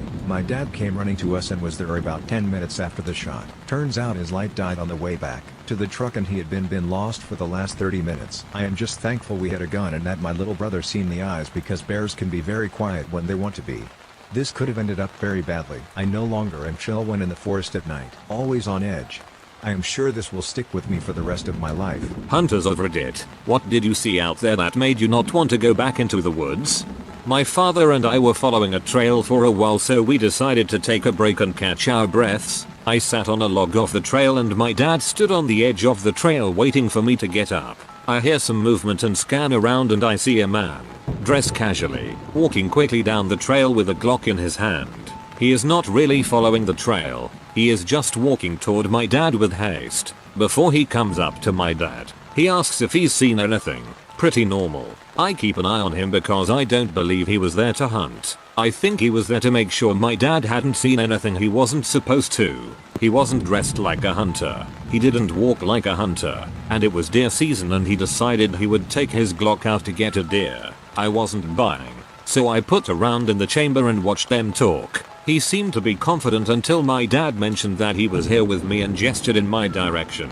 I nodded and made a half-assed wave, and he seemed to lose interest in us and ended the conversation shortly after and turned around and walked back the way he came, just about as fast as he walked up to us. It worried us a bit, but we continued on. We haven't been back to that area in a while. My dad told me that there have been drug busts near that area in the past. This isn't a supernatural tale, just an experience that made me not want to go back to that area. The non-supernatural stores are scarier. People are more dangerous than spirits by far. A long time ago my grandparents bought a small cabin in the woods in Pennsylvania. My dad, uncle, and aunt are all small children. My father told me this story They're all sitting around outside with a small fire going when they hear branches breaking and footsteps coming from the darkness. They think it's a black bear because it's close, but they can't see it. It seems to be going straight for my uncle, the littlest of the children. He starts panicking while everyone tells him not to move. Now this big black beast is within arm's reach of him and he's shaking like a leaf with his eyes closed. All of a sudden it opens its jaws and starts licking his face. Turns out that the next property over is owned by a couple who raise Newfoundland dogs and one got out. My family owns a couple hundred acres of forest in eastern NC. No one lives on the property anymore, and hasn't for the last 6 or 7 years. We went down there to do some target shooting in October of 2017, and I decided to go walk through the outskirts of the woods to locate a good limb for our range marker. As I'm walking, literally and proverbially kicking rocks, I come across a fairly nice, but practically brand new looking suitcase, full of clothes and other personal effects. No id, nothing with any sort of identifying markers on them, but seemed to be clothes for 4 people, 2 kids and 2 adults, 1 male and 1 female. Had some food, coloring books, etc. There was a makeshift lean-to about 100 yards farther into the woods. Set up a trail camera and left it there for 3 weeks. Never saw anyone. For reference, this is 35 miles from any sizable town or city. I've got one good one. I have a hunting spot that I frequent. Not crazy far off the grid or anything like that. Terrain is a pain in the butt, but it's a pretty hidden spot that is close to my house. Anyway, I hunt a lot of small game there and see a ton of mule deer anytime I go out. One morning I get there about 5:30 am, and have some time to kill before I start my hike in. I have an odd feeling in the parking lot, but just chalk it up to too much coffee on an empty stomach giving me anxiety. So, I decide to start hiking in, and about 300 yards into my hike I notice this pile of downed trees, branches, general debris that I hadn't seen before. It was my first time hunting this particular place this particular season, so I figure some folks came out and did some fire mitigation work. I don't pay too much attention to it until I notice there's an odd amount of movement coming from it. Pretty small movements, but it sticks out when a brush pile is wiggling on a still day. It was also about 5:45 am, and the wilderness just sort of has this stillness to it at that time that any movement is noticeable. So, I stop and start examining the pile to figure out what's going on. I figure there's a rabbit in there, maybe some squirrels. I figure I've hit the jackpot and I'm definitely about to bag something. I start deciding the best way to flush whatever is going on in there and still have my shotgun up in time to take a good shot. I realize I'm standing by a decent sized branch, and my best move is to just stomp on the branch. If all goes according to plan, everything will freeze. Then whatever's in there will dart out. I try to figure out where the rabbit will come out of, get ready, and bam, I stomp on the branch and snap it in half. The pile goes still, and that stillness and quiet is back. Then, a mountain lion, with a bloody nose and mouth, pops up out of the pile. At this point, I'm about 10 yards from the pile. I have my shotgun, but really don't want to shoot the lion. I also don't want to fire a shot off in the air to scare it, because all in all this was a pretty cool experience that very few people get to have. It froze and was looking at me very quizzically. Then, in one quick motion it hopped out of the brush pile, ran uphill, got about 40 yards from me, and disappeared into the trees. I've never seen something cover 40 yards uphill in such a fast, graceful way. One of the cooler things I've ever gotten to experience. I went to check out the brush pile when it left, and sure enough it was feasting on a mule deer. Still my favorite out in the woods story I ever tell. There is a place in Kingston, Idaho, or the other side of Fern and Saddle depending on which way you go to get there. I call it the Snake Pit, and no, I don't mean the restaurant. I still visit the area now once in a while and camp there. Anyways, next to where I camp in the trees is a basin, and it has a bunch of old 1920s 1930s rotted cars in it, overgrown by bushes and trees, but sunlight falls on the cars. First time I camped out there I walked into those woods and the leaves all started to move. The snakes were running from me while they were sunbathing on the cars. Frickin' creeped me out. I don't go in there for wood anymore and I don't see the snakes leave that spot, so I just let them be. There's a canyon near me that's literally called Rattlesnake Canyon. It's no joke. My first time I went it was late spring, and I suddenly noticed that all the crap I thought was small bits of driftwood were all actually baby rattlesnakes. They were literally everywhere. I don't think I've ever backtracked faster than that day. When I was a kid, a poacher must have thought I was a deer or something and shot around at me. It impacted on a tree above my head. I immediately fired 3 shots as fast as I could, not at the shooter but in the air. In my hunting group, immediate 3 shots means help basically. My dad and our hunting club immediately came out to find out what the frick happened by honking the horns of their trucks letting me know they were coming. I basically laid on the ground until I could tell they were near the dirt road. Told them what happened and guessed it was probably a road poacher trying to get a deer as it came from the same road. They didn't see him. It was private property and we were always very aware of who was at what location and who was hunting where. Nobody was supposed to be in the part I was at. Scared the crap out of me. This was mid-90s. Reason why I don't like hunting on public property is cause of that, and I don't know the people out there. I was in the woods once in really dense fog and had an arrow fly past my face into a tree. Haha, nothing like a near-death experience to avoid the spot and idiot that shot at you. Not a hunter, but I go backpacking and fishing quite a bit. I have an irrational fear of bears, and waking up to bear tracks around my camp was quite unsettling, and I did not spend much more time in the area. I've also had a creepy encounter with an overly friendly deer. I was in a pretty isolated area, so I thought it was odd to see a deer that was so calm around humans. This deer would not leave me alone. It walked around my camp all day and came back at night to scare the crap out of me by laying down outside my tent. Your fear of bears is not irrational at all. Cool deer story. Copperheads. Bow season in KY starts early enough that you can run into a ton of them. I learned my lesson years ago to wait until at least mid-November before venturing out too deep. I had a similar experience with water moccasins in central Florida. Had to basically call it a day after coming across a dozen or so within just a few hundred yards or so. When I went hunting with my dad one time, we saw a homeless looking guy carrying what looked like a torn cloth and a screwdriver on one of the trail cams. This cam was pretty deep into the woods, and it was no one we knew, so we were pretty creeped out to go back out there. I don't like to jump to conclusions, but that man was obviously going to tie someone up and stab him. I was being watched on the woods. It was the strangest feeling. I got paranoid enough that I began walking all the way to where I knew a park warden was parked. After about 100 meters, I turn around to make sure I wasn't being followed, and I see 3 bears smacking my stuff around. One bear was standing up in the middle of the access road staring right at me. Camping alone in the middle of Missouri the night before turkey hunting. The place I found was a fairly well used campsite, but no one was there. About to go to sleep when I hear a truck come up. I find a reason to come out, use the restroom, so I can get a look and maybe even ask for some good places to spot turkey. It's a dude and his girlfriend drinking beers and going for a ride. They are super nice, but they mentioned after our chat and before leaving, watch yourself out here. Lots of M-heads and they won't stop for birdshot. Wonder slug? I probably have a few in my toolkit. I did not sleep at all that night.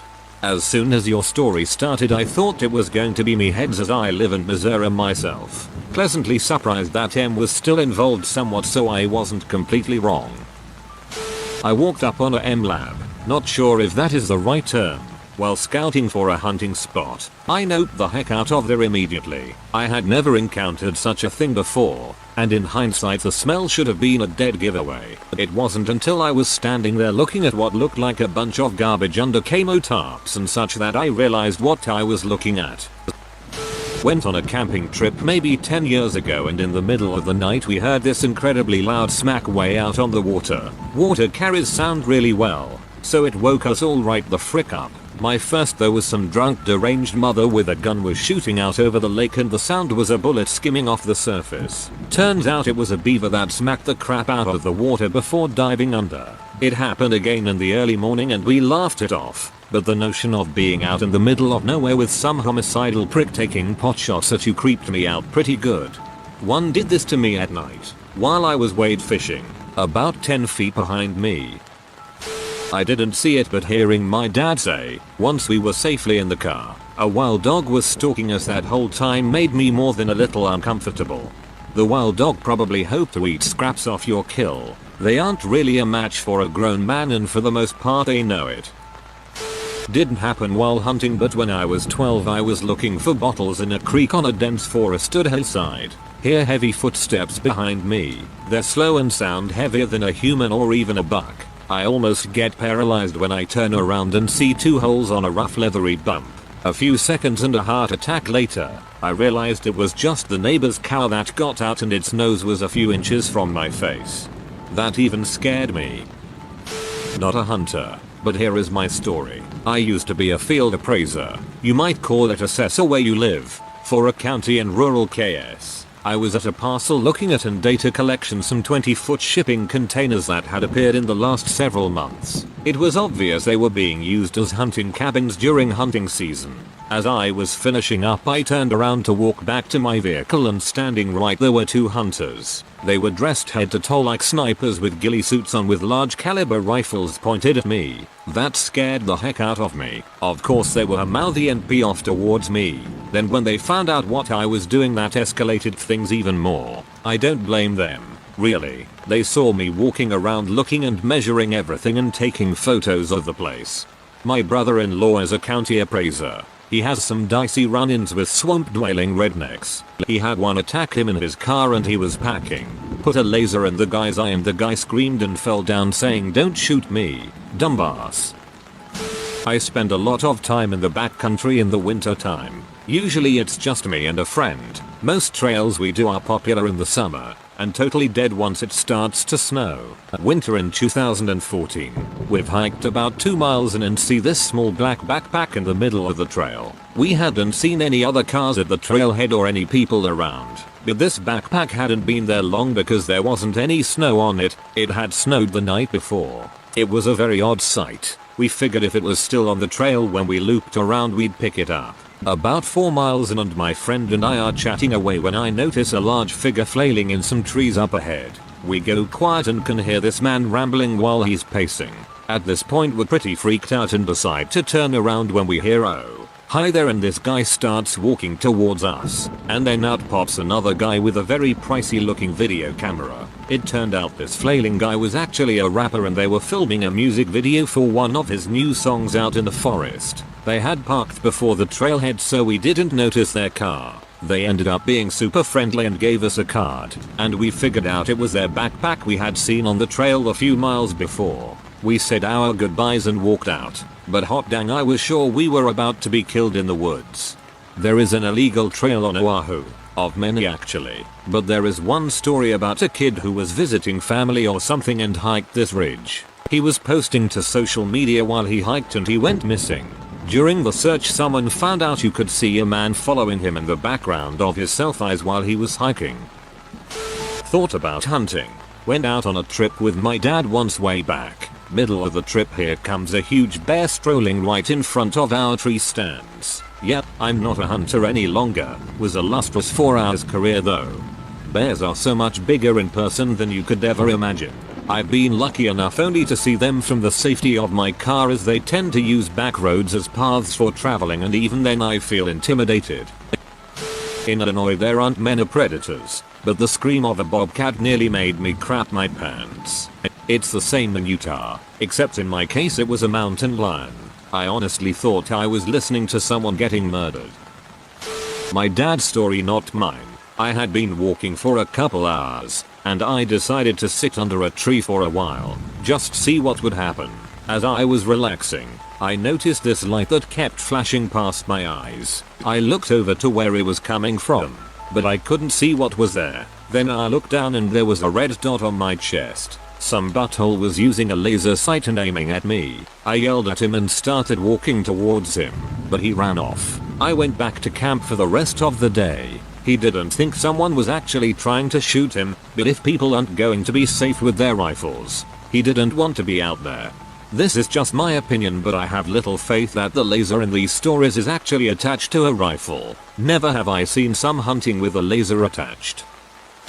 Not a hunter, but a herper. I was looking for amphibians and reptiles with a few classmates at a local park during a herpetology class last summer, when we came across 2 little wooden teepees and a card table covered in animal bones. It looked like we walked right into the Blair Witch Project. Each of the structures had little altars that contained more bones and jars, plants, and other weird little trinkets. We got out of there fast and told the volunteer coordinator we were working with. We found out a while later that apparently, some homeschooled kids nearby liked to play in the woods and they had most likely collected the things we saw. I understand making forts in the woods, but the structures these kids made were freaky AF.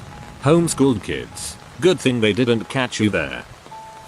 Not a hunter, but close enough. When I was in my teens, I was fishing with my dad at a lake that was a short hike, but not nothing, through the woods. It got dark and we started to walk back home, and something in the bushes right next to me growled at me. My dad said it was probably just some deer, but I of course knew that deer don't growl like that. Turns out it was a bobcat. Deer don't growl, but they do make some confusingly violent sounding growly noises sometimes, but not like a cat growl, more like a bear or an angry cow. Couple of years ago I was in northern British Columbia on a fishing trip with my dad, uncle and cousins. The lake and river was a 2-hour drive from the nearest city. We were drifting down the river when I needed to go to the bathroom, so I got out of the boat. As I'm doing my business, I look over and see what seems to be the top of a building. I turned to the people in the boat and told them what I saw, walked towards the building, and realized it wasn't alone. Multiple homes, buildings in the middle of the forest. It was a very small and isolated Native American tribe, and we backed away. Not super creepy, but didn't want to cause any trouble. We continued on without any contact. I've seen a lot of the usual stuff out in northwestern Canada, but the only thing that made me really think twice about going into the woods out there was not wanting to find a body. There are dozens, hundreds of unsolved missing persons cases out there, many of them indigenous women, but some men and white people as well. There are signs up everywhere with information about the missing. I hope they're found and their families find some closure, but I dreaded being the one to come across the corpse. The other thing that made me think twice was the bullet holes everywhere. Blowing holes in highway signs is bad, but these fuckheads would shoot up outhouses. Nothing like taking a dump and counting the bullet holes in front of your face. Canada has some stricter gun laws than the States, but people still make bad decisions. So nothing really spooky, just people. My dad's childhood friend was killed in a hunting accident. He was shot right out of his tree stand on state land. This was back in the late 1980s, when I was young. Nobody ever turned themselves in, and I doubt from the angle caliber that they ever even found the bullet. To this day, his murder isn't solved. After that, my mom forbade my dad to go hunting, and by extension, me. I hear too many stories of people getting pee drunk and doing stupid things with guns in the woods anyway. I'm lucky enough now to own 10 acres of property where I can take a deer just about every year with a shotgun, but I don't think I will ever hunt on state land. Hunting accident. So I have 2 stories. First, the not so creepy one.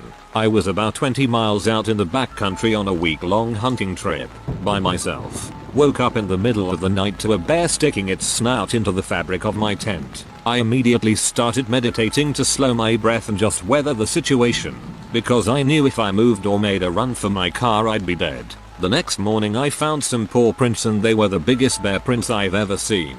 Second, very creepy story, was deep in the woods this time too. Set up camp in a very nice little ravine.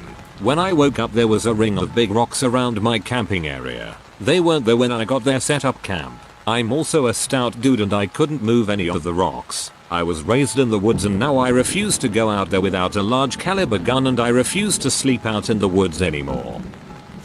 There is a place near where I come from that has all the hallmarks of an excellent hunting area. Nobody goes there because there is a stand of giant Douglas fir trees that are at least 300 years old, and there are boots hanging by their laces. Dozens of pairs, all hung in the very top branches of the trees. It's practically impossible for a human being to have done this, and nobody has a reasonable explanation for it. Even the most seasoned hunters will tell you to stay the heck away from there.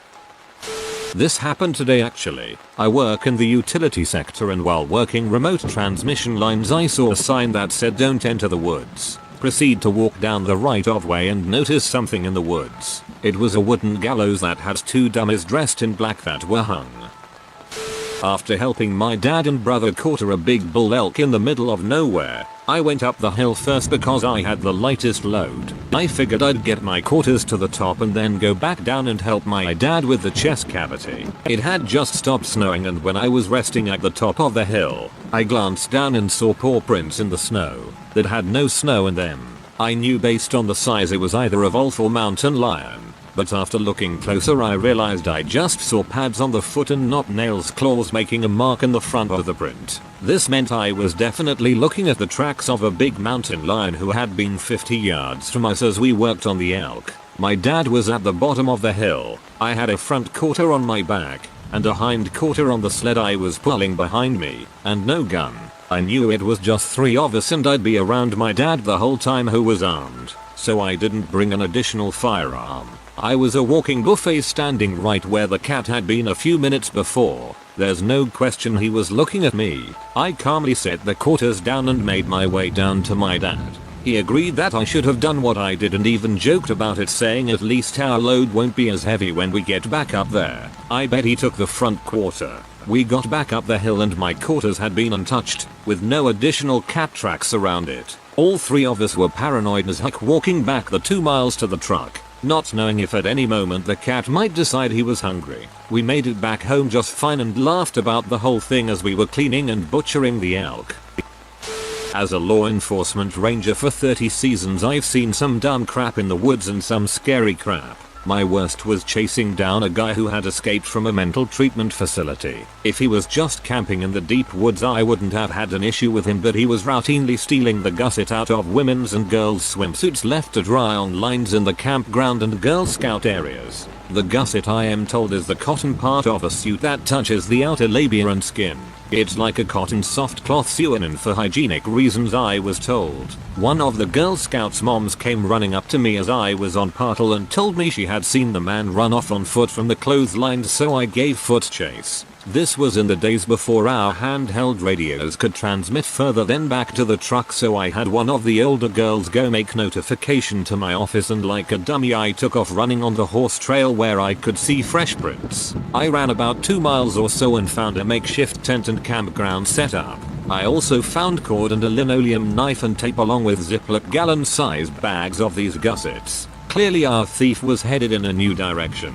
I am convinced my intervention prevented an abduction.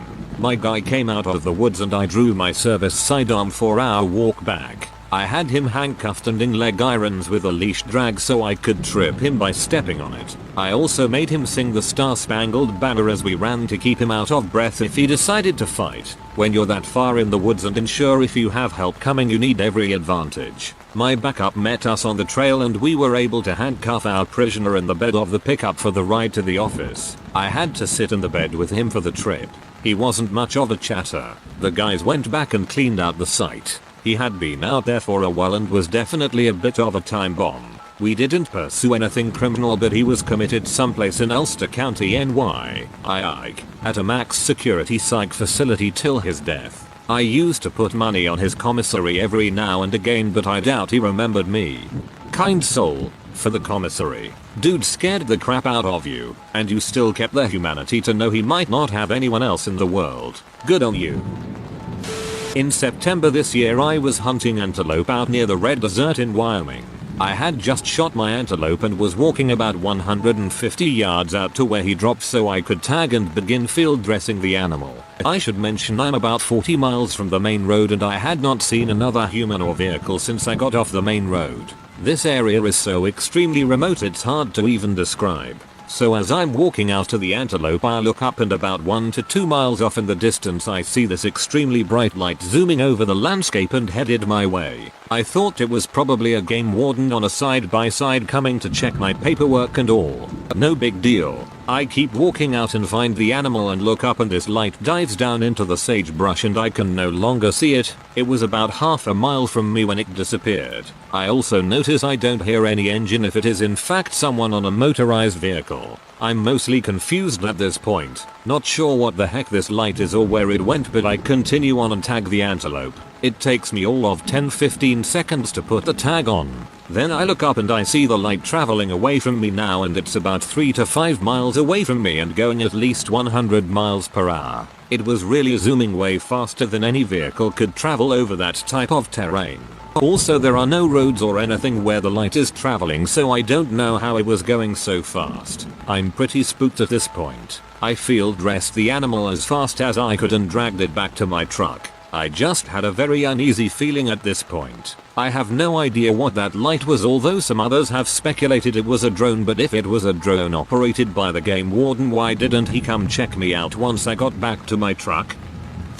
Growing up, we hunted regularly as a family, my dad, brother, and I, for boar and deer. But my story actually happened when we were on a backpacking trip. In the mid-90s, we went on a backpacking trip 11 miles one way. The location is Sierra Nevadas, Carson Iceberg Wilderness, Boulder Peak area, Boulder Lake. If you Google it, it's in BFE. We were going to camp at a lake for 3 days, then hike out. We get about 9 miles into the hike and we come through a clearing, and there is a huge mountain of granite. It cascades away from us in large 30-foot flat slabs. We hike around it and pass by the last slab, which is like shoulder to knee height, and my dad gets startled and jumps back. My freaking uncle is naked sunbathing on the rocks. He didn't know we were going up there. We live like 3.5 hours away. What the F? He puts his clothes on and we have a casual conversation. Then he heads down the trail and we proceed on. My dad said initially he thought it was a carcass, lol. So weird and so random. Anyhow, sorry for the story. It didn't really make me want to not go back into the woods. It was just so random. It's one thing to run across a naked man 9 miles into the woods. It's a completely different thing to realize that you are closely related to him. Nothing has made me not want to go back into the woods, but I have had some strange experiences and seen some disturbing stuff, mostly human origin. I have walked into 2 marijuana grows and into 1 still site. I backed away slowly from all 3. The marijuana sites were strange because it took a minute for me to realize what I was seeing. When you are picking your way through fairly thick vegetation, a plant is a plant, until it isn't. I did have an unexplained sighting of a creature about 7 years ago that I'm still not sure what it was, and I'm trained in animal identification by tracks, scat and sight. I was younger, hunting in the woods with my dad. We got in the woods just before dawn when it was still dark out so we could get in our tree stands. All of a sudden, we hear banshee screams from a bush a few feet from us. Turns out it was a startled fox. That day I found out the answer to what does a fox say? Demonic screeches. Not a hunter, but when I was young my house backed into a fairly big forest. Throughout my childhood and teens it was not public land and untamed. When me and my friends started going back there around age 10, we would find the strangest crap. There was a full pickup truck half submerged in the river back there for years. Eventually someone ended up pulling it out of the muck and the bed was full of random stuff like a payphone, with change inside, full-size 90s shoulder mount video equipment, bear trap, pickaxe, microwave, box of shotgun shells and tons of other crap like that. At one point we found a hunter's blind made out of concrete with loads of empty shells around it. I guess it never really stopped us from going back there, but in hindsight it probably wasn't super safe. One of my experiences happened on family-owned land in North Carolina where I used to live. I still hunt, so it never kept me from going again. We called it the noise. To this day, if you ask people who live or lived adjacent to the land about it, they know exactly what you are talking about. Whatever it is was very loud and very fast. It was like a very loud primal scream. First time I heard it, I was hunting with my dad and brother. We were stalk hunting and very slowly and methodically moving through the forest. I noticed everything had gotten oddly quiet. Only thing you heard was the water running over the rocks in the creek. My dad stopped us and said to hold still and not to move. As soon as we stopped, it screamed behind us. It was so loud it made my ears ring. My dad never showed fear and was always rational. He looked very nervous and I'm ready to crap on myself. My brother has his gun shouldered, looking around trying to spot it just to see what it is and make sure it isn't close. Then it screams again. Now it seems closer and in front of us. My dad puts his hand on my shoulder and just says, "Run for the car now." I jump up like a scared rabbit and run as fast as my legs will carry me. We are all running and we can hear this thing screaming as we run like it's keeping pace easily. I can see the gravel road ahead and know the car is close. It lets out another scream that sounds like it's to my left now and very close. I bolt right and we all come sliding out onto the road about 100 yards above the car. That's when I hear this weird whistle from the woods and then everything just goes back to normal. Birds chirping away, squirrels calling, crows cawing. We stop to catch our breath and uneasily walk to the car ready for anything. 100 yards never seemed so far away. That wasn't the last time I heard it. In fact, I have more stories that involve the noise. If anyone wants to hear about them, I will gladly share. My family tried to find it for years to figure it out. When we thought we were close, it would be somewhere else. Even trained hunting dogs ran away from this thing. Weird stuff, but I still love to hunt. The way I figure, if something gets me while I'm hunting, at least I'm doing something I love, and being close to nature, I harvest her bounty and thank her for it. One day my body will feed her and the animals I hunted.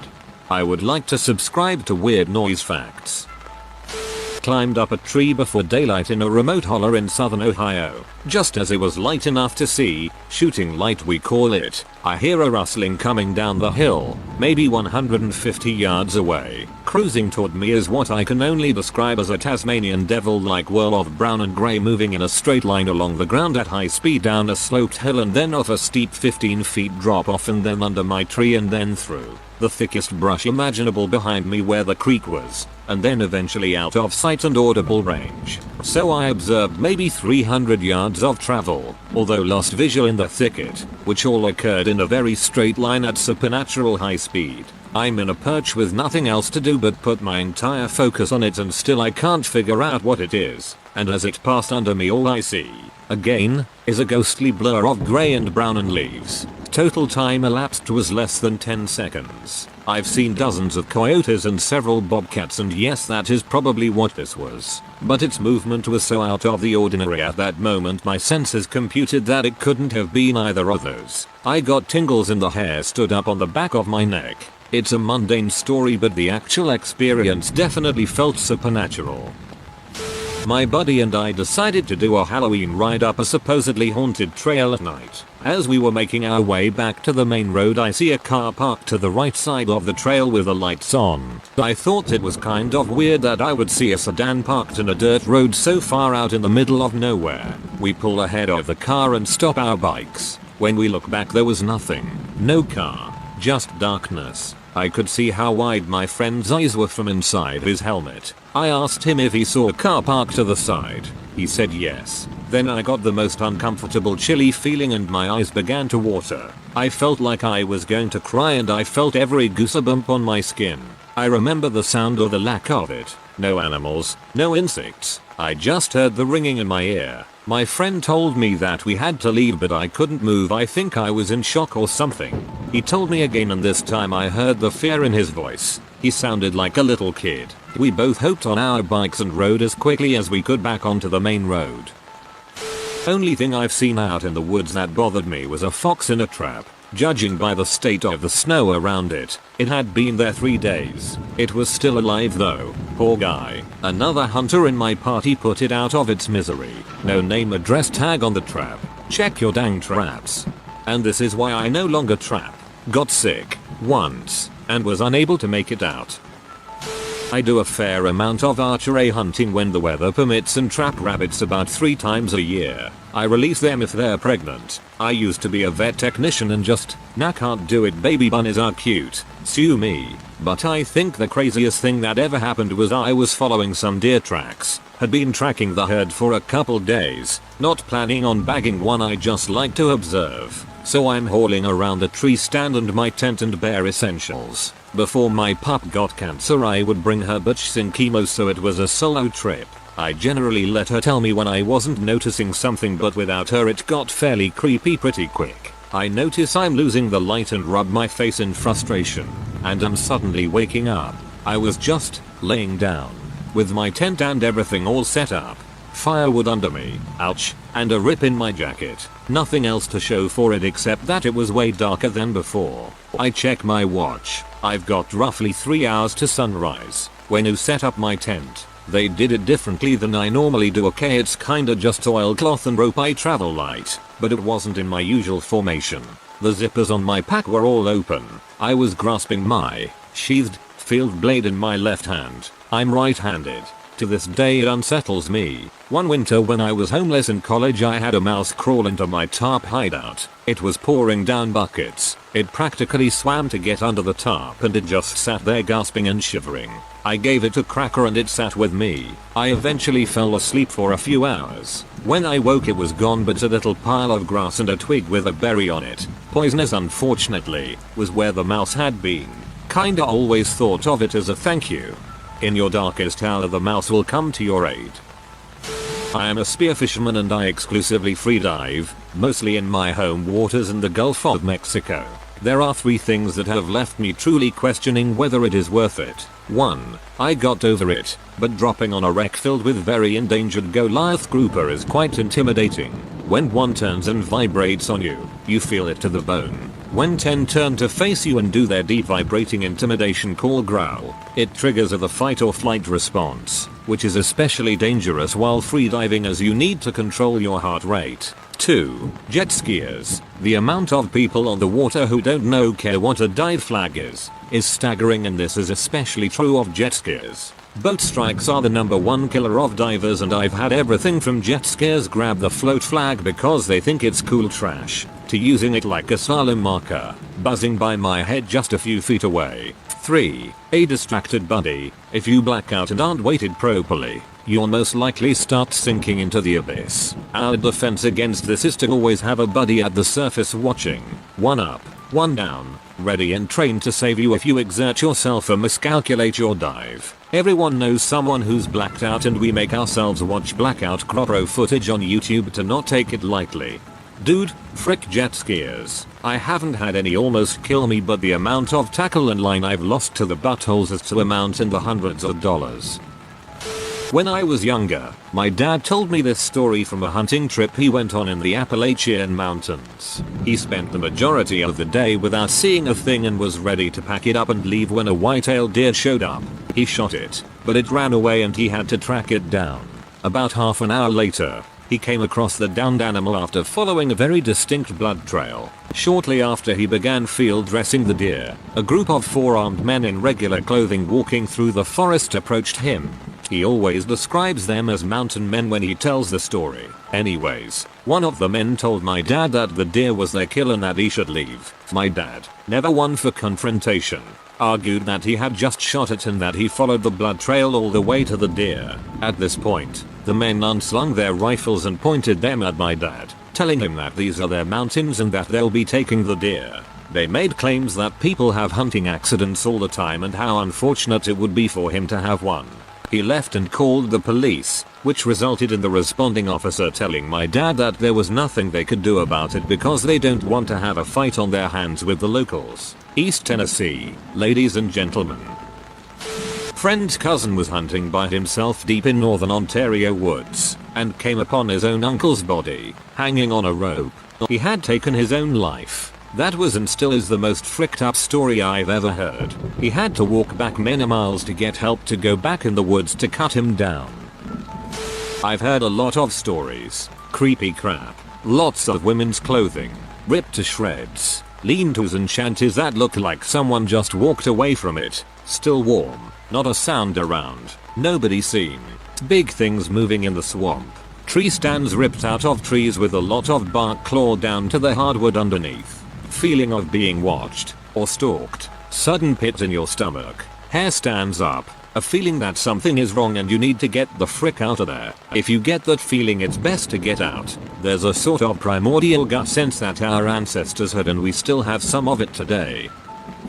Not me and not a hunter story. My childhood friend lived next to the forest where we spent a lot of our free time as a kids, driving bikes or just wandering around. So, one day, he was alone in the woods, maybe 500 meters away from his house, only to find his neighbor who hanged himself. Friend was about 10 at the time. Freaking trauma it was. What I also found out later in life, the very same area in the woods where we would play around was one of major killing fields in late days of World War II and aftermaths.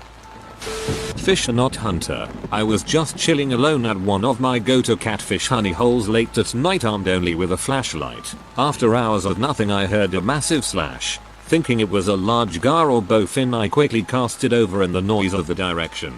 Then it happened again and again and again. I had finally had enough of this mysterious fish teasing me, so I turned on my light. Looking directly at me was a gang of the biggest nutria, giant water rat, I've ever seen. I screeched out there real fast.